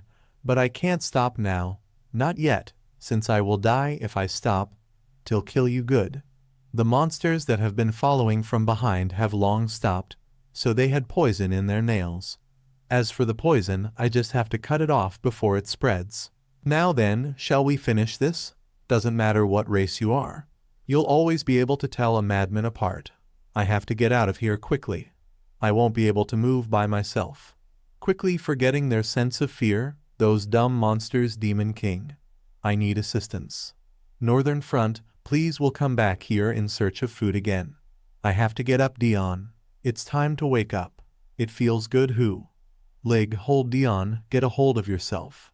Open your eyes. Just what kind of dream was that, monsters? Just what is going on? I know I was fighting these bastards because of the Demon King's orders, but when did I pass out? It's too late to dodge. Majesty. Why, how are you here? No, glory to the Empire. What's going on? Why is my body like this? Did I really fight to such a point? My right arm is missing a huge chunk of meat. It looks like you confused the communication device for the communication stone. You don't have to force yourself up. Is it okay for a spy to be this full of holes? Communication device. A communication tool used in the human realm. Communication stone. A communication tool used in the demon realm. Did I mistakenly contact the Emperor while I was unconscious? I'm speechless, but what can I do? Since my talent is asking for help, I have no choice but to come in person. It's not like I can just send anyone, as it is related to the Demon King still. Thanks to that, I'm able to see the Zero Corps Commander Dion Hart for the first time. There's no need to be so nervous. I don't have any intentions to do anything right now. Fuck, this is scary. Why is my life like this? This is driving me crazy. I'll leave new clothes and medicine here, so take care of yourself and return. I'll send a knight over, seeing as you won't even be able to walk properly. Thank you very much. That's a relief. I really can't even stand up right now, and because you moved according to the Demon King's wishes this time, next time, you'll have to move for me. I'll call you soon. Whether it be the Demon King or the Emperor, all they want is to use me for their own convenience. Forget it. This is not my first rodeo. I just want to quickly get back so that I can get treated and rest. When is the night arrivi, Sir Eret? Hold on, is this the Demon Realm? No. Why are you here, Ben? I got a really strong signal from the necklace, so I got worried and secretly escaped. How did you get hurt so badly? Could it be that you killed all these monsters on the ground by yourself? No, it was probably the Emperor. No, someone should be coming soon, so be before we get caught. Honorable Marquis Dion, I have come to fetch you. By the orders of His Majesty we got caught. Damn, he saw us. What should I do now? Get away from the Marquess, demon. Should I kill him? If I explain, the Emperor might understand. The wounded man gasps in pain as the dagger digs into him. I'm too injured for this fight. Commander Demon, push me away and escape. But what about your treatment? He asks, clearly worried. The knight hesitates, unsure of the situation. Marquess, did he subdue the demon? The man groans, struggling to keep his strength. The injured man is pushed away forcefully. Ack, he exclaims, falling to the ground. He coughs violently as the demon springs away. The knight shouts, "Stop, demon!" while the demon retreats. I must chase them, he coughs and pauses in shock. The Marquess collapses, coughing blood. Honorary Marquess Dion Hart, are you all right? You're coughing up blood. He rushes to help. I'm okay, Dion replies. Dion thinks, good, I've distracted him. Acting through the pain was hard. Glad the Emperor gave me painkillers. His injuries are worse than I heard. He notices multiple corpses. He faced this mission alone. Marquess, a carriage is waiting nearby, he says. Such heavy responsibilities he carries, he reflects. Allow me to take you there. The knight lifts him up in determination. This might make him angry. Wait, he exclaims. He charges forward, determined to ensure the other's safety despite the consequences. He senses a powerful signal from a magical object for the first time. I crossed the border, fearing Commander Demon was in danger. Instead, I made things worse. Commander Demon acted fast to protect his mission, despite my carelessness nearly exposing him. She reflects, he's always been so generous to me, while looking back with gratitude. He's embarrassed about his injuries, but finds the situation oddly comforting. You're telling me I've been cursed? The Marquess asks in disbelief. That's right, the person confirms, hesitantly covering their face. How dare you? He exclaims, but the blonde man calmly replies, don't. It must be a nasty curse if it makes you gag, says the blonde man. And no, Your Majesty, the other stammers. The curse itself is within my power to handle, but she trails off nervously. Dark spirits surround him. The karma and grudges weighing on you are immense, they warn. He scoffs, that doesn't surprise me. Now, tell me more about the curse. There's an evil spirit attached to you, draining your life and disorienting your thoughts, she explains. It's a curse meant to kill, using malicious methods tied to the dead, he declares ominously. The curse was placed on you over a year ago, but it only started affecting you recently, she reveals. A year? He exclaims. Don't make a fuss. It's not a problem, he says casually, placing the teacup down. This is laughable, he mocks. Using a dead person instead of facing me directly. Pathetic. Karma and a curse. Any normal person would go insane, she says, preparing a talisman. Once the talisman is burned, you'll feel better, she reassures as it flares up. A shadowy figure approaches. Glory to the Empire, he whispers, startling her. The figure says, I heard you wanted to see me, Your Majesty. She panics and stammers, I'm sorry. A knight enters hurriedly, saying, please excuse me. Everyone looks confused. The blonde man smirks. Carrying vengeful spirits too, I see, he teases. I'm sorry, the knight replies. On horseback, he says, since you followed the Demon King's orders, next time, follow mine. OSHT, he thinks. realizing the silence wasn't what he expected. Your injuries are almost fully healed, aren't they? He asks, setting down his cup. Rumors say you're the 8th Corps commander. Prove you're on the humans' side again, he orders with a smile. The view reveals a bustling war camp nestled against towering mountains. He observes the scene and sighs, back to war. I see. There you are, kid, the man greets casually, startling him. Long time no see. Sir, I heard you were coming, the man replies as they exchange greetings. 2 heroes stationed here. This must be a critical strategic location, the man deduces with a grin. I'd rather deal with small monsters, he mutters. Got a problem with that? He snaps. This voice. The idiots living in my house? He thinks in disbelief. If you're hero candidates, act like it, he scolds while grabbing the other.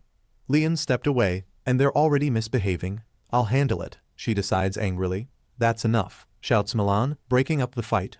Milan? They react. Milan, whose side are you on? He yells. So what if they're hero candidates? Their order doesn't even have a name, he mocks, laughing maniacally. His expression turns cold as realization dawns upon him. Yeah, we're the Lofty Knights, and you're nameless losers, says the vice captain smugly. He stays silent, his red eyes burning with suppressed anger. Your knights need discipline before heading into war. Your subordinates' actions reflect your dignity. The Primaris Order of Knights an example of elite discipline. I'm advising you so no one disrespects you. Proper discipline is a must for any hero. No matter his skill, he's still just a normal human.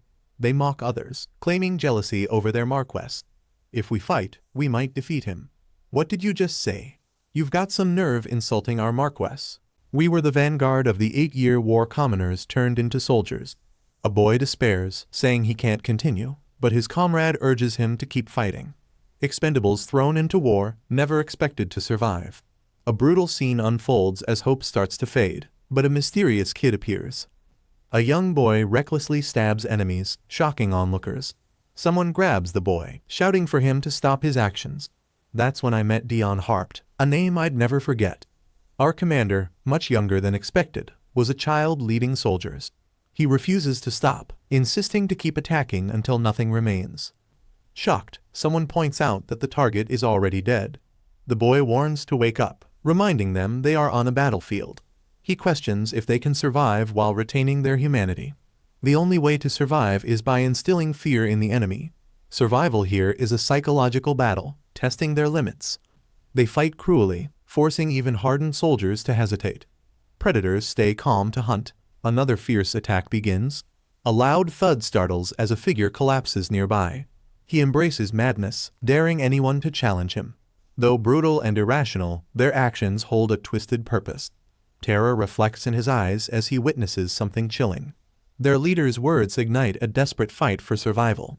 They relied on each other to endure every challenge. Dion Hart is not just a lifesaver, but a hero to them all. The border conflict was a ruse, allowing the Demon King's army to invade elsewhere. The Emperor quickly uncovered the Demon King's plan and deployed an army. After a struggle, the Emperor concentrated the military's key forces in one location.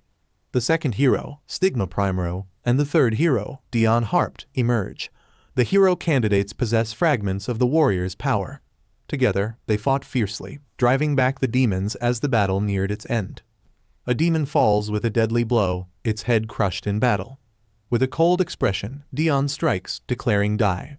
Amid repeated chants of die, another fatal stab is delivered. Witnesses are disturbed by the excessive brutality, questioning the need for such violence. Fear grips him as he admits their fragments are no match for the enemy's power.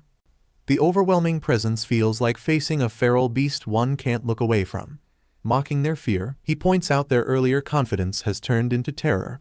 Despite their fragments, even hero candidates feel chills from his ruthless actions. Engulfed in rage, his relentless attacks intensify, spilling more blood. Observing his unwavering state, it seems he's still lost in his madness. A firm grip stops the dagger mid-attack, signaling it's enough. Both are left panting after the intense struggle. He breathes heavily, struggling to regain composure, while being addressed as Sir. The man offers help, but notes it wasn't needed after all. The battlefield quiets down as the surviving soldiers tend to one another. Comments on the knight's skills reveal their infamous reputation for cruelty. Dion gets questioned about his frequent use of the word die, causing him to flinch. Dion is advised to avoid vulgar language as it lowers his status. The man lightly taps his companion, urging him to stand straight. He instructs him to straighten his shoulders and lift his chin confidently. He advises walking with dignity, looking people in the eye when speaking. He emphasizes how posture can greatly impact one's presence. The other reflects on the repetitive advice, noting he's doing it again. The advice extends to clear communication, suggesting words alongside hand signals. A warning against recklessly charging the enemy is given during combat. He wonders if the man feels responsible as his superior. While admitting the advice is often helpful, he recognizes that Stigma is offering advice again, as usual. Stigma advises combining hand signals with words for clear communication. The protagonist doubts he could ever achieve such strength, dismissing the idea as nonsense. With a powerful leap, he attacks, shouting, "Die, monster!" A sudden movement leaves Stigma surprised. The knights yell in concern, calling out for the Marquess. Dion is pierced during a fierce clash. Dion grabs the weapon mid-attack, applying pressure. Frozen in fear, he mutters, "I can't move." With determination, he steps forward, leaving a trail of blood. Dion, breathing heavily, retaliates with intense anger. A powerful red slash injures the opponent, leaving them writhing in pain. Dion, heavily wounded and exhausted, mutters in frustration, "God damn it." The camp lies under the shadow of majestic mountains. A heavy thud echoes as the man collapses, groaning. "How did you know Dion was vulnerable? Like vultures drawn to a carcass. Who sent you?" he demands with a sinister smile. "Sending assassins during a critical war shows their ignorance," he mutters. A sickening crack is heard as the attacker collapses. "Oh," he reacts. "My bad. Looks like I pressed too hard," he says nonchalantly. Does Dion know about this? He wonders, sipping his drink. A character comments about someone being targeted by assassins and wonders why they can't seem to avoid attacks. The same character observes that there are also people protecting the target. A hidden figure seems startled and wonders if the character has noticed them. The character confronts the hidden figure, questioning who sent the assassins. The hidden figure remains silent, and the character demands an answer. The character walks away, instructing others to keep an eye on Dion, while pondering why both assassins and protectors are focused on him. The character reflects on their curiosity about what's happening with Dion. The hidden figure, overwhelmed by the character's energy, collapses and admits they thought they would die from the sheer force of it. A man is panicked, scolding someone for grabbing the enemy's weapon, calling it reckless and questioning their intentions. Dion, injured, is awake but confused and unsure of his actions. He's told to calm down as it's just a minor injury. The character enters the tent, telling Dion to stay seated. The character coldly accuses Dion of using his body as bait in fights, leaving Dion feeling intimidated. Dion wonders why the captain is acting coldly. Another character reflects on the captain's stern behavior since the 8-year war. A flashback reveals that the captain joined the war at a young age, with Dion struggling to button his shirt during training. Dion, despite being clumsy and inexperienced outside of battle, tries to prove himself. In battle, Dion transforms into a brutal and unstoppable fighter, mercilessly taking down enemies. A narrative explains that during battles, Dion is more ruthless and deadly than anyone else, emphasizing his duality. Despite his body being heavily damaged by battles, alcohol, and drugs, it was acceptable as long as he survived. Dion explains that he had no choice in the recent battle, but the character counters, saying he recklessly charged at the enemy commander. A group of enemies reacts in shock, noticing something unusual as they attempt to flee. Dion charges forward with blood on his face, displaying intense determination and rage. Dion argues that his actions led to the enemy commander's death and made the others retreat, but the character questions if they would have fled without his intervention. The character advises Dion to prioritize his well-being instead of recklessly fighting, especially when the remaining enemies are weak. A scout from the Demon King's army spots Dion's injury, alarming the group. The scout, a demon, launches an attack, but someone deflects it with great skill. The character is seen on the ground, prepared to engage as the demon hovers above, flapping its wings. Dion feels frustrated, unable to argue against the character's logical criticism of his actions. The character advises Dion to improve his methods and take care of himself, patting him on the head. Dion agrees respectfully. A light-hearted moment where others are moved by the interaction. commenting that Dion never listens to anyone else but the character. Someone urgently calls out to the Marquess while pulling back a curtain.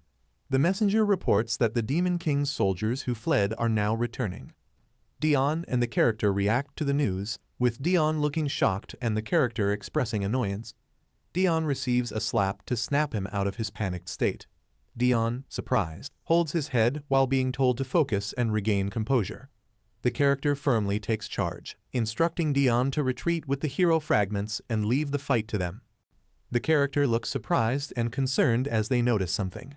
The character confidently dismisses concerns, declaring their forces are capable of handling the Demon King's minions. With a smirk, they reassure Dion that, despite his injury, he can still manage to leave safely on his own. Soldiers on horseback ride swiftly, with scouts reporting that the Demon King is deploying forces elsewhere. Dion determines that this battle will likely be the last in this location, marking the mission's success if the enemy is fully eliminated. A tense scene unfolds between Cruel and the Duke as they engage in a chess match, with their complex relationship hinted at. Cruel is shown loyally serving the Duke, who, in turn, respects Cruel's abilities and contributions. During the chess game, the Duke declares checkmate, emphasizing their unique, non-hierarchical relationship. The Duke notices Cruel is distracted, pointing it out after securing a victory in their game. Someone taunts a character, asking if they are worried about their brother, causing them to flinch in reaction. The character grits their teeth in frustration, struggling to contain their emotions. Another character reveals that they've sent multiple assassins to target the brother, but only a few have gotten close. The character considers their next move, but appears conflicted and tense. The taunting character slams someone down, pointing out that their minion was caught. The restrained character realizes that fighting back here would only worsen the situation. The taunting character accuses the other of protecting their brother, confirming their suspicions. A blade is plunged into the restrained character as the taunter decides to stop their conversation. Blood drips from the wound, emphasizing the brutality of the attack. The taunting character brings up a haunting memory, accusing the other of failing to acknowledge that their brother killed their parents, demanding guilt or remorse. A happy memory of a family, with parents and their child embracing lovingly. A narration suggests that the child must have loved their parents deeply. The scene shifts to a darker memory, revealing that Dion Hart mercilessly killed his parents. The narration questions the justification behind Dion's actions, expressing grief and disbelief. A character is tortured while being asked whether they value their brother's life over their own, showing their resilience by not making a sound. The torturer offers the victim one last chance to comply, pulling a weapon from their wound. The torturer warns against rebellion and threatens constant surveillance, making their intentions clear. The injured character, still defiant, is ordered to kill Dion Hart as their only way to survive. The character stands resolutely in an empty room, preparing for action. A grim warning is given if the character feels like they're about to die. They must ensure to kill the boy first. The character is forced to choose between their own life and their brother's, intensifying the moral conflict. A clear ultimatum is set: bring Dion Hart's head or face death. The character grabs their weapon with determination, indicating a decisive moment. They prepare themselves mentally, aiming to end everything in a climactic confrontation. Despite their injured hand, they decide not to let the pain stop them from their goal. They clench their fist, showing their resolve and fighting spirit. Another character notices their departure and asks if they are leaving. A man glances out from behind a curtain, thinking deeply, saying, "I've been thinking about it." He explains that a captured guild member was secretly working for the Duke to protect Dion. Their actions are highly secretive. He decides to join the mission. A subordinate argues that their duty is to protect him, but the man insists they stay and complete their assigned task. The man questions the subordinate's role, asking if they were ordered by the Duke to protect him. The subordinate is caught off guard and flinches, with the man pressing further, asking how long they've been working for the Duke. The man recalls noticing a change in the subordinate's behavior when they stopped addressing him as "my lord." He questions how long the subordinate has been reporting his actions to the Duke. The subordinate remains calm but doesn't respond directly. The man reflects that this trusted subordinate had been serving him even before he started working for the Duke, expressing surprise at their hidden loyalty. The conversation ends with the man acknowledging the past doesn't matter anymore, indicating he's ready to move forward. The man states firmly, "You're not allowed to follow me, making it clear he wants to proceed alone. He admits he cannot tolerate a traitor near him during critical matters, emphasizing distrust. Sitting on horseback, the man reflects that this play never had an audience and didn't need one. He rides off into the forest, thinking that the event should end without anyone witnessing it. Soldiers spot him in the distance, shouting, "There, he's a target in the demon realm." In the Empire, Dion Hart becomes the primary target of Demon King's forces. He leads his group into battle against them. Dion fights fiercely, killing enemies, but the endless wave of attackers overwhelms them. Amid the chaos, a girl gets fatally stabbed in the battle. Two combatants clash swords, questioning where the demons are coming from. A subordinate urgently calls Dion's attention, saying, "Captain, look over there." The group notices a carriage moving through the forest and wonders what it is. They observe that the carriage belongs to the Demon King's army and suspect it contains supplies. One of the characters realizes it's the supply route and shouts in alarm, while another is shocked, thinking he knows. A demon soldier becomes speechless, seemingly realizing they've been exposed. Dion grins menacingly, drawing a blood-stained sword, signaling imminent action. The demon soldier is horrified, stammering in fear as Dion's intent becomes clear. A pair of demon soldiers hear approaching footsteps, tap, tap, and turn, startled by the sound. Dion Hart charges forward, and the soldiers panic, wondering how the humans discovered their operation. Dion charges forward, thinking, with those gone, as he makes his move. A soldier panics, shouting in terror, while another freezes as Dion approaches swiftly. Dion exclaims, "Yes," as he feels the mission is close to completion. Dion's attack causes a massive explosion, with rocks and debris scattering everywhere. The narration reveals how the war led four human countries' empire, San, Ruwech, and Esperanes to unite against the demon realm.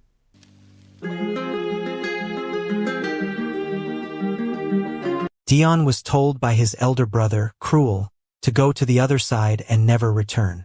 He questioned what was meant by the other side and wondered whether his movements between realms had been discovered. Suspicion arose within him as he asked if his travels to the demon side had been known all along, and if so, how that knowledge had been acquired. As they discussed, an army of assassins arrived. One among them speculated that Dion would end up taking his side but feared facing both brothers at once. Their orders were recalled, and they were commanded to eliminate both Dion and Cruel. However, a fierce resistance was put up by Cruel. A ferocious attack was unleashed by Cruel, his sword slicing through the air in swift, deadly arcs that cut down the knights with ruthless efficiency. His blazing eyes burned with an inner fire, radiating an aura of fury that electrified the atmosphere. Within seconds, the knights were annihilated, their bodies falling one by one as precision and speed dictated their defeat. Once the battle was finished, a decision was made by Cruel. He would report to the Duke that nothing had been seen. That same day, Dion was followed into the forest by Cruel. His pursuit led him to a strange land under 3 moons, the demonic realm. A secret mission assigned by the Emperor was recalled by Cruel, along with the mysterious appearance of the Zero Corps commander. However, Dion's casual movement between realms had been witnessed, raising further questions. As Cruel processed this, an assassin launched an attack from behind, declaring that it had all been Dion's doing. The attack was intercepted by Cruel, who attempted to stop the strike. The position of Zero Corps commander had been bestowed upon Dion, and it was assumed that his life within the demonic realm had been favorable. The overwhelming number of enemies made Dion realize that survival alone would be impossible. Even if an escape was attempted, he would be caught with ease. The reason behind Cruel's assistance remained unclear to him, but no other choice was left. Cooperation was necessary. Together, both brothers fought, slashing through the knights with remarkable ease. A thought settled in Cruel's mind. This was not the moment he should have brought Dion here. The plan had been to send Dion to the demonic realm, as safety could be assured there. However, the assassins sent by the Duke had moved far quicker than anticipated. While searching for an opportunity to send Dion away, Cruel caught sight of arrows flying toward them. Unaware of the incoming danger, Dion found himself frozen in shock, unable to decide what action to take. Just as the arrows closed in, Cruel stepped forward, taking the hit in his chest. Dion was left speechless, struggling to understand why Cruel was suddenly acting as if he cared. Memories from the past surfaced in Dion's mind. He recalled the time he had asked Cruel about seeing the outside world, though he later dismissed it as a joke. In that moment, Dion had admitted that he enjoyed reading and playing chess with his older brother. A rare smile had formed on Cruel's face as he asked if Dion wanted to go on a family trip once he was a little older. Astonishment had filled Dion at that suggestion, but he had chosen not to dwell on it too deeply. Back in the present, a hand was placed on Dion's forehead by Cruel. He urged Dion to accept the truth and forget, just as he had always done. The death of their family was revealed to have been caused by Dion, though it had been a tragic misunderstanding. If not for the Duke's interference, the gentle and kind nature of Dion would never have led to such a fate. The assassins taunted Dion, reminding him that his brother had been the one who killed their parents. Cruel was asked to choose whose life held more value, his or his younger brother's. Blood stained Dion's hands, yet Cruel had already made his decision. The pain he was now enduring was willingly accepted, all to protect his only family, his younger brother. A grim prediction was made by Cruel. Once his death came, Dion would eventually learn the truth. Guilt and rage would consume him, driving him toward vengeance. In the end, it would lead to the destruction of those around him, until he ultimately took his own life. A final request was made by Cruel. Dion was to leave and never search for the truth. The last wish of his older brother was granted as Dion turned and ran. As Dion fled, the assassins shouted that Dion Hart was escaping. Frustration surged within Cruel as he questioned how a single person could not be captured. A command was issued. Cruel Hart was to be killed first. The battle continued as Cruel fought off the assassins. Cruel urged Dion not to question his role in the 8-year war. He demanded that Dion forget everything except his hatred. If peace was to be found, it should be through his death. However, he knew that Dion had never been one to listen. Deep inside, Cruel wished that Dion would one day face reality. Every action, every consequence that had unfolded. As the fight raged on, Cruel pondered whether this was truly the end. His life had been defined by failure. Failing to save his parents, failing to live freely, and failing to escape from serving his own enemy. Even after rising to the status of a hero, he had only ever worked like a dog for the Empire. Yet, despite it all, satisfaction had been found. A single thought lingered. If his life had not been lost protecting Dion, would anything have changed? The answer no longer mattered. His own death was of no importance. There was only one thing he hoped for. When the truth was finally learned, he wished for the pain to be just a little less. A final hope was placed in Dion's future. A life surrounded by love in the demonic realm was wished upon him. Yet, a lingering fear remained. Once Cruel was gone, Dion would be left alone, without love, without guidance. Even in death, the happiness of his younger brother was all that mattered. A silent vow was made. He would protect Dion, even beyond the grave. With that last thought, peace settled over Cruel as he breathed his final breath. He called it a perfect ending. A sharp sword, its blade smeared with blood, was wielded by a knight who struck with deadly precision and stabbed Cruel with a fatal blow, instantly killing him. Blood gushed from Cruel's lifeless body, spilling across the ground.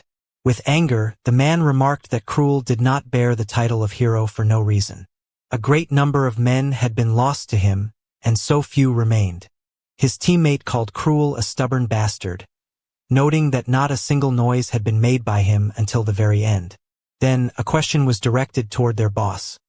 Should they now go and finish off Dion Hart, who stood before them? Uncertainty filled Dion's mind as he wondered whether Cruel was truly dead. The desire to kill him had been harbored by Dion for the longest time, and it was assumed that joy would follow. Yet, tears burst forth from his eyes, streaming down his face in an uncontrollable torrent of grief. An emotional question arose within him. Why had Cruel done that? Was there any reason for him to act as he did? A sharp pain overtook his head as self-doubt consumed him, and unworthiness was acknowledged by him. At that moment, a voice called out to him. The voices of his deceased friends urged him not to dwell on it. However, if the truth was truly sought by him, then the reality of everything done until now had to be faced. Uncertainty filled Dion as he questioned what had been done by him. Just as the knights attempted to stab him, a brilliant glow erupted from his pendant, and a powerful shield materialized, deflecting the deadly blows with a loud clang. Shock spread among the knights as their attacks, which had been certain to strike, were nullified. The pendant, however, suffered a slight crack due to the intense energy released. Confusion overtook the knights as the unexpected defense was questioned, and an order was given for Dion to be captured immediately. But shock had overtaken Dion. Internally, it was acknowledged that movement was necessary, yet the will to move was absent. Thoughts raced through his mind. He had struggled so hard to stay alive until this moment, but now, uncertainty clouded his judgment. What was to be done next? Then, a memory of Cruel resurfaced, and softly, his voice urged Dion to live. With newfound urgency, Dion sprang into action, dashing backward with incredible speed in a desperate attempt to escape the knight's deadly pursuit. However, a sudden snowstorm arose, obscuring their vision. Confusion spread among the knights as Dion's whereabouts were questioned, and an effort to find his tracks was initiated. Meanwhile, Dion's thoughts spiraled. Right before his eyes, Cruel had died for him. The truth that had been believed for so long had been shattered in an instant. Heavy, ragged breaths escaped him as uncontrollable sobs racked his body. The limits of rationalization and avoidance had been reached. Suppressed memories that constantly resurfaced could no longer be ignored. Doubt clouded his mind. Had his parents truly sent him to the battlefield? Or had Cruel genuinely tried to kill him? What had truly led Cruel to serve under the Duke? Were the memories he had believed to be true even real? Exhaustion consumed him as he started to faint. Deep inside, it was realized that the answers had always been known. However, avoidance had been chosen, for fear of the point of no return. Acceptance had been feared because breaking apart had seemed inevitable. Depression overtook him. The truth had been resisted with all his might. But now, the realization dawned that the wrong decision had been made. Everything that had been done by Cruel, all of it, could not simply be ignored. And so, acceptance was chosen. Meanwhile, within the palace, hurried footsteps echoed. Shock spread as the rush of movement was witnessed. A man stopped Ben, questioning what was happening and why such urgency was being displayed. With shivers, Ben revealed that Eret's magic stone necklace had never glowed like this before. Shock registered on the man's face as speculation arose. Could it be that danger had befallen him? A girl overheard the conversation, and instantly, tears streamed down her face. Panic overtook her as she rushed toward Eret, desperate to reach him. Back with Dion, his fists were slammed brutally into the ground, each punch delivered with unrelenting ferocity. Severe injuries were inflicted upon his hands, leaving them battered and bloodied. Blood spilled profusely, pooling beneath him. The barricade that had been built for the past 10 years had crumbled entirely. His head was clutched tightly in a vice-like grip as overwhelming tension washed over him. Once resistance had ceased, it had only been a matter of time. The memories that had been deliberately ignored had started to flood back. Regret weighed heavily on him as he emotionally called out to his mother, father, and Cruel. A desperate plea left his lips. They should have just killed him. The emotions of that time rushed back so vividly that breathing became difficult. Blood dripped from his mouth as regret consumed him. The same question echoed in his mind. Why hadn't they just killed him? Then, a girl arrived in a rush. Dion's eyes rolled back, and his body began to slump. His vision darkened into an abyss of emptiness. As consciousness slipped away, a final, desperate plea left his lips. He only wanted to live. His words trailed off, and his body went limp, completely overtaken by darkness. Elsewhere, a woman's frantic shout echoed. A warning to run away was issued. An old lady spoke in grave certainty. The final wall had collapsed, and soon, disaster would awaken. Confusion spread among the people, wondering why such warnings were being given so late at night. Some dismissed it as yet another of the old woman's ramblings. However, a girl placed her hand on a man's shoulder, urging him to listen. She insisted that the warning was correct, and this place had now become dangerous. A decision was made to leave and head toward Esperanza's. Meanwhile, a boy questioned a man regarding the whereabouts of their master. Dion Hart, the third hero of the Empire, had disappeared. The man scoffed at the question, stating that an old man like him could not possibly know. Rumors had begun to circulate. Some suggested that Dion had been abducted, while others claimed that he had murdered Cruel Hart and fled to the demonic realm. Concerns were voiced. Was Dion eating well? Where had he run off to, especially in his current condition? A girl urged them to stop worrying, insisting that their focus should be on training. Faith in their Lord and the Majesty had to be maintained. However, she admitted that the disappearance of a hero would surely prompt a royal decree for a search. Despite her words, worry still lingered in her heart. In the palace, the prince questioned the general. Had the whereabouts of Dion Hart and Cruel Hart been found? A report was given. Both had last been seen in the northern areas, yet no traces had been found. The prince then directed his attention to another man, instructing him that the priority should be to defend their land while continuing the search for the two heroes. A mysterious man placed his hand on one of the knights, expressing satisfaction and promising to keep his life safe as agreed. Meanwhile, excitement filled a purple-haired man as he mused over Cruel's actions. Ultimately, Cruel had sacrificed his life for his brother, a foolish decision in his eyes.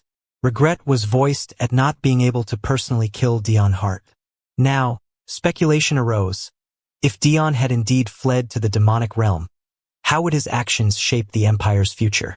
Meanwhile, Dion lay covered in blood upon a bed. A cute girl wept bitterly, desperately questioning what should be done. In frustration, she turned to Ben, demanding that something be done. Was he not Dion's doctor? Ben replied that all external wounds had already been treated. However, this was now the result of his deteriorating mental state. Nothing more could be done. The Demon King arrived. A solemn observation was made. What had Dion witnessed to bring him to such a state? If acceptance had truly been chosen by Dion, then the truth would now be a living hell. Left alone, Dion would surely die. A bright purple light erupted as the Demon King placed a glowing hand on Dion's forehead. Tears filled Dion's eyes as he recalled Cruel. And then, at last, he fell into a deep, long sleep. The chapter ended here. Thank you for watching. Please like this video and subscribe to the channel.